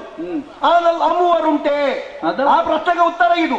ಕೃಷ್ಣ ಇದ್ದಾನೆ, ಅವ ಇಷ್ಟು ಮಾಡಿಯಾನು, ಅದಕ್ಕೆ ನೀನು ಜಾಗೃತನಾಗುವುದು ಅಂತ ಹೇಳಿದ್ರೆ ಹೇಳ್ತಿ. ಅದರಲ್ಲಿ ಯಾವ ಸುತ್ತು, ಯಾವ ಒಳಭೇದ? ಹಾಗಾದ್ರೆ ನಿನಗೆ ಗೊತ್ತಿರುವುದು ನನಗೆ ಗೊತ್ತಿರುವುದು ಕೇಳಬೇಕೋ ಬೇಡವಾ? ಅಲ್ಲ, ನಿಮಗೆ ಗೊತ್ತಿರ್ಲಪ್ಪ. ನಿಮಗೆ ಗೊತ್ತಿದ್ದದ್ರಿಂದಲೇ ನಾನು ಯಾವಾಗಲೂ ಕೇಳುವುದು. ಇಲ್ಲ, ಕಲಿಯಲಿಕ್ಕೆ ಗೊತ್ತಿಲ್ಲ. ಈ ಪ್ರಯೋಗ ಕಾಲದಲ್ಲಿ ನೀವು ಅದನ್ನು ಬಳಸಬೇಕು ಎನ್ನುವುದನ್ನು ಲಕ್ಷ್ಯ ಇರಿಸಿ ಕೇಳುವುದು. ನಿಮ್ಮಿಂದ ಕಲಿಯುವುದಿದ್ರೆ ಮಳೆಗಾಲಕ್ಕೆ ಬರ್ತೇನೆ, ನಾವಿಬ್ರು ಉಳಿದು ಹೋದ್ರೆ ಇವತ್ತು ಅಲ್ಲ, ಕಲಿಸಲಿಕ್ಕೆ ಇದ್ದವರು ಇದ್ದೀರಲ್ಲ. ನೀವು ಅದರಲ್ಲಿ ಅನುಭವಿಗಳು ಎನ್ನುವುದರಿಂದ ಈ ಹೊತ್ತಿನಲ್ಲಿ ಇಂತಹ ಪರಿಣಾಮವನ್ನಲ್ಲಿ ಕೊಡುತ್ತದೆ ಎನ್ನುವುದನ್ನು ಹೇಳುವುದರಿಂದ ಆ ಪರಿಣಾಮವನ್ನು ಕೊಡದೆ ಅದನ್ನು ತಪ್ಪಿಸಿ ಅಲ್ಲಿದ್ದ ರಥಕಲ್ಪ ಅಶ್ವಹೃದಯವನ್ನು ಬಲ್ಲಂತಹ ಸಾರಥಿಗೆ ಇಲ್ಲಿದ್ದ ಸಾರಥಿಯಾಗಿ ಏನು ಉತ್ತರಿಸ್ತೀರಿ ಎನ್ನುವುದಕ್ಕಾಗಿ ಕೇಳಿದ್ದು. ಬಾಣ ಪ್ರಯೋಗ ಅವ ಮಾಡುವುದು ಹೌದು ಅಂತ ಇದ್ರೆ ಆ ಬಾಣ ಇಲ್ಲಿ ಯಾವುದೇ ಪರಿಣಾಮವನ್ನು ಕೊಡದ ಹಾಗೆ ನಾನು ಮಾಡಬಹುದಾಗುತ್ತದೆ. ಅದು ಸರಿಯಪ್ಪ, ಅದು ಹೇಳಿ ಪ್ರಯೋಗ ಮಾಡುವ ಕಾರಣ ನನಗೇನೂ ಮಾಡುವುದಕ್ಕೆ ಸಾಧ್ಯ ಇಲ್ಲ.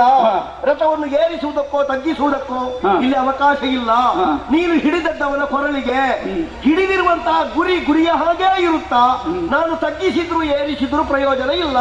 ಹಾಗಿದ್ರೆ ಆದ್ರೆ ನೀನು ಪ್ರಯೋಗ ಮಾಡುವಾಗ ಅದು ಹೋಗುವ ವೇಳೆಯಲ್ಲಿ ಯಾರಿಗೂ ತಿಳಿಯದಂತೆ ಕೃಷ್ಣ ಇಷ್ಟು ಮಾಡ್ತಾನೆ. ಅಲ್ಲ, ಕೃಷ್ಣ ದೇವರಾಗಿ ಏನೋ ಮಾಡ್ತಾನೆ. ಈಗ ಅಶ್ವಹೃದಯ ರಥಕಲ್ಪವನ್ನು ಬಲ್ಲ ಒಬ್ಬ ಸಾರಥಿಯಾಗಿ ಅವ ಮಾಡುತ್ತಾನೆ ಮಾಡ್ತಾರೆ. ಅಲ್ಲಿಂದ ಬರುವಾಗ ಮಾತ್ರ ಅಲ್ಲ, ಇಲ್ಲಿಂದ ಹೋಗುವಾಗಲೂ ಅಂತದ್ದನ್ನು ಬಳಸುವಂತಹ ಪ್ರಯೋಗಗಳು ರಥಕಲ್ಪ ಅಶ್ವಹೃದಯವನ್ನು ಸರಿಯಾಗಿ ಬಲ್ಲ ಸಾರಥಿಗೆ ಒಬ್ಬ ಮಾತಲಿ ಭೂಲೋಕದಲ್ಲೊಬ್ಬ ಶಲ್ಯ ಅಥವಾ ಈ ಸಾಲಿನವರಿಗೆ ಕೃಷ್ಣನೋ ಇನ್ನೊಬ್ಬನು, ಈ ಸಾಲಿನವರಿಗೆ ಅದು ತಿಳಿದಿರಬೇಕಾದದ್ರಿಂದ ಪ್ರಶ್ನಿಸಿ ನೋಡು. ಮತ್ತೆ ನಿನಗೆ ಒಂದು ಉಪಮೆ ಹೇಳು, ನನಗೆ ಬೇಕಾದ ಒಂದು ಉಪಮೆ ಹೇಳು. ಯಾವುದರದ್ದು? ಇಷ್ಟೆಲ್ಲ ಯುದ್ಧ ತಂತ್ರಗಳನ್ನು ತಿಳಿದಿರುವ ನೀನು ಒಂದು ಉಪಮೆ ಹೇಳು.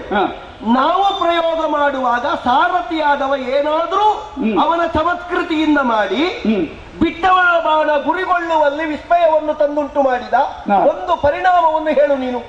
ಹೇಳುವುದಕ್ಕಾಗುದಿಲ್ಲ. ಯಾಕೆ ಗೊತ್ತಾ? ಒಂದು ಪರಿಣಾಮವನ್ನು ಹೇಳುವಲ್ಲಿ ಅಲ್ಲಿಂದ ಬಂದಾಗ ಮಾಡಿದಂತಹ ಘಟನೆಯ ಒಂದು ಉಪಮೆ ಹೇಳಿ. ಬಂದಾಗ ಎಷ್ಟು ಮಾಡ್ಲಿಕ್ಕೆ ಬರ್ತಾನೆ?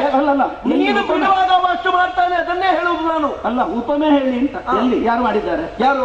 ಈ ರೂಪದಲ್ಲಿ, ನೀವು ಹೇಳಿದ ರೂಪದಲ್ಲಿ ಆಚೆಯಿಂದ ಬರುವಂತಹ ಬಾಣಕ್ಕೆ ಈ ತಂತ್ರವನ್ನು ಯಾರು ಮಾಡಿದ್ದಾರೆ?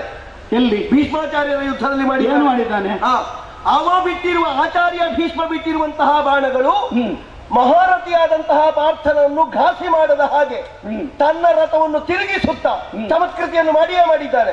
ಒಂದು ಗೇಣಿಗ ಅದು ಅಲ್ಲ ಬೇರೆಯೋ? ಅದಾದ್ರೂ ಯಾವುದು ರಥಕಲ್ಪದಲ್ಲಿ ನೋಡು, ಅದನ್ನು ಹೇಳಿ. ಅದು ಯಾವುದು ಅಂತ ಯಾಕೆ ನಿನಗೆ? ರಥಕಲ್ಪ ಅಶ್ವಹೃದಯ ಎನ್ನುವುದನ್ನು ತಿಳಿದವರಿಗೆ ಮಾಡಬಹುದಾಗುವ ಯುದ್ಧ ತಂತ್ರಗಳು. ಅದು ಮೊದಲೇ ಹೇಳಿದ್ದೇನಲ್ಲ ನಾನು. ರಥಕಲ್ಪ ಅಶ್ವಹೃದಯ ಅಂತ ಹೇಳಿದ್ರೆ ಅದು ಮಂತ್ರಾಧೀನವಾದದ್ದು, ಮಂತ್ರ ಪುರಸ್ಸರವಾದಂತಹ ವಿದ್ಯೆಯನ್ನು, ಅದು ರಹಸ್ಯ ವಿದ್ಯೆ, ಅದನ್ನೆಲ್ಲ ಹೇಳಲಿಕ್ಕೆ ಬರುವುದಿಲ್ಲ. ನಿನಗೆ ಸ್ವಲ್ಪ ಸ್ವಲ್ಪ ಅಲ್ಲಿ ಇಲ್ಲಿ ಸಿಕ್ಕಿದವರಲ್ಲಿ ಕೇಳಿ ಕಲಿಯುವ ಚಟ ಉಂಟು. ಹಾಗೆಲ್ಲ ನಾವು ಹೇಳಿಕೊಡ್ಲಿಕ್ಕೆ ಜನ ಅಲ್ಲ. ನಿನಗೆ ಆಯುಷ್ಯ ಇದ್ರೆ, ಪರಿಣಾಮ ಇದ್ರೆ ನಿನಗೆ ನಾನು ಕಲಿಸ್ತೇನೆ. ನನ್ನ ಶಿಷ್ಯನಾಗಿ ನೀನು ಬಾ. ಈಗ ನಾನು ಮಾಡಿದ್ದನ್ನು ಅದು ಮುಗಿದ ವಿಷಯ ಅಲ್ಲಿ ಇಲ್ಲಿ ಕೇಳಿ ನಾನು ಅಂತೇನು ನೀವೆಲ್ಲಿ ಕಲ್ತದ್ದು ಕೇಳದೆ ಕಲ್ತದ್ದು ಅದನ್ನೇ ನೀನು ಆಗ ಒಪ್ಪಿಕೊಂಡೇ ಆಯ್ತು. ಸಾಂದೀಪನಿಯಲ್ಲಿ ನಾನು ಕೇಳಿ ಕಲ್ತದ್ದು ಅಂತಲೇ ನೀನು ಒಪ್ಪಿಕೊಂಡಾಯ್ತು. ಆದ್ರಿಂದ ನಿನಗೆ ಅಷ್ಟೇ ಅಲ್ಲ ಭೂಪತಿ, ಅದೇ ಗುರುಗಳಿಂದಲೇ ಎಲ್ಲರೂ ಕಲಿಯುವುದು. ಪ್ರತಿಯೊಂದು ಕಡೆಯಲ್ಲೂ ಹಾಗೆ ನನಗೂ ಒಬ್ಬ ಗುರು ಸಿಗ್ತಾನೆ, ಅವನಲ್ಲಿ ಕೇಳಿ ಕಲ್ತುಕೊಳ್ತೇನೆ. ಆದ್ರಿಂದ ಚಟ ನಿನಗಲ್ಲ ನನಗಲ್ಲ, ನಿನಗೆ ಅದರ ದುಶ್ಚಟ ಉಂಟು. ಯಾರ ಮೇಲೆ ಪ್ರಯೋಗ ಮಾಡುವುದಕ್ಕೆ ಅವರ ಹತ್ರವೇ ಕೇಳಿ ಅವರಿಗೆ ಪ್ರಯೋಗ ಮಾಡುವುದೇನು ಅಂತ ಹೇಳುವ ದುಶ್ಚಟ ಇದ್ದವ.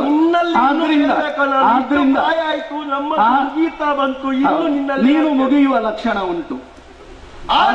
ನೆನಪಿಟ್ಟುಕೋ, ನೀನು ಮುಗಿಯುವುದಕ್ಕಿಂತ ಮೊದಲು ಮುಗಿಯುವುದಿಲ್ಲ. ತೊಂದರೆ ಇಲ್ಲ, ನಾನು ಬೇಗ ಈ ದಾರಿಯಲ್ಲೇ ಮುಗಿದರೂ ತೊಂದರೆ ಇಲ್ಲ.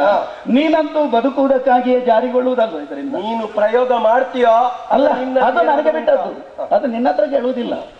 ಆದ್ರಿಂದ ನನ್ನ ನಿರ್ಧಾರವನ್ನು ಹೇಳ್ತೇನೆ.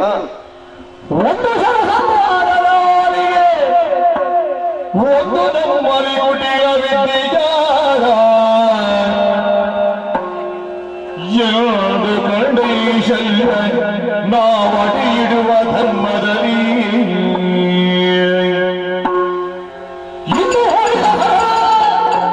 ಇಳುಗುಳೆಂದರೆ ನೀನರಿಯೇ ಹೊರಸಾರೆಂದು ಖಾತಿಯೊಳಂಬೆರೆಸದನು ಕರ್ಣಾಕ್ಷಣಗೆ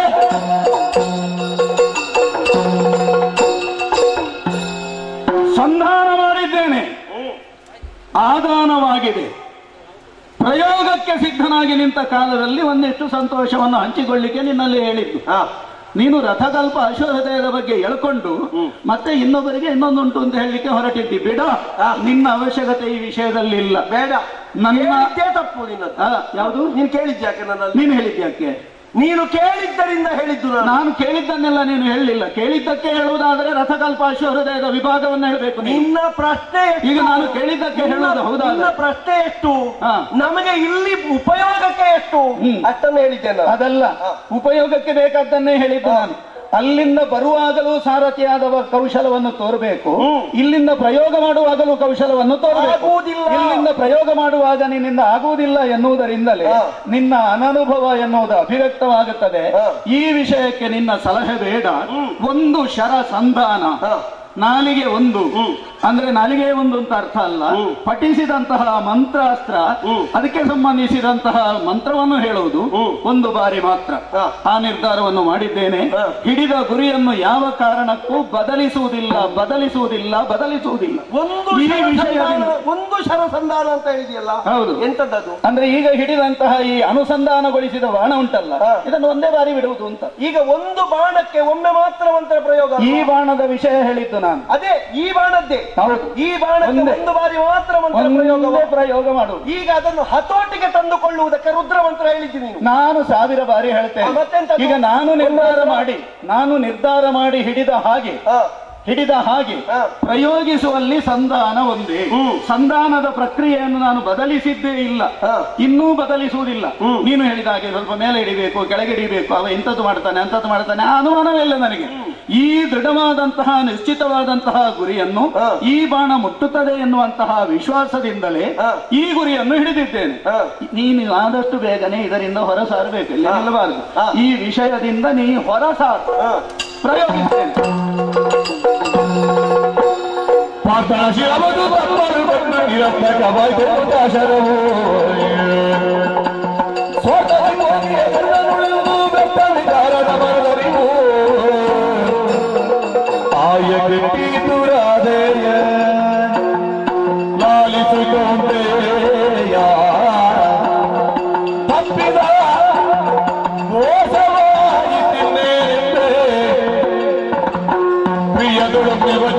ಇದರಲ್ಲಿ ನೀ ಎಣ್ಣೆಗಳು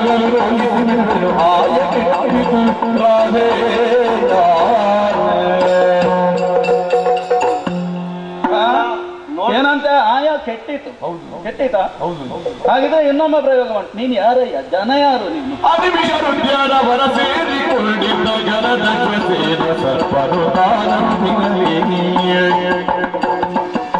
ಪುರುಷ ಸುಖದ ನುಡಿಸುವ ಸಮಯಗಳು ಅರೆಗಡಿದರು ತನ್ನ ಸುರಭಾವದಿಂದಲೇ ಅರಿಯದೆ ಬಳಿಕಾರು ಗುರಗುಳಾತರ ಮುರುಪರಾಟ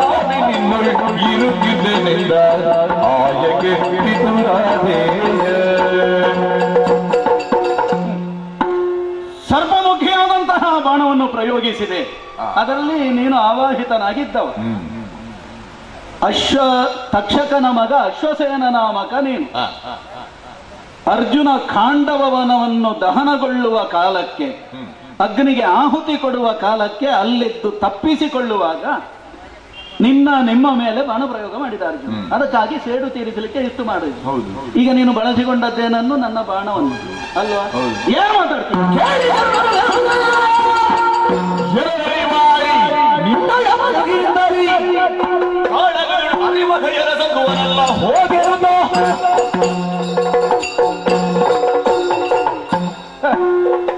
ನಿನ್ನಂತಹ ಒಂದು ಯಕಶ್ಚಿತ್ ಜಂತುವನ್ನು ಬಳಸಿಕೊಂಡು ಅರ್ಜುನನ ಎದುರಿಗೆ ನಾನು ಜಯ ಸಂಪಾದನೆ ಮಾಡಬೇಕು. ಮಾಡಿದರೂ ಅದು ನನ್ನ ಪಾಲಿನ ಜಯ ಅಂತಾದೀತು, ಅದೇ ಅಪಜಯ ಅಂತಾದೀತು. ಕೊನೆಗೆ ಆ ಸರ್ಪವನ್ನು ಹಿಡಿದು ಹೊಡೆದ, ಅದರ ಸಹಾಯದಿಂದ ಇವಾಗೆದ್ದ. ಹಾಗೆ ಅಲ್ವೋ ಹೇಳುವುದು? ಅದು ಬೇಕಾಗಿಲ್ಲ. ಎಲ್ಲ ನಿವಾಳಿ, ನಿನ್ನ ಸಹಾಯದ ಅವಶ್ಯಕತೆ ಇಲ್ಲ. ಮಾದ್ರೇಶನ ಸಾರಥ್ಯದಲ್ಲಿ ನಾನು ಗೆಲ್ಲುತ್ತೇನೆ ಎನ್ನುವಂತಹ ವಿಶ್ವಾಸ ಉಂಟು. ಆದ್ದರಿಂದ ತೊಲಗು ತೊಲಗು ನುಡಿಗುಲಿದು ಶಲ್ಯನು ಕೀಳು ಮಾಡದಿರ ಕಟಾಯ ಬಾಣವ ಮೇಳವಿಸಿ ತೊಡುವುದರ ರವಿಜನಿಂದ ಬಾಣವ ಮೇಳವಿಸಿ ತೊಡುವುದರ ರವಿಜನಿಂದ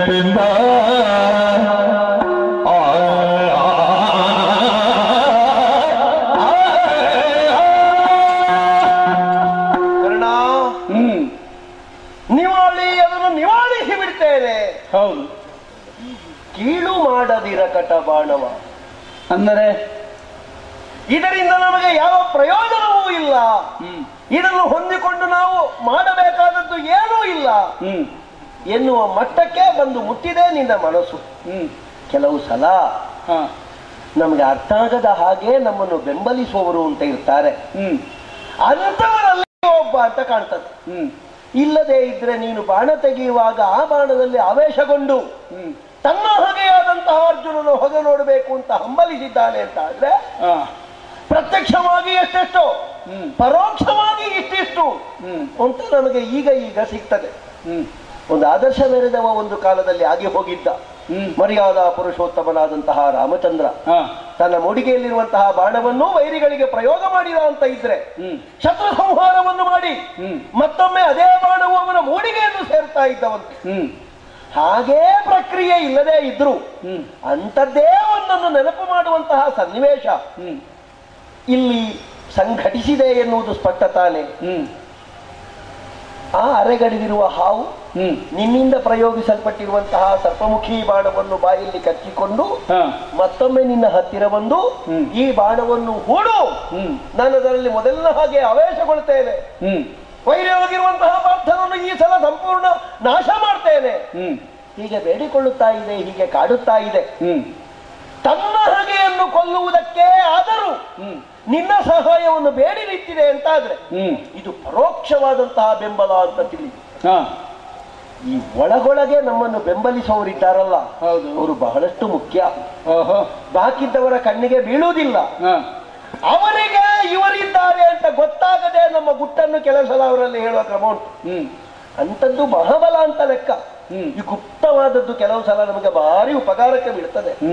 ಹಾಗೆ ಇದೊಂದನ್ನು ನೀನು ಮತ್ತೊಮ್ಮೆ ಪ್ರಯೋಗ ಮಾಡಿದರೆ ಸಂಪೂರ್ಣವಾದ ಜಯ ಸಿಗ್ತದೆ.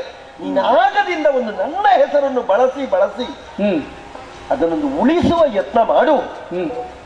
ಅರ್ಜುನನಲ್ಲಿ ಮಾತಾಡುವಾಗಲೂ ಹೇಳ್ತಿ, ಹಿಂದಿನ ಕರ್ಣ ಇಂದಿನ ಕರ್ಣನಲ್ಲ, ಮಾತೃಾಧಿಪತ್ಯ ಸಾರಥ್ಯದಿಂದ ಪೂರ್ಣಗೊಂಡಿದ್ದೇನೆ. ಸರಿ, ಈಗ ಹಾವಲ್ಲಿ ಮಾತಾಡುವಾಗಲೂ ಹೇಳ್ತಿ, ನನಗೆ ನಿನ್ನ ಸಹಾಯ ಬೇಕು ಅಂತ ಇಲ್ಲ, ಶಲ್ಯ ಸಾರಥ್ಯ ಉಂಟು. ಹೌದು, ಅದಕ್ಕಿಂತ ನೀವು ದೊಡ್ಡವರು ಅಂತ ಹೇಳಿ ನಿನ್ನ ಕೊಂಕು ಬಿಡ್ತೀಯ ನೀನು. ಅಲ್ವಾ ಈ ನನ್ನ ದೊಡ್ಡತನವನ್ನು ಅಳತೆ ಮಾಡ್ಲಿಕ್ಕೆ ನಿನಗೆ ಮಾನ ಅದು, ಅದಕ್ಕಿಂತ ನೀವು ಈಗ ಬಂದದ್ದು. ಮಾದ್ರೇಶನಿರುವಾಗ ನಿನ್ನ ಅಗತ್ಯ ಇಲ್ಲ. ನಾನೇ ಹೇಳುವುದು, ಈಗ ಮಾದ್ರೇಶನೇ ಹೇಳುವುದು ಏನಂತ, ಅದನ್ನು ಬಿಡಬೇಡ, ಹಿಡ್ಕೋ, ಪ್ರಯೋಗ ಮಾಡು, ಲಾಭ ಸಿಗ್ತದೆ, ಪರಿಣಾಮದಲ್ಲಿ ಒಳ್ಳೆ ಇಲ್ಲ, ಆಗೋದಿಲ್ಲ, ಸಾಧ್ಯವಿಲ್ಲ ಅದು.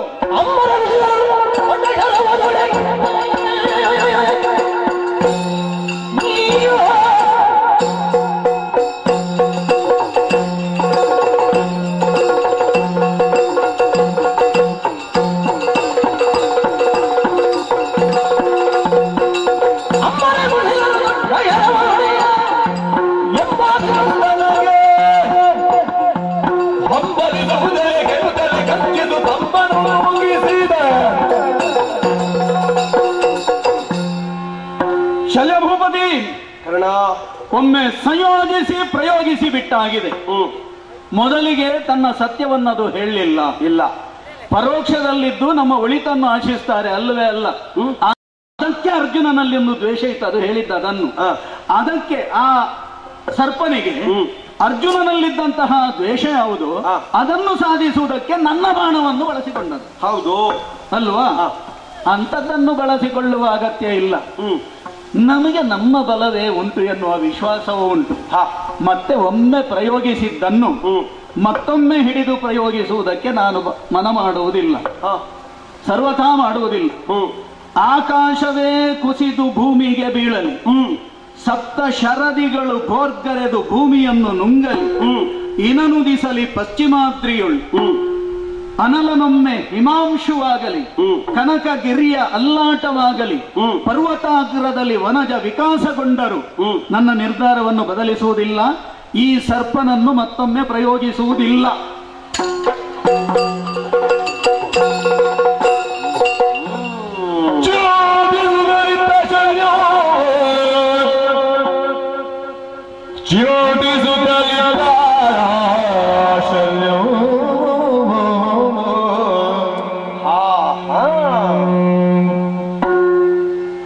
ಬಿಟ್ಟು ಹೋಗುವ ದಿನಂ ತನಗೆ ಬಾಳ್ತಿರುತ್ತ ಇರಜರೋ ಜರದಿಂದ ನಿಂತನವೋ ಕೂಡ ಬೆಸನು ಬೀಡಿದತ್ತವನು ಕಳೆದೆ ಪಾತಕೇನು ಬೆಸನು ಬೀಡಿದತ್ತವನು ಕಳೆದೆ ಪಾತಕೇನು ಚಿಂತಿಸುತ್ತಲಿತ್ತ ಶಲ್ಯಾದ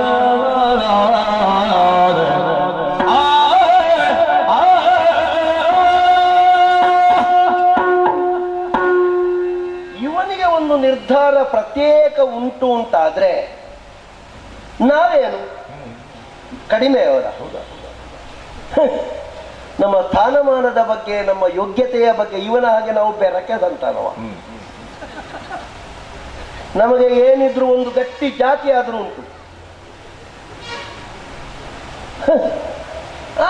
ಒಬ್ಬ ಬಂದು ನಿದ್ದೆ ಮಾಡ್ಲಿಕ್ಕೆ ಬಿಡದೆ, ಮಾವಯ್ಯ ನೀವಲ್ಲದಿದ್ರೆ ಗತಿ ಇಲ್ಲ ಅಂತ ರಾತ್ರಿ. ನನಗೊಂದು ಉಬ್ಬಾಳುತನ ಅಂತ. ಯಾರಾದ್ರೂ ಎಂತದಾದ್ರೂ ಸ್ವಲ್ಪ ಕೊಟ್ರೆ ಸಾಕು, ಯಾರು ಕೊಟ್ಟವರು, ಎಂತದ್ದು ಬೇಕು ಅವರಿಗೆ ಅಂತ ಕೇಳುವ ಸ್ವಭಾವ. ಬರುವಾಗ ನಮಗೆ ಆತಿಥ್ಯ ಮಾಡಿದ್ದು ಧರ್ಮರಾಯ ಅಂತಲೇ ನಾನು ತಿಳಿದದ್ದಪ್ಪ. ನಮ್ಮ ಅಳಿಯ ಅಲ್ವಾ, ಹೇಗಾದ್ರೂ ನಮ್ಮ ಫಲಾನುಭವಕ್ಕೆ ತಕ್ಕುದಾದಂತಹ ಯೋಗ್ಯತಾವಂತಾವ ಅಂತ ಹೇಳಿ ಯಾರು ಅಷ್ಟೊತ್ತಿಗಾಗುವಾಗ ಬಂದ ಇವ ನಾನು ಅಂತ ಹೇಳಲಿಕ್ಕೆ. ಹೇಳಿದ್ದನ್ನು ಮತ್ತೆ ತೆಗಿಲಿಕ್ಕುಂಟು. ಆಯ್ತು, ಬರುವಾಗಲೇ ಸ್ವಲ್ಪ ಬೇಸರ ಆಗಿತ್ತು ನನಗೆ. ಅರ್ಜುನನಿಗೆ ಸಾರಥ್ಯ ಮಾಡಬೇಕು. ಒಂದು ಕಾಲದಲ್ಲಿ ಅವನ ಅಪ್ಪನನ್ನು ಇಡೀ ವಿಶ್ವದಲ್ಲಿ ಹೆಚ್ಚಾಗಿ ಪ್ರಕಟಗೊಳ್ಳುವ ಹಾಗೆ ಮಾಡಿದವನೇ ನಾನು. ನನ್ನ ತಂಗಿಯನ್ನು ಕೊಟ್ಟದ್ದು ಬಾವಯ್ಯ, ಈ ಸಲ ನಮ್ಮದೊಂದು ಒಟ್ಟಿಗೆ ತಿರುಗಾಟ ಅಂತ ಹೇಳಿದ್ವಿ. ಹೊಡೆದದ್ದೆ ಅಲ್ವಾ ಪಾಂಡು ದಿಗ್ವಿಜಯ. ಅದು ಏನು ಅವನಿಗೆ ನೆನಪಿರ್ಲಿಲ್ಲ, ಅದು ಬಿಡುವ.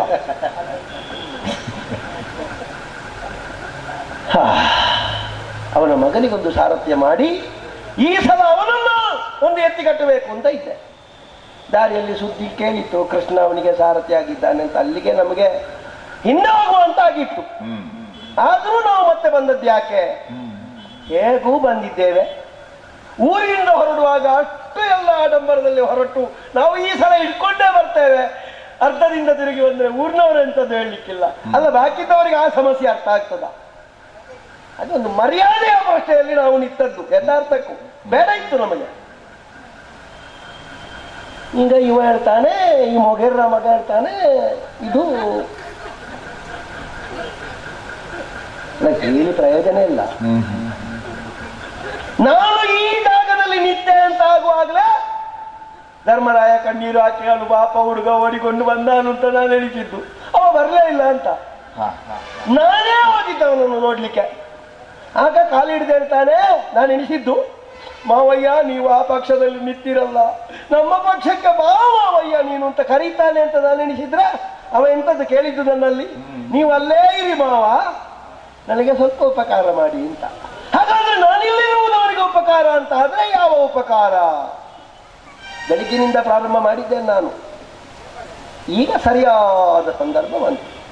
ಇಳಿದು ಹೋಗುವ ಕಾಲ, ನಾನು ಬಿಟ್ಟು ಹೋಗುದು ಹೋಗುದೇ, ಇದರೊಟ್ಟಿಗೆಲ್ಲ ಪೂರ್ತಿ ತಿರುಗಾಟ ಮಾಡ್ಲಿಕ್ಕುಂಟ? ಆಗ್ಲಿಕ್ಕಿಲ್ಲಪ್ಪ. ಮತ್ತೊಬ್ಬರ ಮರ್ಯಾದೆ ಏನು ಅಂತ ಗೊತ್ತಿಲ್ಲದವರೊಟ್ಟಿಗೆ ತಿರುಗಾಟವೇ ಆಗ್ಲಿಕ್ಕಿಲ್ಲ, ಒಡನಾಟವೇ ಆಗ್ಲಿಕ್ಕಿಲ್ಲ. ನಮ್ಮನ್ನು ಎಲ್ಲಿ ಒತ್ತಲಿಕ್ಕೆ ಆಗ್ತದೆ ಅಲ್ಲೇ ನೋಡು. ನಾವೊಂದು ಗೌರವದಲ್ಲಿ ಇಲ್ಲಿ ಬದುಕಬೇಕು ಅಂತ ಎಣಿಸಿದ್ರೆ ಒಂದು ಸರ ಚುಚ್ಚುವುದು ಅಂತ ನಮಗೆ ಒಂದು ಸಣ್ಣ ಭಾಷೆಯಲ್ಲಿ ಕಿರಿಕಿರಿ ಆಗ್ತದೆ ನನಗೆ. ಮತ್ತೆ ನಮ್ಮನ್ನು ಆಯ್ಕೆ ಮಾಡಿದ್ದು ಯಾವ ಜಾಗಕ್ಕೆ? ನಮಗೆ ಹಂಚುವಾಗ ಇಂಥದ್ದು ಇಲ್ಲ. ಮತ್ತೆ ನಾವು ಬೇಕಾ ಅಲ್ಲಿ ಮರ್ಯಾದೆ ಬಿಟ್ಟು? ಪಟ್ಟಿ ಮತ್ತೆ ಹೌದು, ಪಟ್ಟಿಯಲ್ಲಿ ನಾವು ಪುಟ್ಟಿ, ಮತ್ತೆಂಥದ್ದು ಇಲ್ಲ. ನೋಡುವ, ಇಳಿದು ಹೋಗುವುದಾದ್ರೂ ಅವನನ್ನು ಸ್ವಲ್ಪ ಮಟ್ಟಿಗೆ ಇಳಿಸದೆ ಹೋದ್ರೆ ನನ್ನ ಅಪ್ಪನ ಮಗನ ನಾನು. ನಮ್ಮ ಅಪ್ಪಯ್ಯನಿಗೆ ಏನು ಹೆಸರುಂಟು ಗೊತ್ತುಂಟ? ರೂಪಾಯಣ ಭೂಪತಿಗಳು. ಮತ್ತೆ ಅವರ ವ್ರತ ಎಂತದ್ದು, ಅವರ ನಿಷ್ಠೆ ಎಂತದ್ದು, ಅವರ ಮಗ ನಾನು. ನೋಡುವ, ಒಂದೆರಡು ಮಾತಾಡಿಸುವುದಲ್ವ.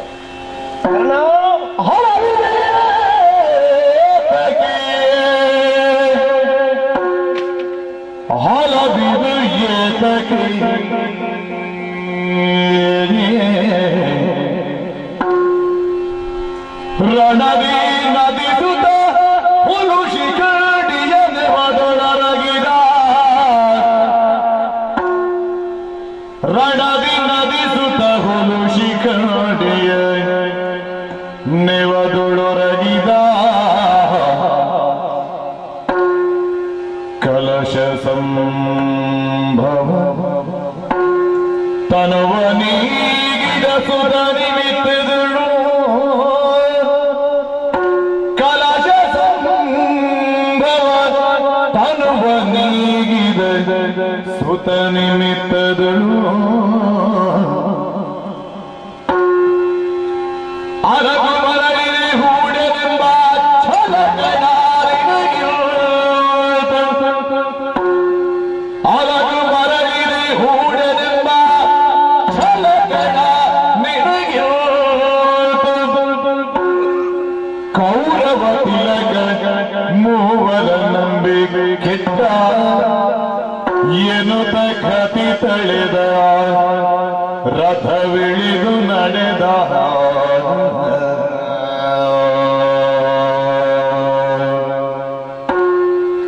ಹಲವಿದೆ ತಗೆಯೇ ಕೌರವ ತಿಲಕ ಮೂವರ ನಂಬಿಕೆ ಕೆಟ್ಟ ಎನ್ನುತ್ತ ಕತಿ ತಳೆದ, ರಥವಿಳಿದು ನಡೆದ,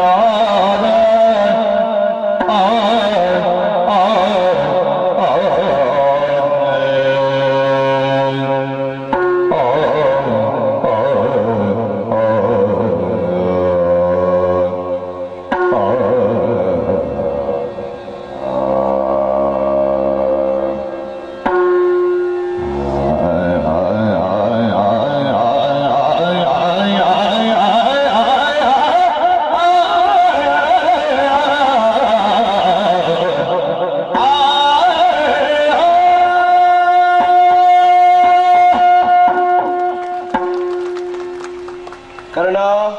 ಭೂಪತಿ, ನನ್ನ ಕೆಲಸ ಮುಗಿಯಿತು. ಯಾವುದು? ಸಾರಥ್ಯದ ಕೆಲಸ ಇಲ್ಲಿಗೆ ಮುಗಿಯಿತು. ಅದ್ಯಾಕೆ? ಯಾಕೆ ಅಂತ ಪ್ರತ್ಯೇಕವಾಗಿ ನೀನು ಕೇಳಬೇಕು ಅಂತ ಇಲ್ಲ. ನಿನ್ನ ವರ್ತನೆ ನನಗೆ ಸರಿ ಕಾಣುವುದಿಲ್ಲ. ನನ್ನನ್ನು ಇಟ್ಟುಕೊಳ್ಳುವ ಯೋಗ ಭಾಗ್ಯ ನಿನಗಿಲ್ಲ. ನನ್ನ ಮೂಲಕವಾಗಿ ಸೇವೆಯನ್ನು ಕೈಗೊಳ್ಳುವಂತಹ ಒಂದು ಜಾಗವೇ ನಿನ್ನದಲ್ಲ. ಇಳಿದು ಹೋಗುವ ಕಾಲದಲ್ಲಿ ಒಂದು ಮಾತನ್ನು ನಿನಗೆ ಸ್ಪಷ್ಟವಾಗಿ ನೆನಪಿಸಿ ಹೋಗ್ತೇನೆ ನಾನು. ಏನು? ಮಹಾವಸತಿಗಳಾದಂತಹ ಆಚಾರ್ಯ ಭೀಷ್ಮರು ಅಂತ ಹೇಳಿದ್ರೆ ಬಹಳಷ್ಟು ಅನುಭವ ಉಳ್ಳವರು ಅಂತ ಲೆಕ್ಕ. ನೀನೇ ಹೇಳಿದ್ಯಂತೆ ಅವರಿಗೆ ಸೇನಾಧಿಪತ್ಯವನ್ನು ಕೊಡುವ ಕಾಲದಲ್ಲಿ, ತೊಗಲು ಸಡಲಿದ ಮುದುಕನಿಗೆ ಯಾಕೆ ಕೊಡುವುದು? ಹೌದು. ಅಷ್ಟೊತ್ತಿಗೆ ಆಚಾರ್ಯ ಭೀಷ್ಮರೇ ರೋಷಾವೇಶದಿಂದ ಪ್ರತಿಜ್ಞಾಬದ್ಧರಾದಂತೆ, ದಿನವೊಂದಕ್ಕೆ 10,000 ಮಕುಟವರ್ಧನರ ತಲೆ ಕಡಿತೇನೆ, ಹನುಮಂತನನ್ನು ತಿರುಗಿಸ್ತೇನೆ, ಚಕ್ರಿಯ ಕೈಯಲ್ಲಿ ಚಕ್ರವನ್ನು ಹಿಡಿಯುತ್ತೇನೆ. ಕೌರವನಿಗೆ ಗೆಲುವನ್ನು ತಂದು ಕೊಡುವಲ್ಲಿ ಈ 3 ವಿಷಯದಲ್ಲಿ ಬಹಳಷ್ಟು ಪುಷ್ಟಿ ಸಿಕ್ಕುವುದು 3 ಅಲ್ಲ. ಸೇನೆಯ ತಲೆ ಕಡಿತೇನೆ ಎನ್ನುವಲ್ಲಿ ಇದ್ದವರನ್ನು ಕೊಂದು ಒಂದು ಸ್ವಲ್ಪ ಜನಸಂಖ್ಯೆ ಕಡಿಮೆ ಮಾಡ್ತಾರೆ ಎನ್ನುವುದು ಒಂದು ಕಾಣ್ತದೆ. ಬಿಟ್ರೆ ಹನುಮಂತ ಸುಮ್ಮನೆ ಕೂತವ ಯಾಕೆ? ತಿರುಗುವುದವ. ಅವ ತಿರುಗಿಲ್ಲಿ ಅದ್ರ ಕೆಳಗಿಳಿದ್ರೆ ಅಪಾಯವೇ ಅಲ್ವಾ? ಹೌದಪ್ಪ. ಚಕ್ರವನ್ನೇ ಹಿಡಿಯಬಾರದು ಅಂತ ಕೇಳಿಕೊಂಡ ಕೌರವರು ಏನು ಎಂತಲ್ಲ. ಅದನ್ನು ಅವರು ಪ್ರತಿಜ್ಞೆ ಮಾಡುವಾಗಲೇ ನೀವು ಸಭೆಯಲ್ಲಿದ್ರೆ ಹೇಳ್ಬೋದಿತ್ತು, ಯಾಕೆ ಇದು ಇದರಲ್ಲಿ ಯಾವುದರಲ್ಲೂ ಪ್ರಯೋಜನ ಇಲ್ಲ, ಬೇರೆ ಏನಾದ್ರೂ ಮಾಡಿ ಅಂತ. ನಾನು ಸುಮ್ಮನೆ ಇದ್ದೆ. ನಾನು ನನ್ನನ್ನು ಎಬ್ಬಿಸುವಲ್ಲಿವರೆಗೆ ಇನ್ನೂ ಹೇಳುವುದಿದ್ರೆ ಅವರನ್ನು ಸೇನಾಧಿಪತ್ಯಕ್ಕೆ ಸೂಚಿಸಿದ್ದೇ ತಾವು. ಸೇನಾಧಿಪತ್ಯಕ್ಕೆ ನಾವು ದ್ರೋಣರೆಲ್ಲ ಸೇರಿ ಸೂಚಿಸಿದ್ದು. ಹೌದು. ಯಾಕೆ? ಗಂಗಾಪಿತನಾದಂತಹ ಕೃಷ್ಣನ ಚಮತ್ಕೃತಿಯನ್ನು ಮುರಿಯುವುದಕ್ಕೆ ಸ್ವಲ್ಪ ಮಟ್ಟಿಗಾದರೂ ನಮ್ಮಲ್ಲಿ ಇದ್ದದ್ದರಲ್ಲಿ ಗಂಗಾಸುತ ಅಂತ, ಇದು ಪೂರ್ಣ ಅಂತಲ್ಲ, ಒಂದು ಇರುವುದರಲ್ಲಿ ಒಂದು ತೆಗೆದು ತೋರಿಸುವುದು ಅಂತ ಇಲ್ವಾ, ಒಂದು ಹದ ಮಟ್ಟಿಗೆ. ಹೌದಪ್ಪ. ಬಾಕಿದ್ದವರೆಲ್ಲ ಒಳ್ಳೊಳ್ಳೆದು ಉಟ್ರು, ನಮ್ಮಲ್ಲಿ ಇರುವುದರಲ್ಲಿ ಒಳ್ಳೆಯದನ್ನು ಅಂತ ತೋರಿಸಿದ್ದಕ್ಕೆ ಅವರು ಹೇಳಿದ್ರು, ಅವನ ಕೈಯಲ್ಲಿ ಚಕ್ರ ಹಿಡಿಸ್ತೇನೆ ಅಂತ. ಹೌದು. ಚಕ್ರ ಹಿಡಿಯಬಾರದು ಅಂತ ಹೇಳಿ ಅವನ ಮನೆಗೆ ಹೋದ ಕೌರವ ಹೊಕ್ಕಿರಿಯಲಾಗದು ಅಂತ ಹೇಳಿ ಅವನ ಬಾಯಿ ಕಟ್ಟಿ ಬಂದದ್ದಕ್ಕೆ ಇವರು ಹೇಳುದು, ಅವನ ಕೈಯಲ್ಲಿ ಚಕ್ರ ಹಿಡಿಸ್ತೇನೆ ನಾನು, ಬೇಕು ಅವನಿಗೆ. ಅದು ಅಪಾಯದ್ದೇ ಹೇಳಿದ್ದವು. ಜೀವನದಲ್ಲೇ ಒಂದು ವ್ರತವನ್ನು ಬಹಳಷ್ಟು ಮಂದಿಗಳಿಗೆ ಗೊತ್ತಿರುವ ಹಾಗೆ ಸಾರಿದವರವರು. ಗಂಡು ಮಕ್ಕಳಲ್ಲಿ ಮಾತ್ರವೇ ಹೋರಾಟ ಮಾಡ್ತೇನೆ, ಅದು ಒಂದು ಕಾಲದ್ದು. ಮತ್ತೊಂದು ಕಾಲಕ್ಕಾಗುವಾಗ ಗಂಡು ಹೆಣ್ಣು ಎನ್ನುವ ಪ್ರಭೇದ ಇಲ್ಲ, ಇರುವರಲ್ಲಿಯೂ ಸಮಾನವಾದ ಸ್ಪರ್ಧೆಯನ್ನು ಕೊಡ್ತೇನೆ. ಆದ್ರೆ ಒಂದು ಅದು 2 ಅಲ್ಲದ್ದು ಬರಬಾರದು. ಯುದ್ಧಾರಂಭಕ್ಕಿಂತ ಮೊದಲೇ ಹೇಳಿದ್ದಾರೆ ಕೌರವಾದಿಗಳಲ್ಲಿ, ಶಿಖಂಡಿ ಒಂದು ಬಾರದ ಹಾಗೆ ನೋಡಿಕೊಳ್ಳಿ. ಹೌದೌದು. ಅದು ಪಾಂಡವರಿಗೆ ನೆನಪಿರ್ಲಿಲ್ಲ ಅಂತ ಕಾಣ್ತದೆ, ಅಲ್ಲ ಅವರಿಗೆ ಗೊತ್ತಾಗ್ಲಿಲ್ವೋ. 9ನೇ ದಿವಸ ರಾತ್ರಿ ಬಿಡಾರಕ್ಕೆ ಬಂದವರಲ್ಲಿ ನಾಳೆ ನೀವು ಶಿಖಂಡಿಯನ್ನು ನಿಲ್ಲಿಸಿ ನಾನು ಅಲ್ಲಿಗೆ ಮುಗಿಸ್ತೇನೆ, ಮಲಗ್ತೇನೆ ಅಂತ ಹೇಳಿದ್ರು. ಹೇಗೆ ನಂಬಿದ ಕೌರವ ಏನಾದ? ಮಗು ಶಿಖಂಡಿ ಒಂದು ಇದ್ರು ಬರಬಾರ್ದು, ಇದು ಗುಟ್ಟು.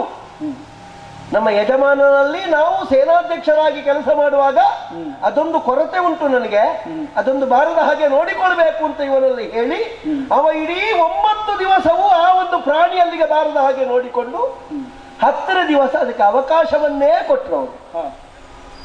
ಬೇಕಾ ಇಷ್ಟೆಲ್ಲ ಮಾಡಿ ಕೌರವ ಇಷ್ಟೆಲ್ಲ ನಂಬಿ ಕಡೆಗೊಂದು ಮಾತು ಹೇಳಿದ್ದಾನೆ, ಅಜ್ಜ ಆ ಜಾಗಕ್ಕೆ ನೀವು ಮನಸ್ಸು ಮಾಡೋದಿಲ್ಲ ಅಂತ ಆದ್ರೆ ನಾನು ಜನ ಬೇರೆ ಮಾಡ್ತೇನೆ ಅಂತ ಹೇಳಿದವನಿಗೇ ಮೋಸ ಮಾಡಿದರಲ್ಲ ಅವರು. ಜಾಗ ಬಿಡ್ಲಿಕ್ಕಾಗುವುದಿಲ್ಲ, ನಾನಿದ್ದೇನೆ, ಹೋಗು ಬರ್ತೇನೆ ನಾನು. ಜಾಗದಲ್ಲಿ 10 ದಿವಸ ದುಡಿದ ಪರಿಣಾಮವಾಗಿ ದುಡಿಸಿಕೊಂಡವನಿಗೆ ಸಿಕ್ಕಿದ್ದಂಥದ್ದು ಕಡೆಗೆ ಸೋಲೆ ಅಲ್ವಾ? ಹೌದಪ್ಪ. ಅವರು ಹಾಗೆ ಮಲಗಿದ್ರು. ಅವರು ನಿವೃತ್ತರಾಗಬಾರದಿತ್ತು. ನಿವೃತ್ತರಾಗಿ ಇನ್ನೂ ದಿನ ಕಾಯ್ತಿದ್ದಾರೆ. ಹೌದು. ಈಗ ಹಾಕಿದೆ. ನಿಮಗೆ ಸಮಸ್ಯೆ ಇದ್ರೆ ಅವರಲ್ಲಿ ಈಗ ಹೋಗಿ ಹೇಳಿದ್ರು ಹೇಳಿಯಾರು ಅಲ್ಲ, ನಾನು ಕೇಳಿಯೇನು ಅಲ್ಲ, ನೀನು ಹೋಗಿದ್ಯಲ್ಲ. ನಾನು ಹೋಗಿದ್ದೇನೆ, ಆದ್ರೆ ನನಗೆ ಬೇಕಾದ್ದು ಹೇಳಿದ್ದಾರೆ. ಹೌದು ಹೌದು. ಅಲ್ಲ ನಾನು ಈ ಸಮಸ್ಯೆಯನ್ನು ನಾನು ಹೇಳಲು ಇಲ್ಲ, ಕೇಳಲು ಇಲ್ಲ. ಹೌದಪ್ಪ. ಮತ್ತೆ ನಿಮಗೆ ಸೇನಾಧಿಪತಿ ಆಗುವಾಗ ಒಮ್ಮೆ ಕಾಲಿಡಲಿಕ್ಕೆ ಅಂತ ಹೋದಾಗ ಅವರು ನೀನು ಮಹಾರಥಿಯೇ ಹೌದು, ನಿನ್ನನ್ನು ಅರ್ಧರಥಿ ಅಂತ ನಾನು ನಿಂದಿಸಿದ್ದು ಸರಿಯಲ್ಲ ಅಂತ ಹೇಳಿದ್ದಾರೆ. ಹೌದು ಹೌದು. ಎಲ್ಲರೂ ಸೇರಿರುವಲ್ಲಿ ಅರ್ಧರಾತ್ರಿ ಅಂತ ಹೇಳಿದ್ರು. ಗುಟ್ಟಿನಲ್ಲಿ ಮಗು ನನಗೆ ಅಲ್ಲಿ ಕೊಟ್ಟರು ಪ್ರಶಸ್ತಿಯೇ. ಹೌದಪ್ಪ. ನಿನಗೆ ಎಲ್ಲಿ ಸಿಕ್ಕಿದ್ರು ಪ್ರಶಸ್ತಿ, ಯಾಕೆ ಕೊಡುವವರೇ ಇಲ್ಲ. ಎಲ್ಲಿ ಸಿಕ್ಕಿದ್ರು ಅಷ್ಟೇ. ಈಗ ಭೀಷ್ಮರ ಕತೆ ಹಾಗಾಯ್ತು, ಈಗ ನಿಮ್ಮ ಕತೆ ಅಂತ ಮುಗಿಲಿಲ್ಲ. ನನ್ನ ಕತೆಗೆ ಬರ್ಲಿಕ್ಕೆ ತುಂಬಾ ಹೊತ್ತು ಉಂಟು, ಅದು ಅಷ್ಟು ಬೇಕಾಗುವುದಿಲ್ಲ. ಅದು ಎಷ್ಟು ಹೊತ್ತು ಉಂಟು? ಭೀಷ್ಮರು ಹಾಗೆ ಮಲಗಿದ್ದು. ಮಲಗುವಲ್ಲಿಯವರೆಗೂ ಕೇಳಿದ್ರೆ ಪಕ್ಕ ಉತ್ತರ ಕೊಡ್ಲಿಕ್ಕೆ ಅವಕಾಶ ಉಂಟು, ಸಂದರ್ಭ ಉಂಟು. ಅವ್ರಿಗೆ ಹೇಳಿದ್ದಾರೆ ಶಿಖಂಡಿ ಒಬ್ಬ. ಈಗ ಬಂದವರಲ್ಲಿ ವಿರೋಧಿಗಳಲ್ಲಿ ಹೇಳಿದ್ರು ಎನ್ನುವುದು ತಪ್ಪೇ ಅದು. ಆದ್ರೂ ಮೊದಲೇ ಘೋಷಿಸಿದ್ದುಂಟು ಅವರು, ಎಲ್ರಿಗೂ ಗೊತ್ತಿದ್ದವರಿಗೆ. ಪಕ್ಕನೇ ಒಂದು ತೀರ್ಮಾನವನ್ನು ಕೈಗೊಂಡದ್ದಲ್ಲ. ಆಮೇಲೆ ಕಲಶ ಸಂಭವ. ತನ್ನ ಮಗನಾದಂತಹ ಅಶ್ವತ್ಥಾಮ ಚಿರಾಯು ಸಾಯಲಾರ ಎನ್ನುವುದು ಗೊತ್ತಿದ್ದರೂ ಮಗ ಸತ್ತ ಅಂತ ಯಾವನೊಬ್ಬ ಹೇಳಿದ.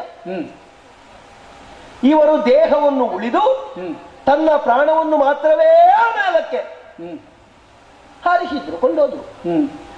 ಅಷ್ಟೊತ್ತಿಗಾಗುವಾಗ ಆ ದೇಹವನ್ನು ಕಡಿದು ಚಿತ್ರಗೊಳಿಸಿದ್ರು. ಅದೇನೋ ಅವಸ್ಥಾಂತರಕ್ಕೆ ಹೋಯಿತು. ಅವರನ್ನು ಕೊಲ್ಲುವುದಕ್ಕಾಗಿ ಯಜ್ಞಮುಖದಿಂದ ಪಡೆದಿರುವಂತಹ ಒಬ್ಬ ಮಗ ಇದ್ದಾನೆ. ಅವ ಏನೋ ಅದಕ್ಕೊಂದು ವ್ಯವಸ್ಥೆ ಮಾಡಿದ. ಆದ್ರೂ ಇವರು ಮಾಡಿದ್ದು ಸರಿಯಾ? ಆದ್ರೆ ಒಂದು ಸಮಾಧಾನ ಸಿಗ್ತದೆ. ಮಗ ಚಿರಂಜೀವಿ ಎನ್ನುವುದು ಎಷ್ಟು ಸತ್ಯವೋ ಅಷ್ಟೇ ಸತ್ಯ. ಧರ್ಮರಾಯ ಸುಳ್ಳು ಹೇಳಲಿಕ್ಕಿಲ್ಲ. ಧರ್ಮವನ್ನೇ ಹೇಳಬಲ್ಲ, ಸತ್ಯವಾದಿಯಾಗಿಯೇ ಬದುಕಬಲ್ಲ. ಧರ್ಮರಾಯ ಸುಳ್ಳು ಹೇಳ್ತಾನೆ ಅಂತ ಆದ್ರೆ ಮಗನಾದಂತಹ ಚಿರಂಜೀವಿ ಅಶ್ವತ್ಥಾಮ ಯಾಕೆ ಮಡಿಯಲಾರ ಎನ್ನುವುದನ್ನು ಪ್ರಶ್ನೆಯಾಗಿ ಒಬ್ಬರನ್ನು ಕಾಡ್ತದೆ. ಯೋಚಿಸಿದ್ರೆ ಅದಕ್ಕೆ ಹೀಗೊಂದು ಸಮಾಧಾನದ ಉತ್ತರವನ್ನು ಕಂಡುಕೊಳ್ಳುವುದಕ್ಕೆ ಬರ್ತದೆ ನಮಗೆ. ಹಾಗಾಗಿ ಅವರು ಸತ್ತದ್ದರಲ್ಲಿಯೂ ದೋಷವನ್ನೋ ರೋಷವನ್ನೋ ಕೋಪವನ್ನೋ ನಾವು ತಳೆದರೂ ಒಂದು ಕಡೇ ಪಕ್ಷದಲ್ಲಿ ಹೌದೋ ಅನ್ನಿಸುವ ಹಾಗುಂಟು. ಮೂರನೇ ವಿಭಾಗದಲ್ಲಿ ನಿನ್ನ ಜಾಗಕ್ಕೆ ಬಂತು ಆ ಕಿರೀಟ. ಹೇಳ್ತಿ ನಮ್ಮ ಮರ್ಯಾದೆಯ ಕಿರೀಟ ಉಳಿಬೇಕು. ನಿನಗೊಂದು ಕಿರೀಟ ಕಟ್ಟುವ ಒಂದು ಇದ ಹವ್ಯಾಸದಲ್ಲಿ ನಿನಗೆ ಕೊಟ್ಟ ಕಿರೀಟವನ್ನು ಉಳಿಸಿಕೊಳ್ಬೇಕು ಅಂತ ಹೇಳಿ ಆ ಕಿರೀಟದ ಮೌಲ್ಯ ಅದು ನಿಮಗೆ ಗೊತ್ತುಂಟ? ಅದು ಏನು ಮಾಡುವುದು ಭೂಪತಿಗಳೇ, ಈ ರಾಜನ್ಯ ಕುಲದವರು ಅಂದ್ರೆ ಹಾಗೆ. ಎಂತದ್ದು ಒಂದು ಕಿರೀಟವನ್ನು ನಾನ್ ಕಟ್ಟುತ್ತೇನೆ ಅಂತ ಜಗಳಾಡಿಕೊಂಡವರು ಇದ್ದಾರೆ ಈ ಲೋಕದಲ್ಲಿ. ಹೌದು. ಅವನ ತಲೆಯಿಂದ ಕಿರೀಟವನ್ನು ಎಳೆದು ಇವ ಧರಿಸಿಕೊಳ್ಳುವುದು, ಮತ್ತೆ ಇವನ ತಲೆಯಿಂದ ಅವ ಎಳೆಯಲಿಕ್ಕೆ ಬರುವುದು, ಇಂಥದ್ದೆಲ್ಲ ಆಗುತ್ತದೆ. ಅದು ಯಾಕಾಗ್ತದೆ? ಮೌಲ್ಯ ತಪ್ಪಿ ತಾನು ಮಾಡಬಾರದನ್ನೊಬ್ಬ ಮಾಡಿದ ಅಂತ ಇದ್ರೆ ಅದನ್ನು ಪ್ರತಿಭಟಿಸಲೇಬೇಕು. ಕಿರೀಟ ಅಂತ ಹೇಳಿದ್ರೆ ಎಲ್ಲಾ ಕಿರೀಟವಾ? ಅದಕ್ಕೊಂದು ಸ್ಥಾನಮಾನ ಅಂತ ಉಂಟು. ಒಂದನೇ ಕಿರೀಟ ಬೇರೆ, ಒಬ್ಬ ಸೇನಾಧಿಪತಿಗೆ ಕೊಡುವ ಕಿರೀಟ ಬೇರೆ, ಒಬ್ಬ ಅರ್ಧರತಿಗೆ ಕೊಡುವ ಕಿರೀಟ ಬೇರೆ, ಒಬ್ಬ ಕಾಳಾಲುವಿಗೆ ಕೊಡುವ ಕಿರೀಟ ಬೇರೆ. ಹೀಗೆಲ್ಲ ಇಲ್ವಾ? ಉಂಟು. ಮತ್ತೆ ಬೇರೆ ಉಂಟಾ? ಕಿರೀಟ ಮಾತ್ರವಾ ಅಲ್ಲ ಬೇರೆ ಉಂಟು? ಸ್ಥಾನಮಾನ ಎಲ್ಲ ಉಂಟಾ? ಕಿರೀಟವನ್ನು ಹೊಂದಿಕೊಂಡು ಬಾಕಿದ್ದದ್ದೆಲ್ಲ ಉಂಟು. ಆಯ್ತು, ಈಗ ಏನೆಂತದ್ದು ನಿನಗೆ ಗೊತ್ತಾಗುದಿಲ್ಲ? ಇಲ್ಲ, ಗೊತ್ತಾಗ್ಲಿಲ್ಲ. ಎಂತದ್ದು? ಈಗ ನೀನು ಆಗ ಹೇಳಿದಿ ಒಂದು ಶರಸಂಧಾನ. ಈ ವಿಷಯ ಯಾರಿಗೂ ಗೊತ್ತಿಲ್ಲ. ನಿನ್ನಷ್ಟಕ್ಕೆ ನೀನು ಈಗ ಹೇಳಿ ತೋರಿಸುವಂತಹ ಒಂದು ಯಾವುದೋ ಒಂದು ಹುನ್ನಾರ ಅಷ್ಟೇ. ತೊಟ್ಟ ಶರವನ್ನು ತೊಡುವುದಿಲ್ಲ. ಬಾಕಿದ್ದವರಲ್ಲಿ ಬೇಡಪ್ಪ. ನಿನ್ನನ್ನೇ ನಂಬಿ ಇದ್ದಾನಲ್ಲ, ನೀನು ಅವನನ್ನು ನಂಬಿ ಇಷ್ಟರವರೆಗೆ ಬದುಕಿದೆಯಲ್ಲ, ಆ ಕೌರವನಲ್ಲಾದ್ರೂ ಒಂದು ದಿವಸ ಹೇಳಿದ್ಯ ನನಗೆ ಹೀಗೊಂದು ವ್ರತ ಉಂಟು, ತೊಟ್ಟ ಶರವನ್ನು ನಾನು ತೊಡುವುದಿಲ್ಲ ಅಂತಹ ಒಂದು ಪ್ರಸಂಗ ಬಂತು ಅಂತಾದ್ರೆ ನನಗೆ ಸುಧಾರಿಸಿಕೊಳ್ಳಿಕ್ಕೆ ಕಷ್ಟ ಆಗ್ತದೆ ಅಂತ ಒಂದು ಮಾತು ಯಾರಲ್ಲಾದ್ರೂ ಹೇಳಿದ್ಯಾ? ಹೊತ್ತಿಗಾಗುವಾಗ ನನಗೆ ಅದುಂಟು. ಮನೆಗೆ ಬಂದ ಅತಿಥಿಯರಾದ ಮನೆಯವರಿಗೆ ಎಂತದ್ದೂ ಗೊತ್ತಿಲ್ಲ ಪಾಪ. ಸುಗ್ರಾಸ ಭೋಜನ ಮಾಡಿದ್ದಾರೆ ಅವರು. ಇವ ಎಲೆ ಹಾಕಿ ಊಟಕ್ಕೆ ಕೂತ್ಕೊಳ್ಳುವಾಗ ನನಗೆ ಇವತ್ತು ಸಂಕಟ ಅಲ್ವಾ? ಎಷ್ಟು ಹೆಸರಾದೀತು ಅವರಿಗೆ. ಇವರಿಗೆ ಸಂಕಟವ ಬಂದ ಕೂಡಲೇ ಹೇಳಲಿಕ್ಕೆ ನಾನಿವತ್ತು ಊಟ ಮಾಡುವುದಿಲ್ಲ ಅಂತ. ನನ್ನ ಸಾರಥ್ಯವನ್ನು ನೀನು ಕೇಳಿ ಪಡೆದೆ. ನಾನು ರಥಕ್ಕೆ ಹತ್ತುವಾಗಾದ್ರು ಭೂಪತಿಗಳೇ ನಮ್ಮದೊಂದು ಈಗ ಉಂಟು ಅಂತ ಹೇಳ್ತಿದ್ರೆ ವಿಷಯ ಇತ್ತು. ಅದರಲ್ಲಿ ಎಂತದ್ದು ಇಲ್ಲ. ನಾನು ಮತ್ತು ಒಂದು ಸರಿಯಾಗುವುದಿದ್ರೆ ಆಗ್ಲಿ, ಒಂದು ಒಟ್ಟಿಗೆ ಹೋಗುದಿದ್ರೆ ಹೋಗ್ಲಿ, ಒಂದು ಮಲ್ಲಿಗೆ ಜೊತೆಯಲ್ಲಿ ಬಾಳೆ ಹಗ್ಗಕ್ಕೂ ಕ್ರಯ ಬರ್ತದೆ ಅಂತ ಆದ್ರೆ ಬರ್ಲಿ ಅಂತ ಹೇಳಿ ನಾನು ಪ್ರಯತ್ನ ಮಾಡಿದ್ರೆ ಅಂದ್ರೆ ನನ್ನ ಬಾಳೆ ಹಗ್ಗವೇ ನೀರು ಬೀಳುವಾಗ ಕುಡಿಯುವುದೇ, ಮತ್ತೆಂತದ್ದು ಇಲ್ಲ. ನನ್ನ ಜೊತೆಯಲ್ಲಿ ನಿಮಗೂ ಒಂದು ಬೆಲೆ ಬರ್ತದೆ. ಅಲ್ಲ, ನನ್ನ ಜೊತೆಯಲ್ಲಿ ನಿನಗೆ ಶಲ್ಯ ಭೂಪತಿಯನ್ನು ಎಲ್ರಿಗೂ ಗೊತ್ತುಂಟು. ಕರ್ಣನನ್ನು ಇತ್ತೀಚೆಗೆ ಗೊತ್ತಿರುವುದು. ಕರ್ಣನಿಗೂ ಶಲ್ಯ ಭೂಪತಿಗೂ ಒಂದೇ ಲೆಕ್ಕ ಮೌಲ್ಯ ಅಲ್ಲ. ನಾನು ಭೂಪತಿ ಏನು ನಿನ್ನ ಹಾಗೆ ಒಂದು ಕಿರೀಟ ಮಾತ್ರ ಅಲ್ಲ ನಮಗಿರುವುದು. ಅಕ್ಷೋಹಿಣಿ ಸಂಖ್ಯೆಯಲ್ಲಿ ಸೇನೆ ತಂದವ ನಾನು. ಹೌದು. ನೀನು ಇಲ್ಲಿ ಇದ್ದದ್ದನ್ನು ತಿಂದು ಮುಗಿಸಿದ್ದಲ್ವ? ನಾವು ಇಲ್ಲಿಗೆ ದುಡಿದು ಹಾಕಿದವರೊಂದು ಕಾಲದಲ್ಲಿ, ಪಾಂಡು ಚಕ್ರವರ್ತಿಯ ಕಾಲದಲ್ಲಿ ದಿಗ್ವಿಜಯಕ್ಕೆ ನಾನು ಇಷ್ಟು ಅಂತ ತಕೊಂಡು ಹೋಗ್ಲಿಲ್ಲ ಅಲ್ಲಿಗೆ. ಯಾವುದೂ ಇಲ್ಲದ ವಿಶ್ವಾಸಘಾತಕ ಅಲ್ವ ಇದು? ನನ್ನ ಸಾರಥ್ಯದಲ್ಲಿ ನೀನು ಮೆರೆಯುತ್ತೇನೆ ಅಂತ ಹೇಳಿದಾಗ ಆಯ್ತಪ್ಪ, ಕಡೆಗೆ ನಾನು ಒಪ್ಪಿದ್ದೇನೆ ಅದನ್ನು. ಬಹಳಷ್ಟು ಕೌರವನಲ್ಲಿ ಹೇಳಿದ್ರು ಕಟ್ಟ ಕಡೆಗೆ ನಿಮಗೆ ವಿಶಿಷ್ಟವಾದ ಜಾಗ ಉಂಟು ಮಾವಯ್ಯ, ನೀವು ಹೇಳಿದ ಹಾಗೆ ಅವ ಕೇಳ್ತಾನೆ. ಆ ಪಕ್ಷದ ಅರ್ಜುನ ನಮ್ಮ ಕರ್ಣ, ಪ್ರತಿಪಕ್ಷದ ಕೃಷ್ಣ ನಮ್ಮ ಶಲ್ಯ ಭೂಪತಿಗಳು ಅಂತ ಹೇಳುವಾಗ ನನಗೂ ಒಂದು ಕೊಳಲು ಹಿಡಿಯದೇ ಇದ್ರು, ನವಿಲಗರಿ ಮಂಡೆಗೆ ಕಟ್ಟದೇ ಇದ್ರು ಕೃಷ್ಣ ಅಂತ ಒಂದು ಒಂದು ಅಭಿಮಾನ ಅಲ್ವಾ? ಮೀಸ ಇದ್ರು ಒಂದು ಕೃಷ್ಣ ಆಗುವುದು ಅಂತ ಇದ್ದೆ ನಾನು. ಹಾಳು ಮಾಡಿದ್ದೀನಿ, ಮನಸ್ಸೇ ಹಾಳಾಯ್ತು. ತೊಂದರೆ ಇಲ್ಲ, ಇವತ್ತಾದ್ರೂ ಒಂದು ಸರಿಯಾದ ಕೃಷ್ಣ ಆಗಿ ಸೂರ್ಯ ಅಸ್ತಮಾನಕ್ಕೆ ಸ್ವಲ್ಪ ಹೊತ್ತಿರುವುದು ಅಲ್ಲಿವರೆಗೆ ಒಂದು ಸಾರಥ್ಯ ಮಾಡಿ. ನಿನಗೆ ಅಷ್ಟಮಿಯ ಕೃಷ್ಣ ಆಗ್ತೇನೆ ನಾನು, ಅಂದರೆ ನಿನಗೆ ಕತ್ತಲ ತರ್ತೇನೆ ನಾನು.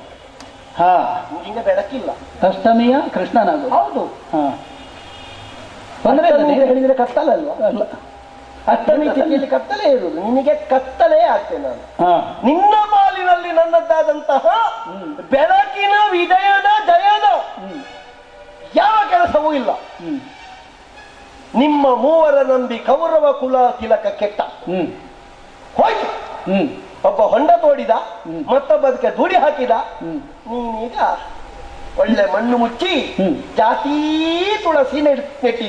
ಈಗ ನೀವು ಯಾವ ವೈಕುಂಠ ಸಮಾರಾಧನೆ ಮಾಡ್ತೀರಿ ಅಂತ ನಾನು ನಿನಗೂ ಅವನಿಗೂ ಒಟ್ಟಿಗೆ ಮಾಡ್ತೇನೆ ವೈಕುಂಠ ಸಮಾರಾಧನೆ. ಎಂತದ್ದು ಅಂದರೆ ನಾನು ಬಿಟ್ಟು ಹೋಗುವುದೇ, ನನ್ನದೇ ಕೆಲಸ ಇಲ್ಲ. ಇನ್ನು ರಥದಂತೆ ಇಳಿದಿದ್ದೇನೆ. ಭೂಪತಿಗಳೇ, ನಮ್ಮೊಳಗೆ ಏನಿದ್ರು ಮತ್ತೆ ಕತ್ತಲೆಗೆ ಹೋಗಿ ಅಲ್ಲಿ ಮಾಡಿದ ತಪ್ಪೇನಾದ್ರೂ ಇದ್ರೆ ಅದಕ್ಕೆ ಪ್ರಾಯಶ್ಚಿತ್ತ ಏನು ಅಂತ ಹೇಳಿ ಮತ್ತೆ ಮಾಡಿಕೊಳ್ಳುವ ಶಿಬಿರದಲ್ಲಿ ಮಾತಾಡುವ. ಈಗ ಸಾರಥ್ಯ ಮಾಡಿ ಸ್ವಲ್ಪ ಹೊತ್ತಿರುವುದು.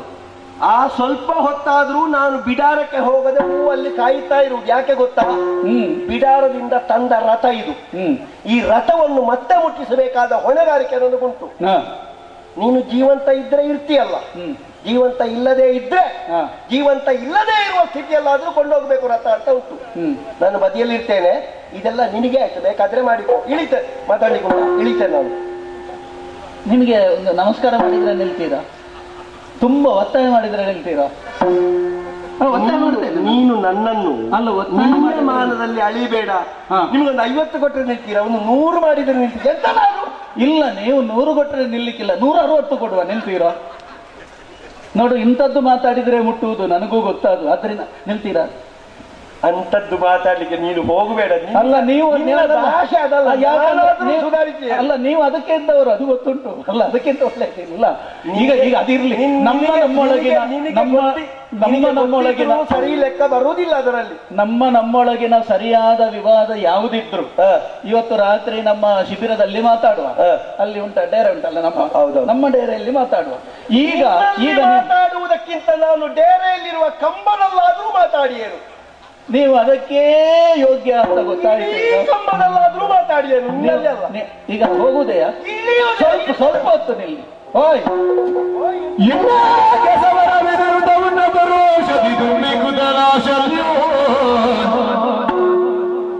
ಗನ್ನದಿ ಪೋಜಲು ತಾನೇ ತಾರಥವರಿಸುತ್ತ ಇದಿರಾದ ಕರ್ಣ.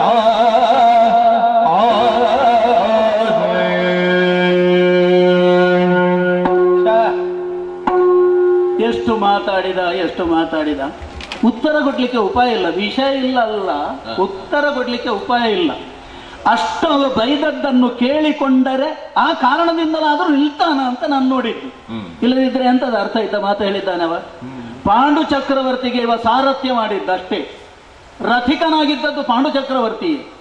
ರಥಿಕನಾಗಿಯೇ ಅಖಂಡ ಭೂಮಂಡಲದಲ್ಲಿ ಸುವರ್ಣಯಾಗ ನಡೆದ ಕಾಲಕ್ಕೆ ದಿಗ್ವಿಜಯ ಮಾಡಿ ಹಸ್ತಿನೆಯ ಭಂಡಾರ ತುಂಬಿಸಿದ ನನಗೆ ಹೇಳುವುದು, ನೀನು ಇಲ್ಲಿ ತಿನ್ಲಿಕ್ಕೆ ಬಂದದ್ದಲ್ವ ಅಂತ. ಅದನ್ನು ಕೇಳಬೇಕಾಯ್ತು. ಏನ್ ಮಾಡುವುದು ಹೇಳಿ? ಅವನ ಭಾಷೆಯಲ್ಲಿ ಉತ್ತರ ಕೊಡುವುದಕ್ಕೆ ನಾನಲ್ಲ. ಹೇಳ್ತಾನೆ ಎಂತದವ ತೊಡಗಿದ್ದು ಬೆರಕೆ ಸಂತಾನ ಅಂತ ನನಗೆ ಹೇಳುವುದು. ನನಗೆ ಮರ್ತೋಗ್ಲಿಲ್ಲ, ಅದು ಮರ್ತೋದಿಲ್ಲ. ನಾನು ಯಾರು ಏನು ಎನ್ನುವುದನ್ನು ನೇರ ಹೇಳುವುದಕ್ಕಾಗುವುದಿಲ್ಲ, ಮನಸ್ಸು ಒಪ್ಪಿಕೊಳ್ಳುತ್ತೇನೆ ಈ ಕ್ಷಣಕ್ಕೂ. ಆದ್ರೆ ಇವನ ಹಾಗೆ ಅಲ್ಲ, ಇವ ಹೆಣದ ಸಂತಾನ. ಗೊತ್ತುಂಟ ಕತೆ ನಿಮ್ಗೆ? ವಿಶ್ವಿತಾಶ್ವನ ಕಥೆ ಗೊತ್ತುಂಟ? ಇವನ ವಂಶದವರು, ಮದ್ರ ದೇಶದವರು, ಹೆಣಕ್ಕೆ ಹುಟ್ಟಿದವರು ಅಂತಲೇ ಒಂದು ಪ್ರಸಿದ್ಧಿ ಉಂಟು. ಅದು ಗೊತ್ತುಂಟ? ಮತ್ತೆ ಮದ್ರ ದೇಶ ಅಂದ್ರೆ ಏನು? ಬಹಳ ಸಂಸ್ಕಾರವಂತರು, ಬಹಳ ದೊಡ್ಡ ಸಂಗತಿ ನಾನು ಅಂತ ಹೇಳ್ತಾನಲ್ಲ. ಕುಟಿಲ ನೀತಿಗೆ ಇವ ನರಸು, ಚಾವಟೆಯರಿಗೆ ಮನೆ, ದುರ್ವ್ಯಸನ ಲಂಪಟರಿಗೆ ಆಚಾರ್ಯನು, ಖಳರಿಗೆ ಇವನದ್ದೇ ಉಪದೇಶ, ಅಟಮಟದ ಘನ ದೇಹ ಸಿದ್ಧಿಯ ಘಟಿಕೆ ಇವನದು.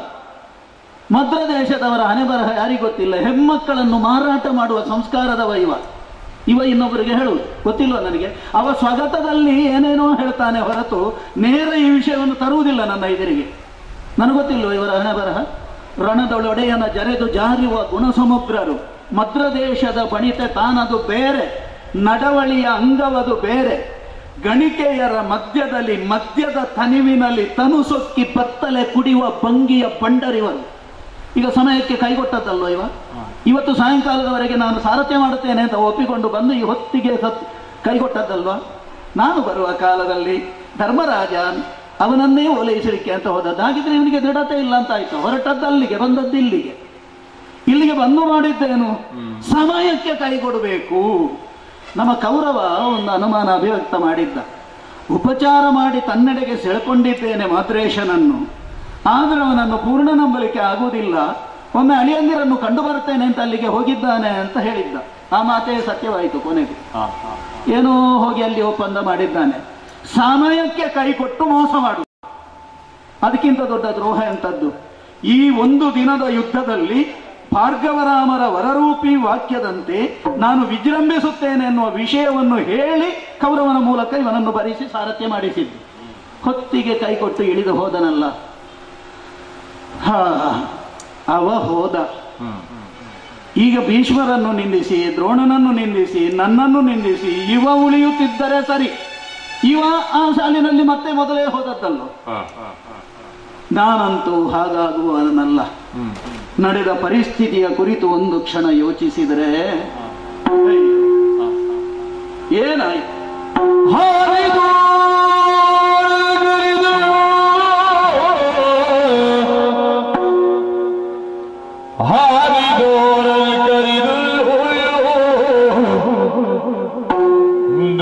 ನಿನ್ನಾರಿ ಕುಸಿದುದು ಕೇಳು,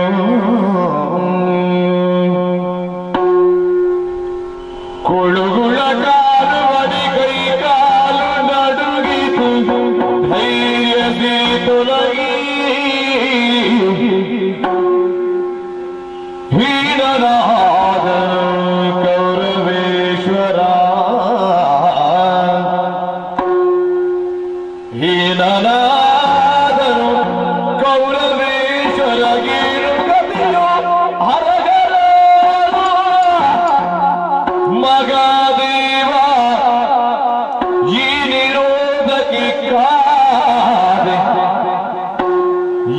ತಡಲಿದರು ಕರ್ಣ. ಶಿವ ಶಿವ ಸಮರದೋ ಕೈ ಸೋತೆನಲ್ಲ.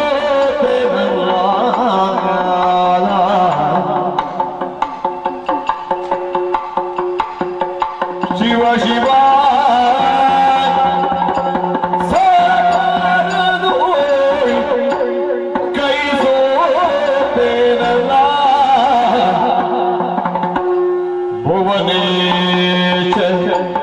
ಮಮತೆ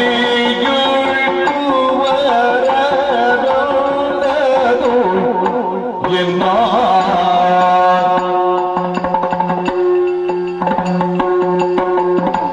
ಭುವನೇಶ ಮಮತೆಯು ಕುವರದೋ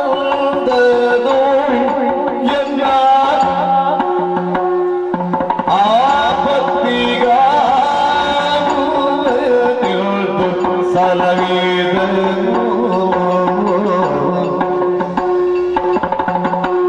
ಶಿವ ಶಿವ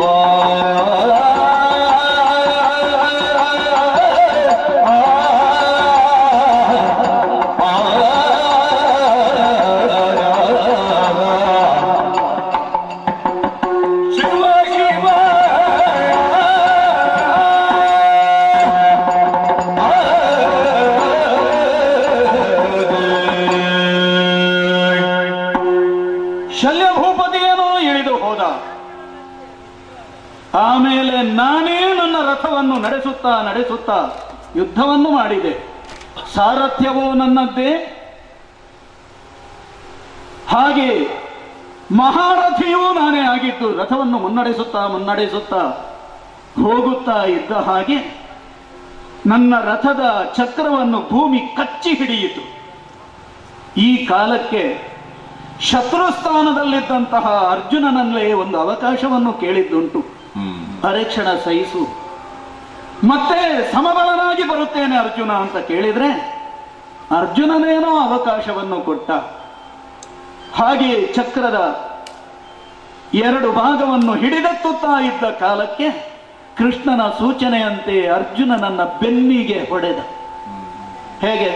3 ಲೋಕದ ಗಂಡ, ಮತ್ಸ್ಯಲಾಂಛನ ಭೇದನ ಮಾಡಿದಂತಹ ಅರ್ಜುನ ಅವನು ಮಾಡಿದ್ದೇನು? ನನಗೆ ಅವಕಾಶ ಕೊಟ್ಟು ಪರಾಂಗುಖನಾಗಿದ್ದ ಸ್ಥಿತಿಯಲ್ಲಿ ನನ್ನ ಬೆನ್ನಿಗೆ ಹೊಡೆದ.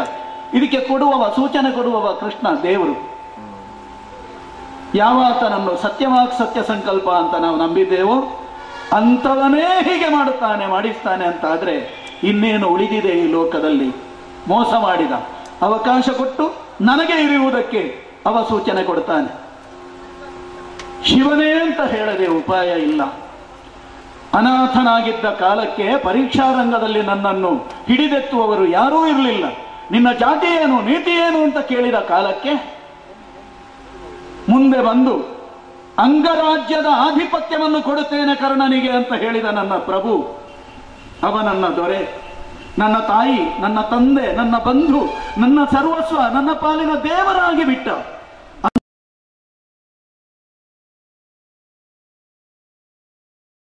ಕೌರವನಿಗೆ ಇನ್ಯಾರಿದ್ದಾರೆ? ಇದೇ ನನಗೆ ಯೋಚನೆ. ಒಂದೊಂದು ನೆಪ ಹೇಳಿ ಇವನು ಅಷ್ಟೇ ಮೋಸ ಮಾಡಲಿಕ್ಕೆ ಕಾಯುತ್ತಾ ಇದ್ದ ಶಲ್ಯ ಅವ ಹೋಗ್ಲಿ, ಸತ್ತೋಗ್ಲಿ, ಅದು ವಿಷಯ ಅಲ್ಲ. ನಮ್ಮ ದೊರೆಯಾದಂತಹ ಕೌರವನ ರಕ್ಷಣೆಗೆ ಯಾರಿದ್ದಾರೆ? ಕೌರವನಿಗೆ ಪ್ರಾಣಕ್ಕೆ ಪ್ರಾಣ ಕೊಡುವವರು ನನ್ನ ಹೊರತು ಇನ್ಯಾರಿದ್ದಾರೆ? ಸಮರದಲ್ಲಿ ಕೈ ಸೋತೇನಲ್ಲ, ಬರೇ ಈ ಯುದ್ಧ ಅಲ್ಲ, ನನ್ನ ಜೀವನವೇ ನನಗೆ ಸಮರವಾಗಿ ಹೋಯಿತು. ಒಬ್ಬರೋ ಇಬ್ಬರು ನನಗೆ ಮೋಸ ಮಾಡಿದವರು ಗುರುವಿನ ಬಳಿಗೆ ಹೋಗಿ ವಿದ್ಯೆಯನ್ನು ಕಲಿಯಬೇಕು ಅಂತ ಹೇಳಿ ಭಾರ್ಗವರಾಮರ ಬಳಿಗೆ ಹೋದ್ರೆ ಪ್ರೀತಿ ಪಾತ್ರನಾದಂತಹ ವಿದ್ಯಾರ್ಥಿಯಾಗಿ ನಿಷ್ಠಾವಂತನಾಗಿ ಗುರುಸೇವಾ ನಿರತನಾಗಿದ್ದಂತಹ ನನ್ನನ್ನು ಪ್ರೀತಿಯಿಂದಲೇ ಮೊದಲಿಗೆ ಕಂಡುಕೊಂಡರಾದರೂ ನನ್ನ ತೊಡೆಯ ಮೇಲೆ ತಲೆ ಇಟ್ಟು ಮಲಗಿದವರು ಭಾರ್ಗವರಾಮರು.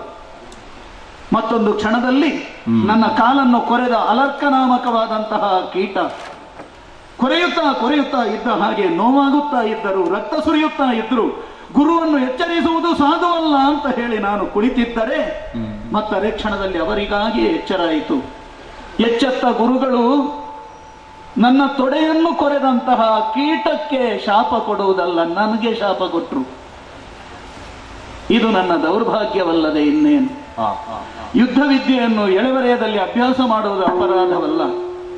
ಹಾಗೆ ಅಭ್ಯಾಸ ಮಾಡುತ್ತಾ ಇದ್ದ ಹಾಗೆ ನನ್ನ ಕೈಯಿಂದ ಜಾರಿ ಹೋದಂತಹ ಅಸ್ತ್ರವೊಂದಕ್ಕೆ ತುತ್ತಾಗಿ ಗಾಲವನ ಧೇನು ನನ್ನ ಕೈಯಲ್ಲಿ ಸತ್ತು ಹೋಯಿತು. ಶಿವನೇ, ದಿನ ಬೆಳಗಾದರೆ ಗೋಪೂಜೆಯನ್ನು ಮಾಡಿ ಗೋಗ್ರಾಸವನ್ನು ಕೊಟ್ಟು ಬ್ರಾಹ್ಮಣರಿಗೆ ಗೋದಾನ ಮಾಡಿದಂತಹ ನನಗೆ ಇಂತಹ ಒಂದು ದುರಂತ ಬರುತ್ತದೆ ಅಂತಾದರೆ ಈ ಜೀವನ ಸಂಗ್ರಾಮದಲ್ಲೇ ನಾನು ಸೋತದ್ದಲ್ವೋ? ದೇವರೇ ನನಗೆ ಮುನಿದದ್ದಲ್ಲವೇ? ಇದರ ಹೊರತು ಇನ್ನೇನು ಕಾಣುತ್ತದೆ ಈ ಲೋಕದಲ್ಲಿ? ಅವರ ವಿಷಯ ಹಾಗಾಯಿತು. ಮೊನ್ನೆ ಯುದ್ಧದ ಸಿದ್ಧತೆ ನಡೆದಿದೆ.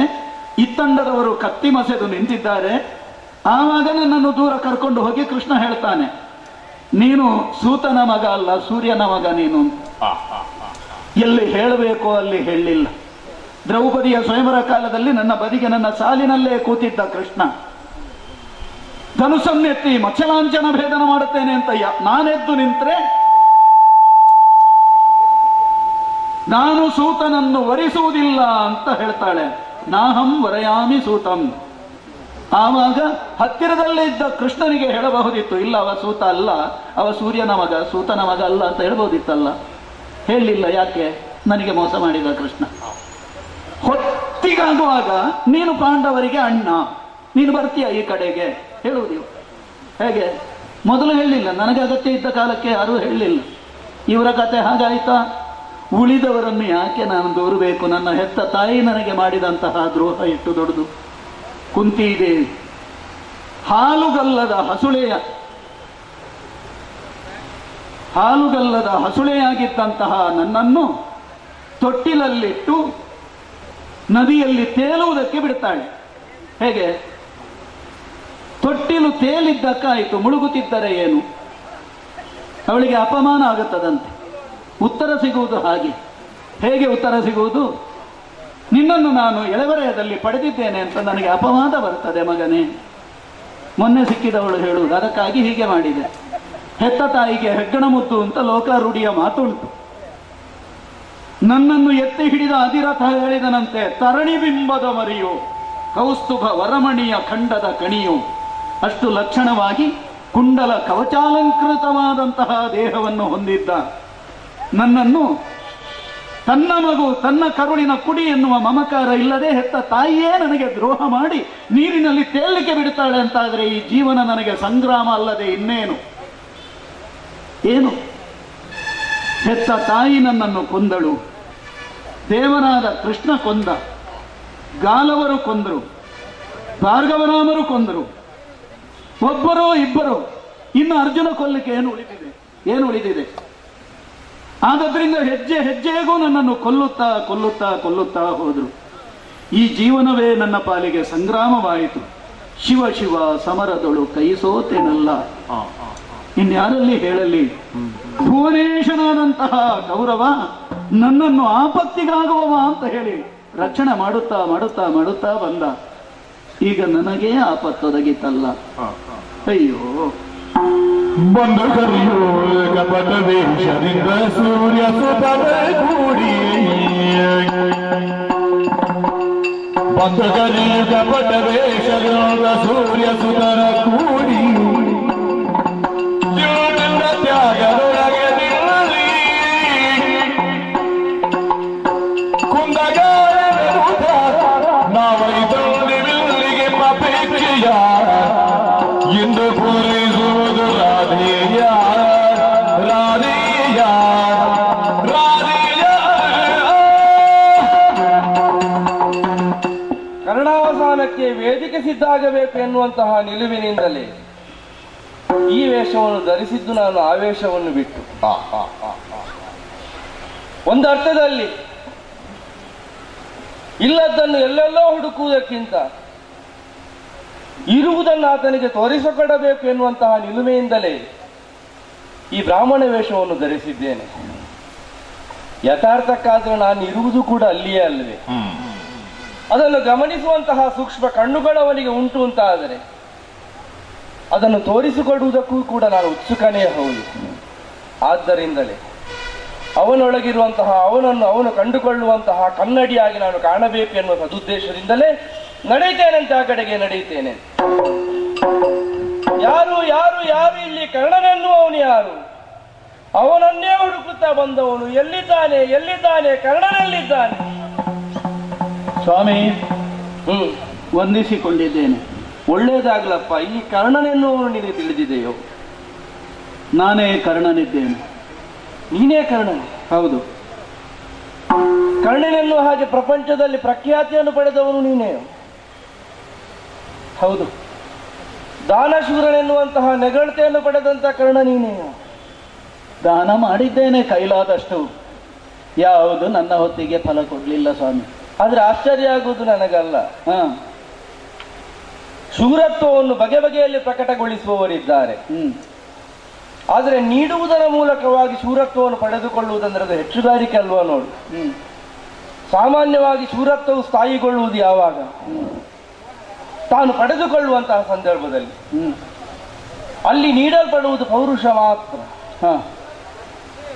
ಪೌರುಷವನ್ನು ನೀಡಲ್ಪಟ್ಟು ತನ್ಮೂಲಕವಾಗಿ ಏನನ್ನು ಪಡೆದುಕೊಳ್ಳುತ್ತಾನೋ ಅಲ್ಲಿಗೆ ಆತನ ಶೂರತ ಎನ್ನುವುದು ಸಾರ್ಥಕ್ಯವನ್ನು ಪಡೆಯುತ್ತದೆ. ಆದ್ರೆ ನೀನು ಹಾಗಲ್ಲ. ನೀಡುವುದರ ಮೂಲಕವೇ ಶೂರತನವನ್ನು ಸಂಪಾದಿಸಿಕೊಂಡವನು. ಆದ್ದರಿಂದಲೇ ನಿನ್ನಲ್ಲೇ ಏನನ್ನಾದ್ರೂ ಪಡ್ಕೊಳ್ಬೇಕು ಅಂತ ಬಂದವರು ನಾನು. ಸ್ವಾಮಿ, ನಿಮ್ಮಂತಹ ಬ್ರಾಹ್ಮಣರು ಈ ಯುದ್ಧ ಭೂಮಿಗೆ ಬರುವುದೇ ನನಗೆ ಒಂದು ಆಶ್ಚರ್ಯಕ್ಕೆ ಎಡೆಯಾಗುತ್ತದೆ. ಯಾಕೆ?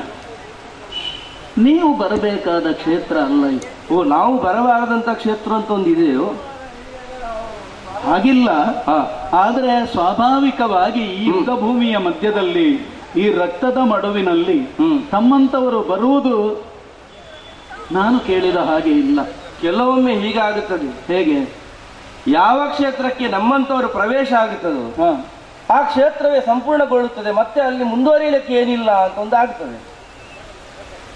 ಕ್ಷೇತ್ರ ಸಂಪೂರ್ಣಗೊಳ್ಳುವುದಂದ್ರೆ ನನಗೆ ಅರ್ಥ ಆಗಲಿಲ್ಲ ಸ್ವಾಮಿ. ಕ್ಷೇತ್ರ ಹೇಗೆ ಸಂಪೂರ್ಣಗೊಳ್ಳುತ್ತದೆ? ಅದೇ ಇರುವುದು ನೋಡು. ಹೇಗೆ? ನೋಡು, ಒಂದು ತಿಳಿವಿನ ತ್ರಿಜ್ಯದಲ್ಲಿ ಒಬ್ಬ ವ್ಯವಹರಿಸ್ತಾ ಇರ್ತಾನೆ. ಇನ್ನೂ ಬೇಕು ಇನ್ನೂ ಬೇಕು ಇನ್ನೂ ಬೇಕು ಅಂತ ಅದರ ಬಗ್ಗೆ ಯೋಚಿಸ್ತಾ ಇರ್ತಾನೆ. ಅದು ಆತ ನಂಬಿಕೊಂಡು ಬಂದಂತಹ ಕ್ಷೇತ್ರ. ಆ ಕ್ಷೇತ್ರಕ್ಕೆ ನಮ್ಮಂತವರು ಪ್ರವೇಶ ಆದರೆ ಅದಲ್ಲಿ ಪೂರ್ಣಗೊಳ್ಳುತ್ತದೆ. ಅಂದರೆ ಏನನ್ನು ನಾವು ಯೋಚಿಸ್ತಾ ನಡೀತಾನೆ ನೋಡು, ಅದನ್ನು ಪೂರ್ಣಗೊಳಿಸುವಂತ ಹೊಣೆಗಾರಿಕೆ ನಮ್ಮಲ್ಲುಂಟು. ಆಗಲೇ ಅದಿರ್ಲಿ, ಈಗ ನೀವು ಬಂದದ್ದು ಯಾಕೆ? ಅದೇ ನಿನ್ನಿಂದ ಏನಾದರೂ ಪಡೆದುಕೊಳ್ಳುವುದರ ಮೂಲಕವಾಗಿ ನಿನ್ನ ಶೂರತ್ವವನ್ನು ನೋಡಿಬಿಡುವ ಅಂತ. ಪಡೆಯುವುದು? ಹೌದು. ಏನದು? ಅಯ್ಯೋ, ನನ್ನ ಕಥೆ ಏನು ಅಂತ ಹೇಳಲಿಕ್ಕರಣ. ಏನಾಗಿದೋ ಅದನ್ನೇ ಹೇಳಿ ಸ್ವಾಮಿ. 5 ಜನ ನನಗೆ ಮಕ್ಕಳು. ಮೊದಲನೇವನಿಗೆ ಧರ್ಮ ಎನ್ನುವ ಹಾಗೆ ಹೆಸರಿಟ್ಟಿದ್ದೇನೆ. ಎರಡನೇವನಿಗೆ ಶಕ್ತಿ ಎನ್ನುವ ಹಾಗೆ ಹೆಸರಿಟ್ಟಿದ್ದೇನೆ. ಮೂರನೇವನಿಗೆ ವಿಜಯ ಎನ್ನುವ ಹಾಗೆ ಹೆಸರಿಟ್ಟಿದ್ದೇನೆ. ಅಂತೂ ಇಬ್ಬರ ಕಲ್ಯಾಣ ಆಗಿದೆ. ಈಗ ವಿಜಯನ ಕಲ್ಯಾಣ ಆಗಬೇಕು ಅಂತ ನಿನ್ನ ಬಳಿಗೆ ಬಂದವನು ನಾನು. ವಿಜಯನ ಕಲ್ಯಾಣಕ್ಕೋಸ್ಕರವಾಗಿ ನಿನ್ನಿಂದ ಏನಾದರೂ ಪಡ್ಕೊಳ್ಳಬೇಕು, ತನ್ಮೂಲಕವಾಗಿ ಆತನ ಕಲ್ಯಾಣ ಮಹೋತ್ಸವವೊಂದನ್ನು ನೋಡಬೇಕು ನನಗೆ ಅಂತ ಕೊಡುವ ಕೃಪೆ ನೀನು ಮಾಡಿದಿರಿ ಅಂತಾದ್ರೆ ನಿನ್ನಿಂದಲೇ ಪಡ್ಕೊಂಡು ಹೋದೇನು ನಾವು. ಏನು ದಾನವೇ? ಹೌದು ಸ್ವಾಮಿ.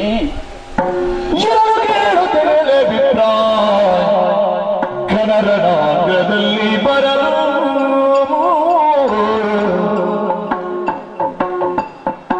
ನಿನಗೆ ಸಿಕ್ಕುವುದೇನು ಯಾರಡೆ ವಿನಯದಿಂದ ತೆಗೆದು ಬೇಗ ಕನಕ ಕುಳ್ಳರಂಗಳಲ್ಲೇ ಕೊಡುವುದಯ್ಯ ಎನಗೆ ಪ್ರೇಮದಿಗೆ ವಿಪ್ರಾ ನಿನಗೆ ಸಿಕ್ಕುವುದೇನು ಲಡಾಖದಲ್ಲಿ ವಿಪ್ರವರ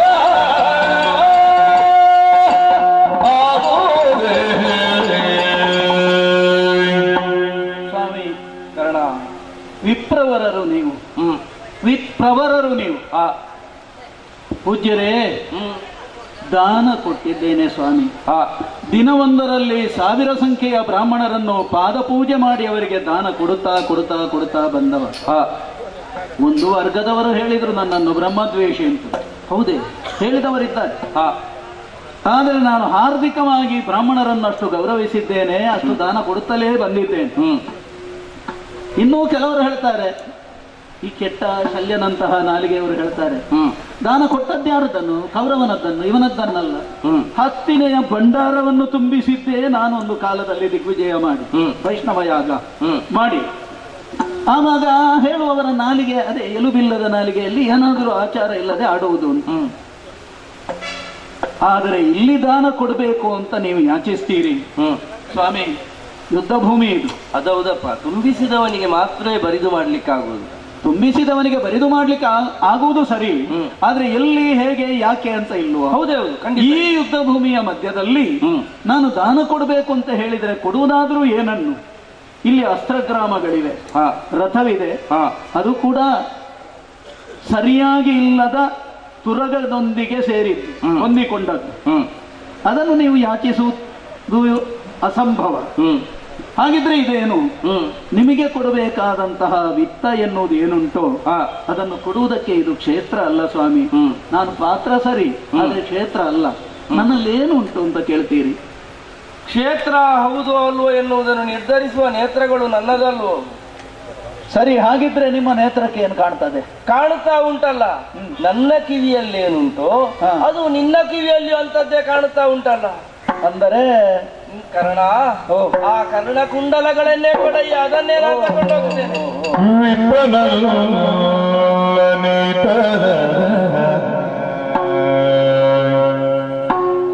ಸಾಕ್ಷಾತ್ ಸುಪ್ರಸನ್ನನೆಂದು ತಿಳಿದು ವಿಪ್ರನಲ್ಲಾದ ಗೀತಾ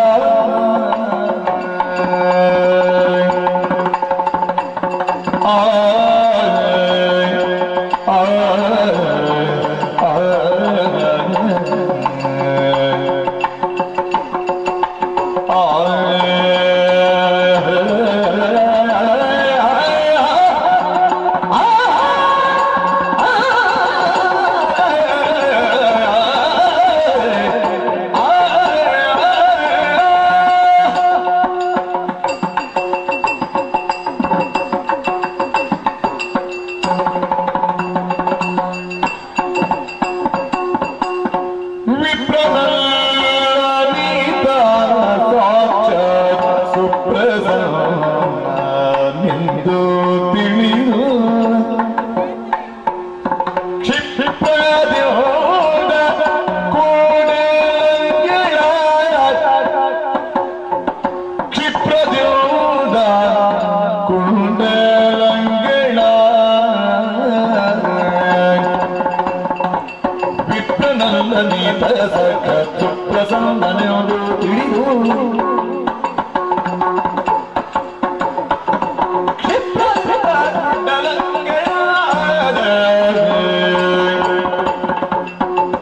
ಸುಪ್ರತಾಪನು ಕೊಡಲು ಧಾರೆಯ ಪ್ರವಾಹಿಸದೇ ಇದ್ದರೆ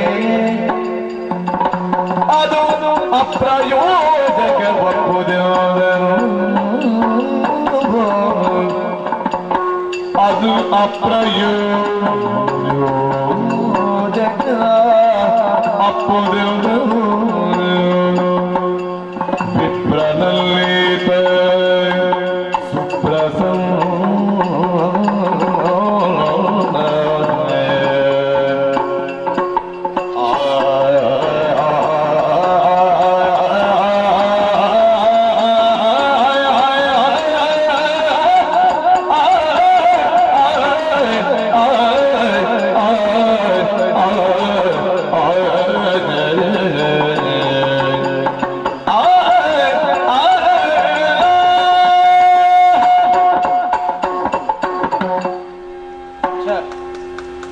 ಯುದ್ಧ ಭೂಮಿಯಲ್ಲಿ ಬಂದು ನಿಂತಹ ಬ್ರಾಹ್ಮಣ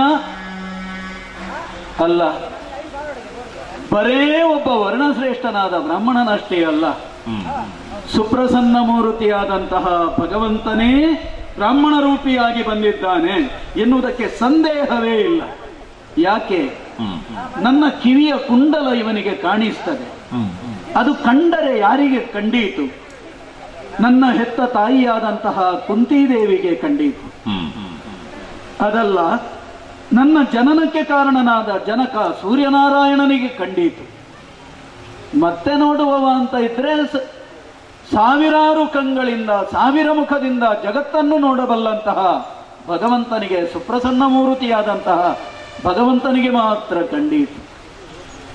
ಇವ ಕುಂತಿ ಅಲ್ಲವಲ್ಲ, ಸೂರ್ಯನಾರಾಯಣನೂ ಹೀಗೆ ಬಂದದ್ದಿಲ್ಲ. ಒಂದು ಕಾಲಕ್ಕೆ ನನ್ನಲ್ಲಿ ಮಾತುಕತೆಯನ್ನಾಡುವುದಕ್ಕೆ ಬಂದಿದ್ದ.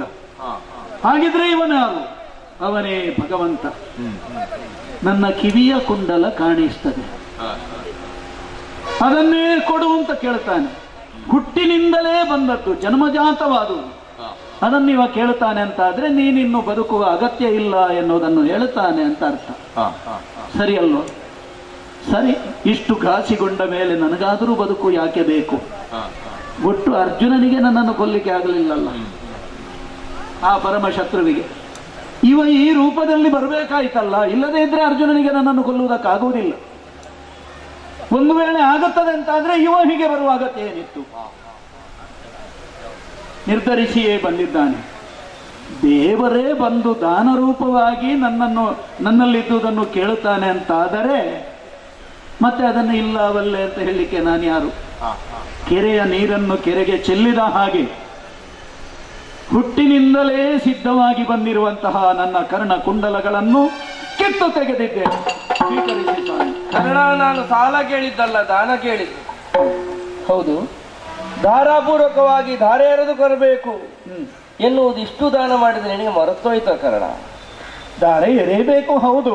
ಆದ್ರೆ ಇಲ್ಲಿ ಧಾರೆ ಎರೆಯುವುದಕ್ಕೆ ನೀರಿಲ್ಲವಲ್ಲ. ಅಯ್ಯೋ, ನೀರಿಲ್ಲದಿದ್ರೆ ಏನಂತೆ? ಅಮೃತ ಜಲವೇ ಕಾಣುತ್ತಾ ಉಂಟು ನನಗೆ, ಅದರಿಂದಲೇ ಧಾರೆ ಎರೆದು ಕೊಡ್ಬಹುದಲ್ವಾ? ಎಂತದು ಅಮೃತ ಜಲ? ನಿನ್ನ ಹೃದಯದಲ್ಲಿರುವಂತಹ ಸುಧಾ ಕಲಶ ಉಂಟಲ್ಲ, ಅದರಿಂದಲೇ ಧಾರೆ ಎರೆದು ಕೊಡು. ಕೃಷ್ಣ ಕೃಷ್ಣ ಕೃಷ್ಣ. ಈಗ ಒಂದು ಕೂದಲೆಳೆಯಷ್ಟಿದ್ದ ಸಂಶಯವು ನಿವಾರಣೆಯಾಗಿ ಹೋಯಿತು. ಅವನೇ ಪದ್ಮನಾಭ. ಈಗ ಅರ್ಥವಾಯಿತು. ನನ್ನ ಎದೆಯಲ್ಲಿರುವುದು ಏನು? ದೇವರು ಹೇಳ್ತಾನೆ ಅಮೃತ ಕಲಶ. ಕರ್ಣ ನಂಜಿನ ಬುರುಡೆ, ಕರ್ಣ ಕೆಟ್ಟವ, ಕರ್ಣನ ಮನಸ್ಸಿನಲ್ಲಿ ವಿಷ ಇದೆ, ಹೀಗೆಲ್ಲ ಹೇಳಿದವರಿಲ್ವೋ? ದೇವರೇ ಒಪ್ಪಿದ ಸತ್ಯ ಏನು? ಕರ್ಣನ ಹೃದಯದಲ್ಲಿ ಅಮೃತವಿದೆ, ಅಮೃತ ಕಲಶವಿದೆ. ಹಿಂದಿನ ಜನ್ಮದಿಂದಲೇ ಸಿದ್ಧವಾಗಿ ಬಂದಿರುವಂತಹ ಅಮೃತ ಕಲಶವನ್ನೇ ಇವ ದಾನರೂಪವಾಗಿ ಧಾರೆ ಎರೆದು ಕೊಡುವುದಕ್ಕೆ ಬಳಸು ಅಂತ ಹೇಳ್ತಾನೆ ಅಂತ ಆದರೆ ನಾನು ಪ್ರಾಣ ಬಿಡಬೇಕೆನ್ನುವುದನ್ನು ಬೇರೆ ಹೇಳಬೇಕಾಗಿಲ್ಲವ. ಸಮಾಧಾನ ಉಂಟು, ಸಂತೋಷ ಉಂಟು. ಕೆರೆಯ ನೀರನ್ನು ಕೆರೆಗೆ ಚೆಲ್ಲಬೇಕು. ಅವನಿಗೆ ಕೊಡದೇ ಇದ್ದದ್ದು ಯಾವುದುಂಟು ಈ ಲೋಕದಲ್ಲಿ? ಎಲ್ಲ ನಮಗೆ ಬೇಕಾದ್ದನ್ನು ಅವನೇ ಕೊಟ್ಟದ್ದು. ಸಾಲ ಕೇಳುವುದಲ್ಲ ಅಂತ ಹೇಳ್ತಾನೆ. ಒಂದು ಅರ್ಥದಲ್ಲಿ ಇದು ಸಾಲ ಅಲ್ಲದೆ ಏನು? ನಮ್ಮ ಜೀವನವೇ ಎರವಿನ ಒಡವೆ. ಎಂದಾದರಿ ಕಾಯ ಎರವಿನೊಡವೆ ಜೀಯ ಆಲಿಸಬೇಕು. ಹಿಂದೆ ಹೋಗಲಿ ಅದು, ಸ್ವೀಕರಿಸುವುದಕ್ಕೆ ಸಿದ್ಧನಾಗು. ಹಿಡಿದ ಕೂರಸಿಯಿಂದ ಎದೆಯನ್ನು ಬಗೆದಿದ್ದೇನೆ, ಅಮೃತ ಕಲಶ ಇದು ತೆಗೆದಿದ್ದೇನೆ. ಇಷ್ಟರವರೆಗೆ ಯಾರಿಗೂ ಕಾಣದೆ ನಿನಗೆ ಮಾತ್ರ ಕಾಣುವುದಕ್ಕಾಗಿ ಇರಿಸಿಕೊಂಡದ್ದು, ನಿನಗೆ ಮಾತ್ರ ದಾರಿ ಎರೆಯುವುದಕ್ಕಾಗಿ ಇರಿಸಿಕೊಂಡದ್ದು. ಇದು ಬರೇ ಅಮೃತ ಕಲಶ ಅಲ್ಲ ನನ್ನ ಪ್ರಾಣ ಕೃಷ್ಣ. ಬಿಂದು ಒಂದು ಸಿಂಧುವಿನಲ್ಲಿ ಸೇರಬೇಕು, ಪರಮಾಣು ಪರ್ವತದೊಂದಿಗೆ ಐಕ್ಯವಾಗಬೇಕು. ಹಾಗೆ ನಾನು ನಿನ್ನಲ್ಲಿ ಐಕ್ಯನಾಗುವುದಕ್ಕೆ ಸಿದ್ಧನಾಗಿ ನಿಂತಿದ್ದೇನೆ. ಕುಂಡಲವನ್ನು ಹಿಡಿದು ಇದು ದಾರೆ ಎರೆದು ಅಮೃತ ಕಲಶದೊಂದಿಗೆ ನಿನಗೆ ದಾರೆ ಎರೆದು ಕೊಡ್ತಾ ಇದ್ದೇನೆ. ಕೃಷ್ಣಾರ್ಪಣ ಮಸ್ತು. ರಾಗವೇ ಮೂಲಭೂತ ತತ್ವವಾಗಿ, ಅದೇ ಅಧಿಷ್ಠಾನವಾಗಿ ಅಧಿಷ್ಠಾತ್ರವಾಗಿ ನೀಡುತ್ತಿರುವಂತಹ ದಾನವಲ್ಲವೇ ಇದು. ಹೃದಯದಲ್ಲಿ ಅಷ್ಟೇ ಪರಿಶುದ್ಧತೆಯನ್ನು ತೋರಿಸುತ್ತಾ ಇರುವಂತೆ ನಿನಗೆ ಪರಿಶುದ್ಧ ಮೂರ್ತಿಯಾದಂತಹ ನಾನು ಆರೆಂಬುದನ್ನು ಪಾರ್ಥನ ರಥದಲ್ಲಿ ತೋರಿಸ್ತೇನೆ, ನೋಡು.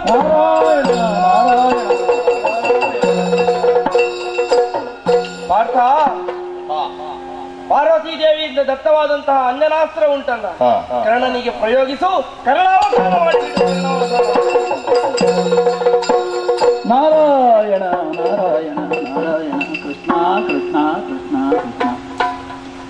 ಆತ್ಮೀಯ ಕಲಾಭಿಮಾನಿ ಬಂಧುಗಳೇ, ಶ್ರೀ ದುರ್ಗಾ ಪರಮೇಶ್ವರಿ ಸೇವಾ ಸಮಿತಿ ಅಲಪೆ ಪಡೆಯಲಿದರ ರಜತ ಮಹೋತ್ಸವದ ಅಂಗವಾಗಿ ಜರುಗಿದಂತಹ ಈ ತಾಳಮದ್ದಲೆ ಕೂಟ, ಇದನ್ನು ಯಶಸ್ವಿಯಾಗಿ ಜರುಗಿಸಿಕೊಟ್ಟಂತಹ ಜಿಲ್ಲೆಯ ಪ್ರಸಿದ್ಧ ಹಿಮ್ಮೇಳ ಮುಮ್ಮೇಳದ ಕಲಾವಿದರಿಗೆ ತುಂಬ ಹೃದಯದ ಕೃತಜ್ಞತೆಯನ್ನು ಸಲ್ಲಿಸ್ತಾ ಇದ್ದೇವೆ. ಹಾಗೆ ಅವರಲ್ಲಿ ಚೆನ್ನಪ್ಪ ಶೆಟ್ಟಿಯವರಿಗೆ, ಗೌರವಾಧ್ಯಕ್ಷರಾದ ಶೇಖರ್ ಶೆಟ್ಟಿಯವರು, ಹಾಗೆ ಮೊದಲಿಗಾರರಾದ ಪದ್ಮನಾಭ ಉಪಾಧ್ಯಾಯರಿಗೆ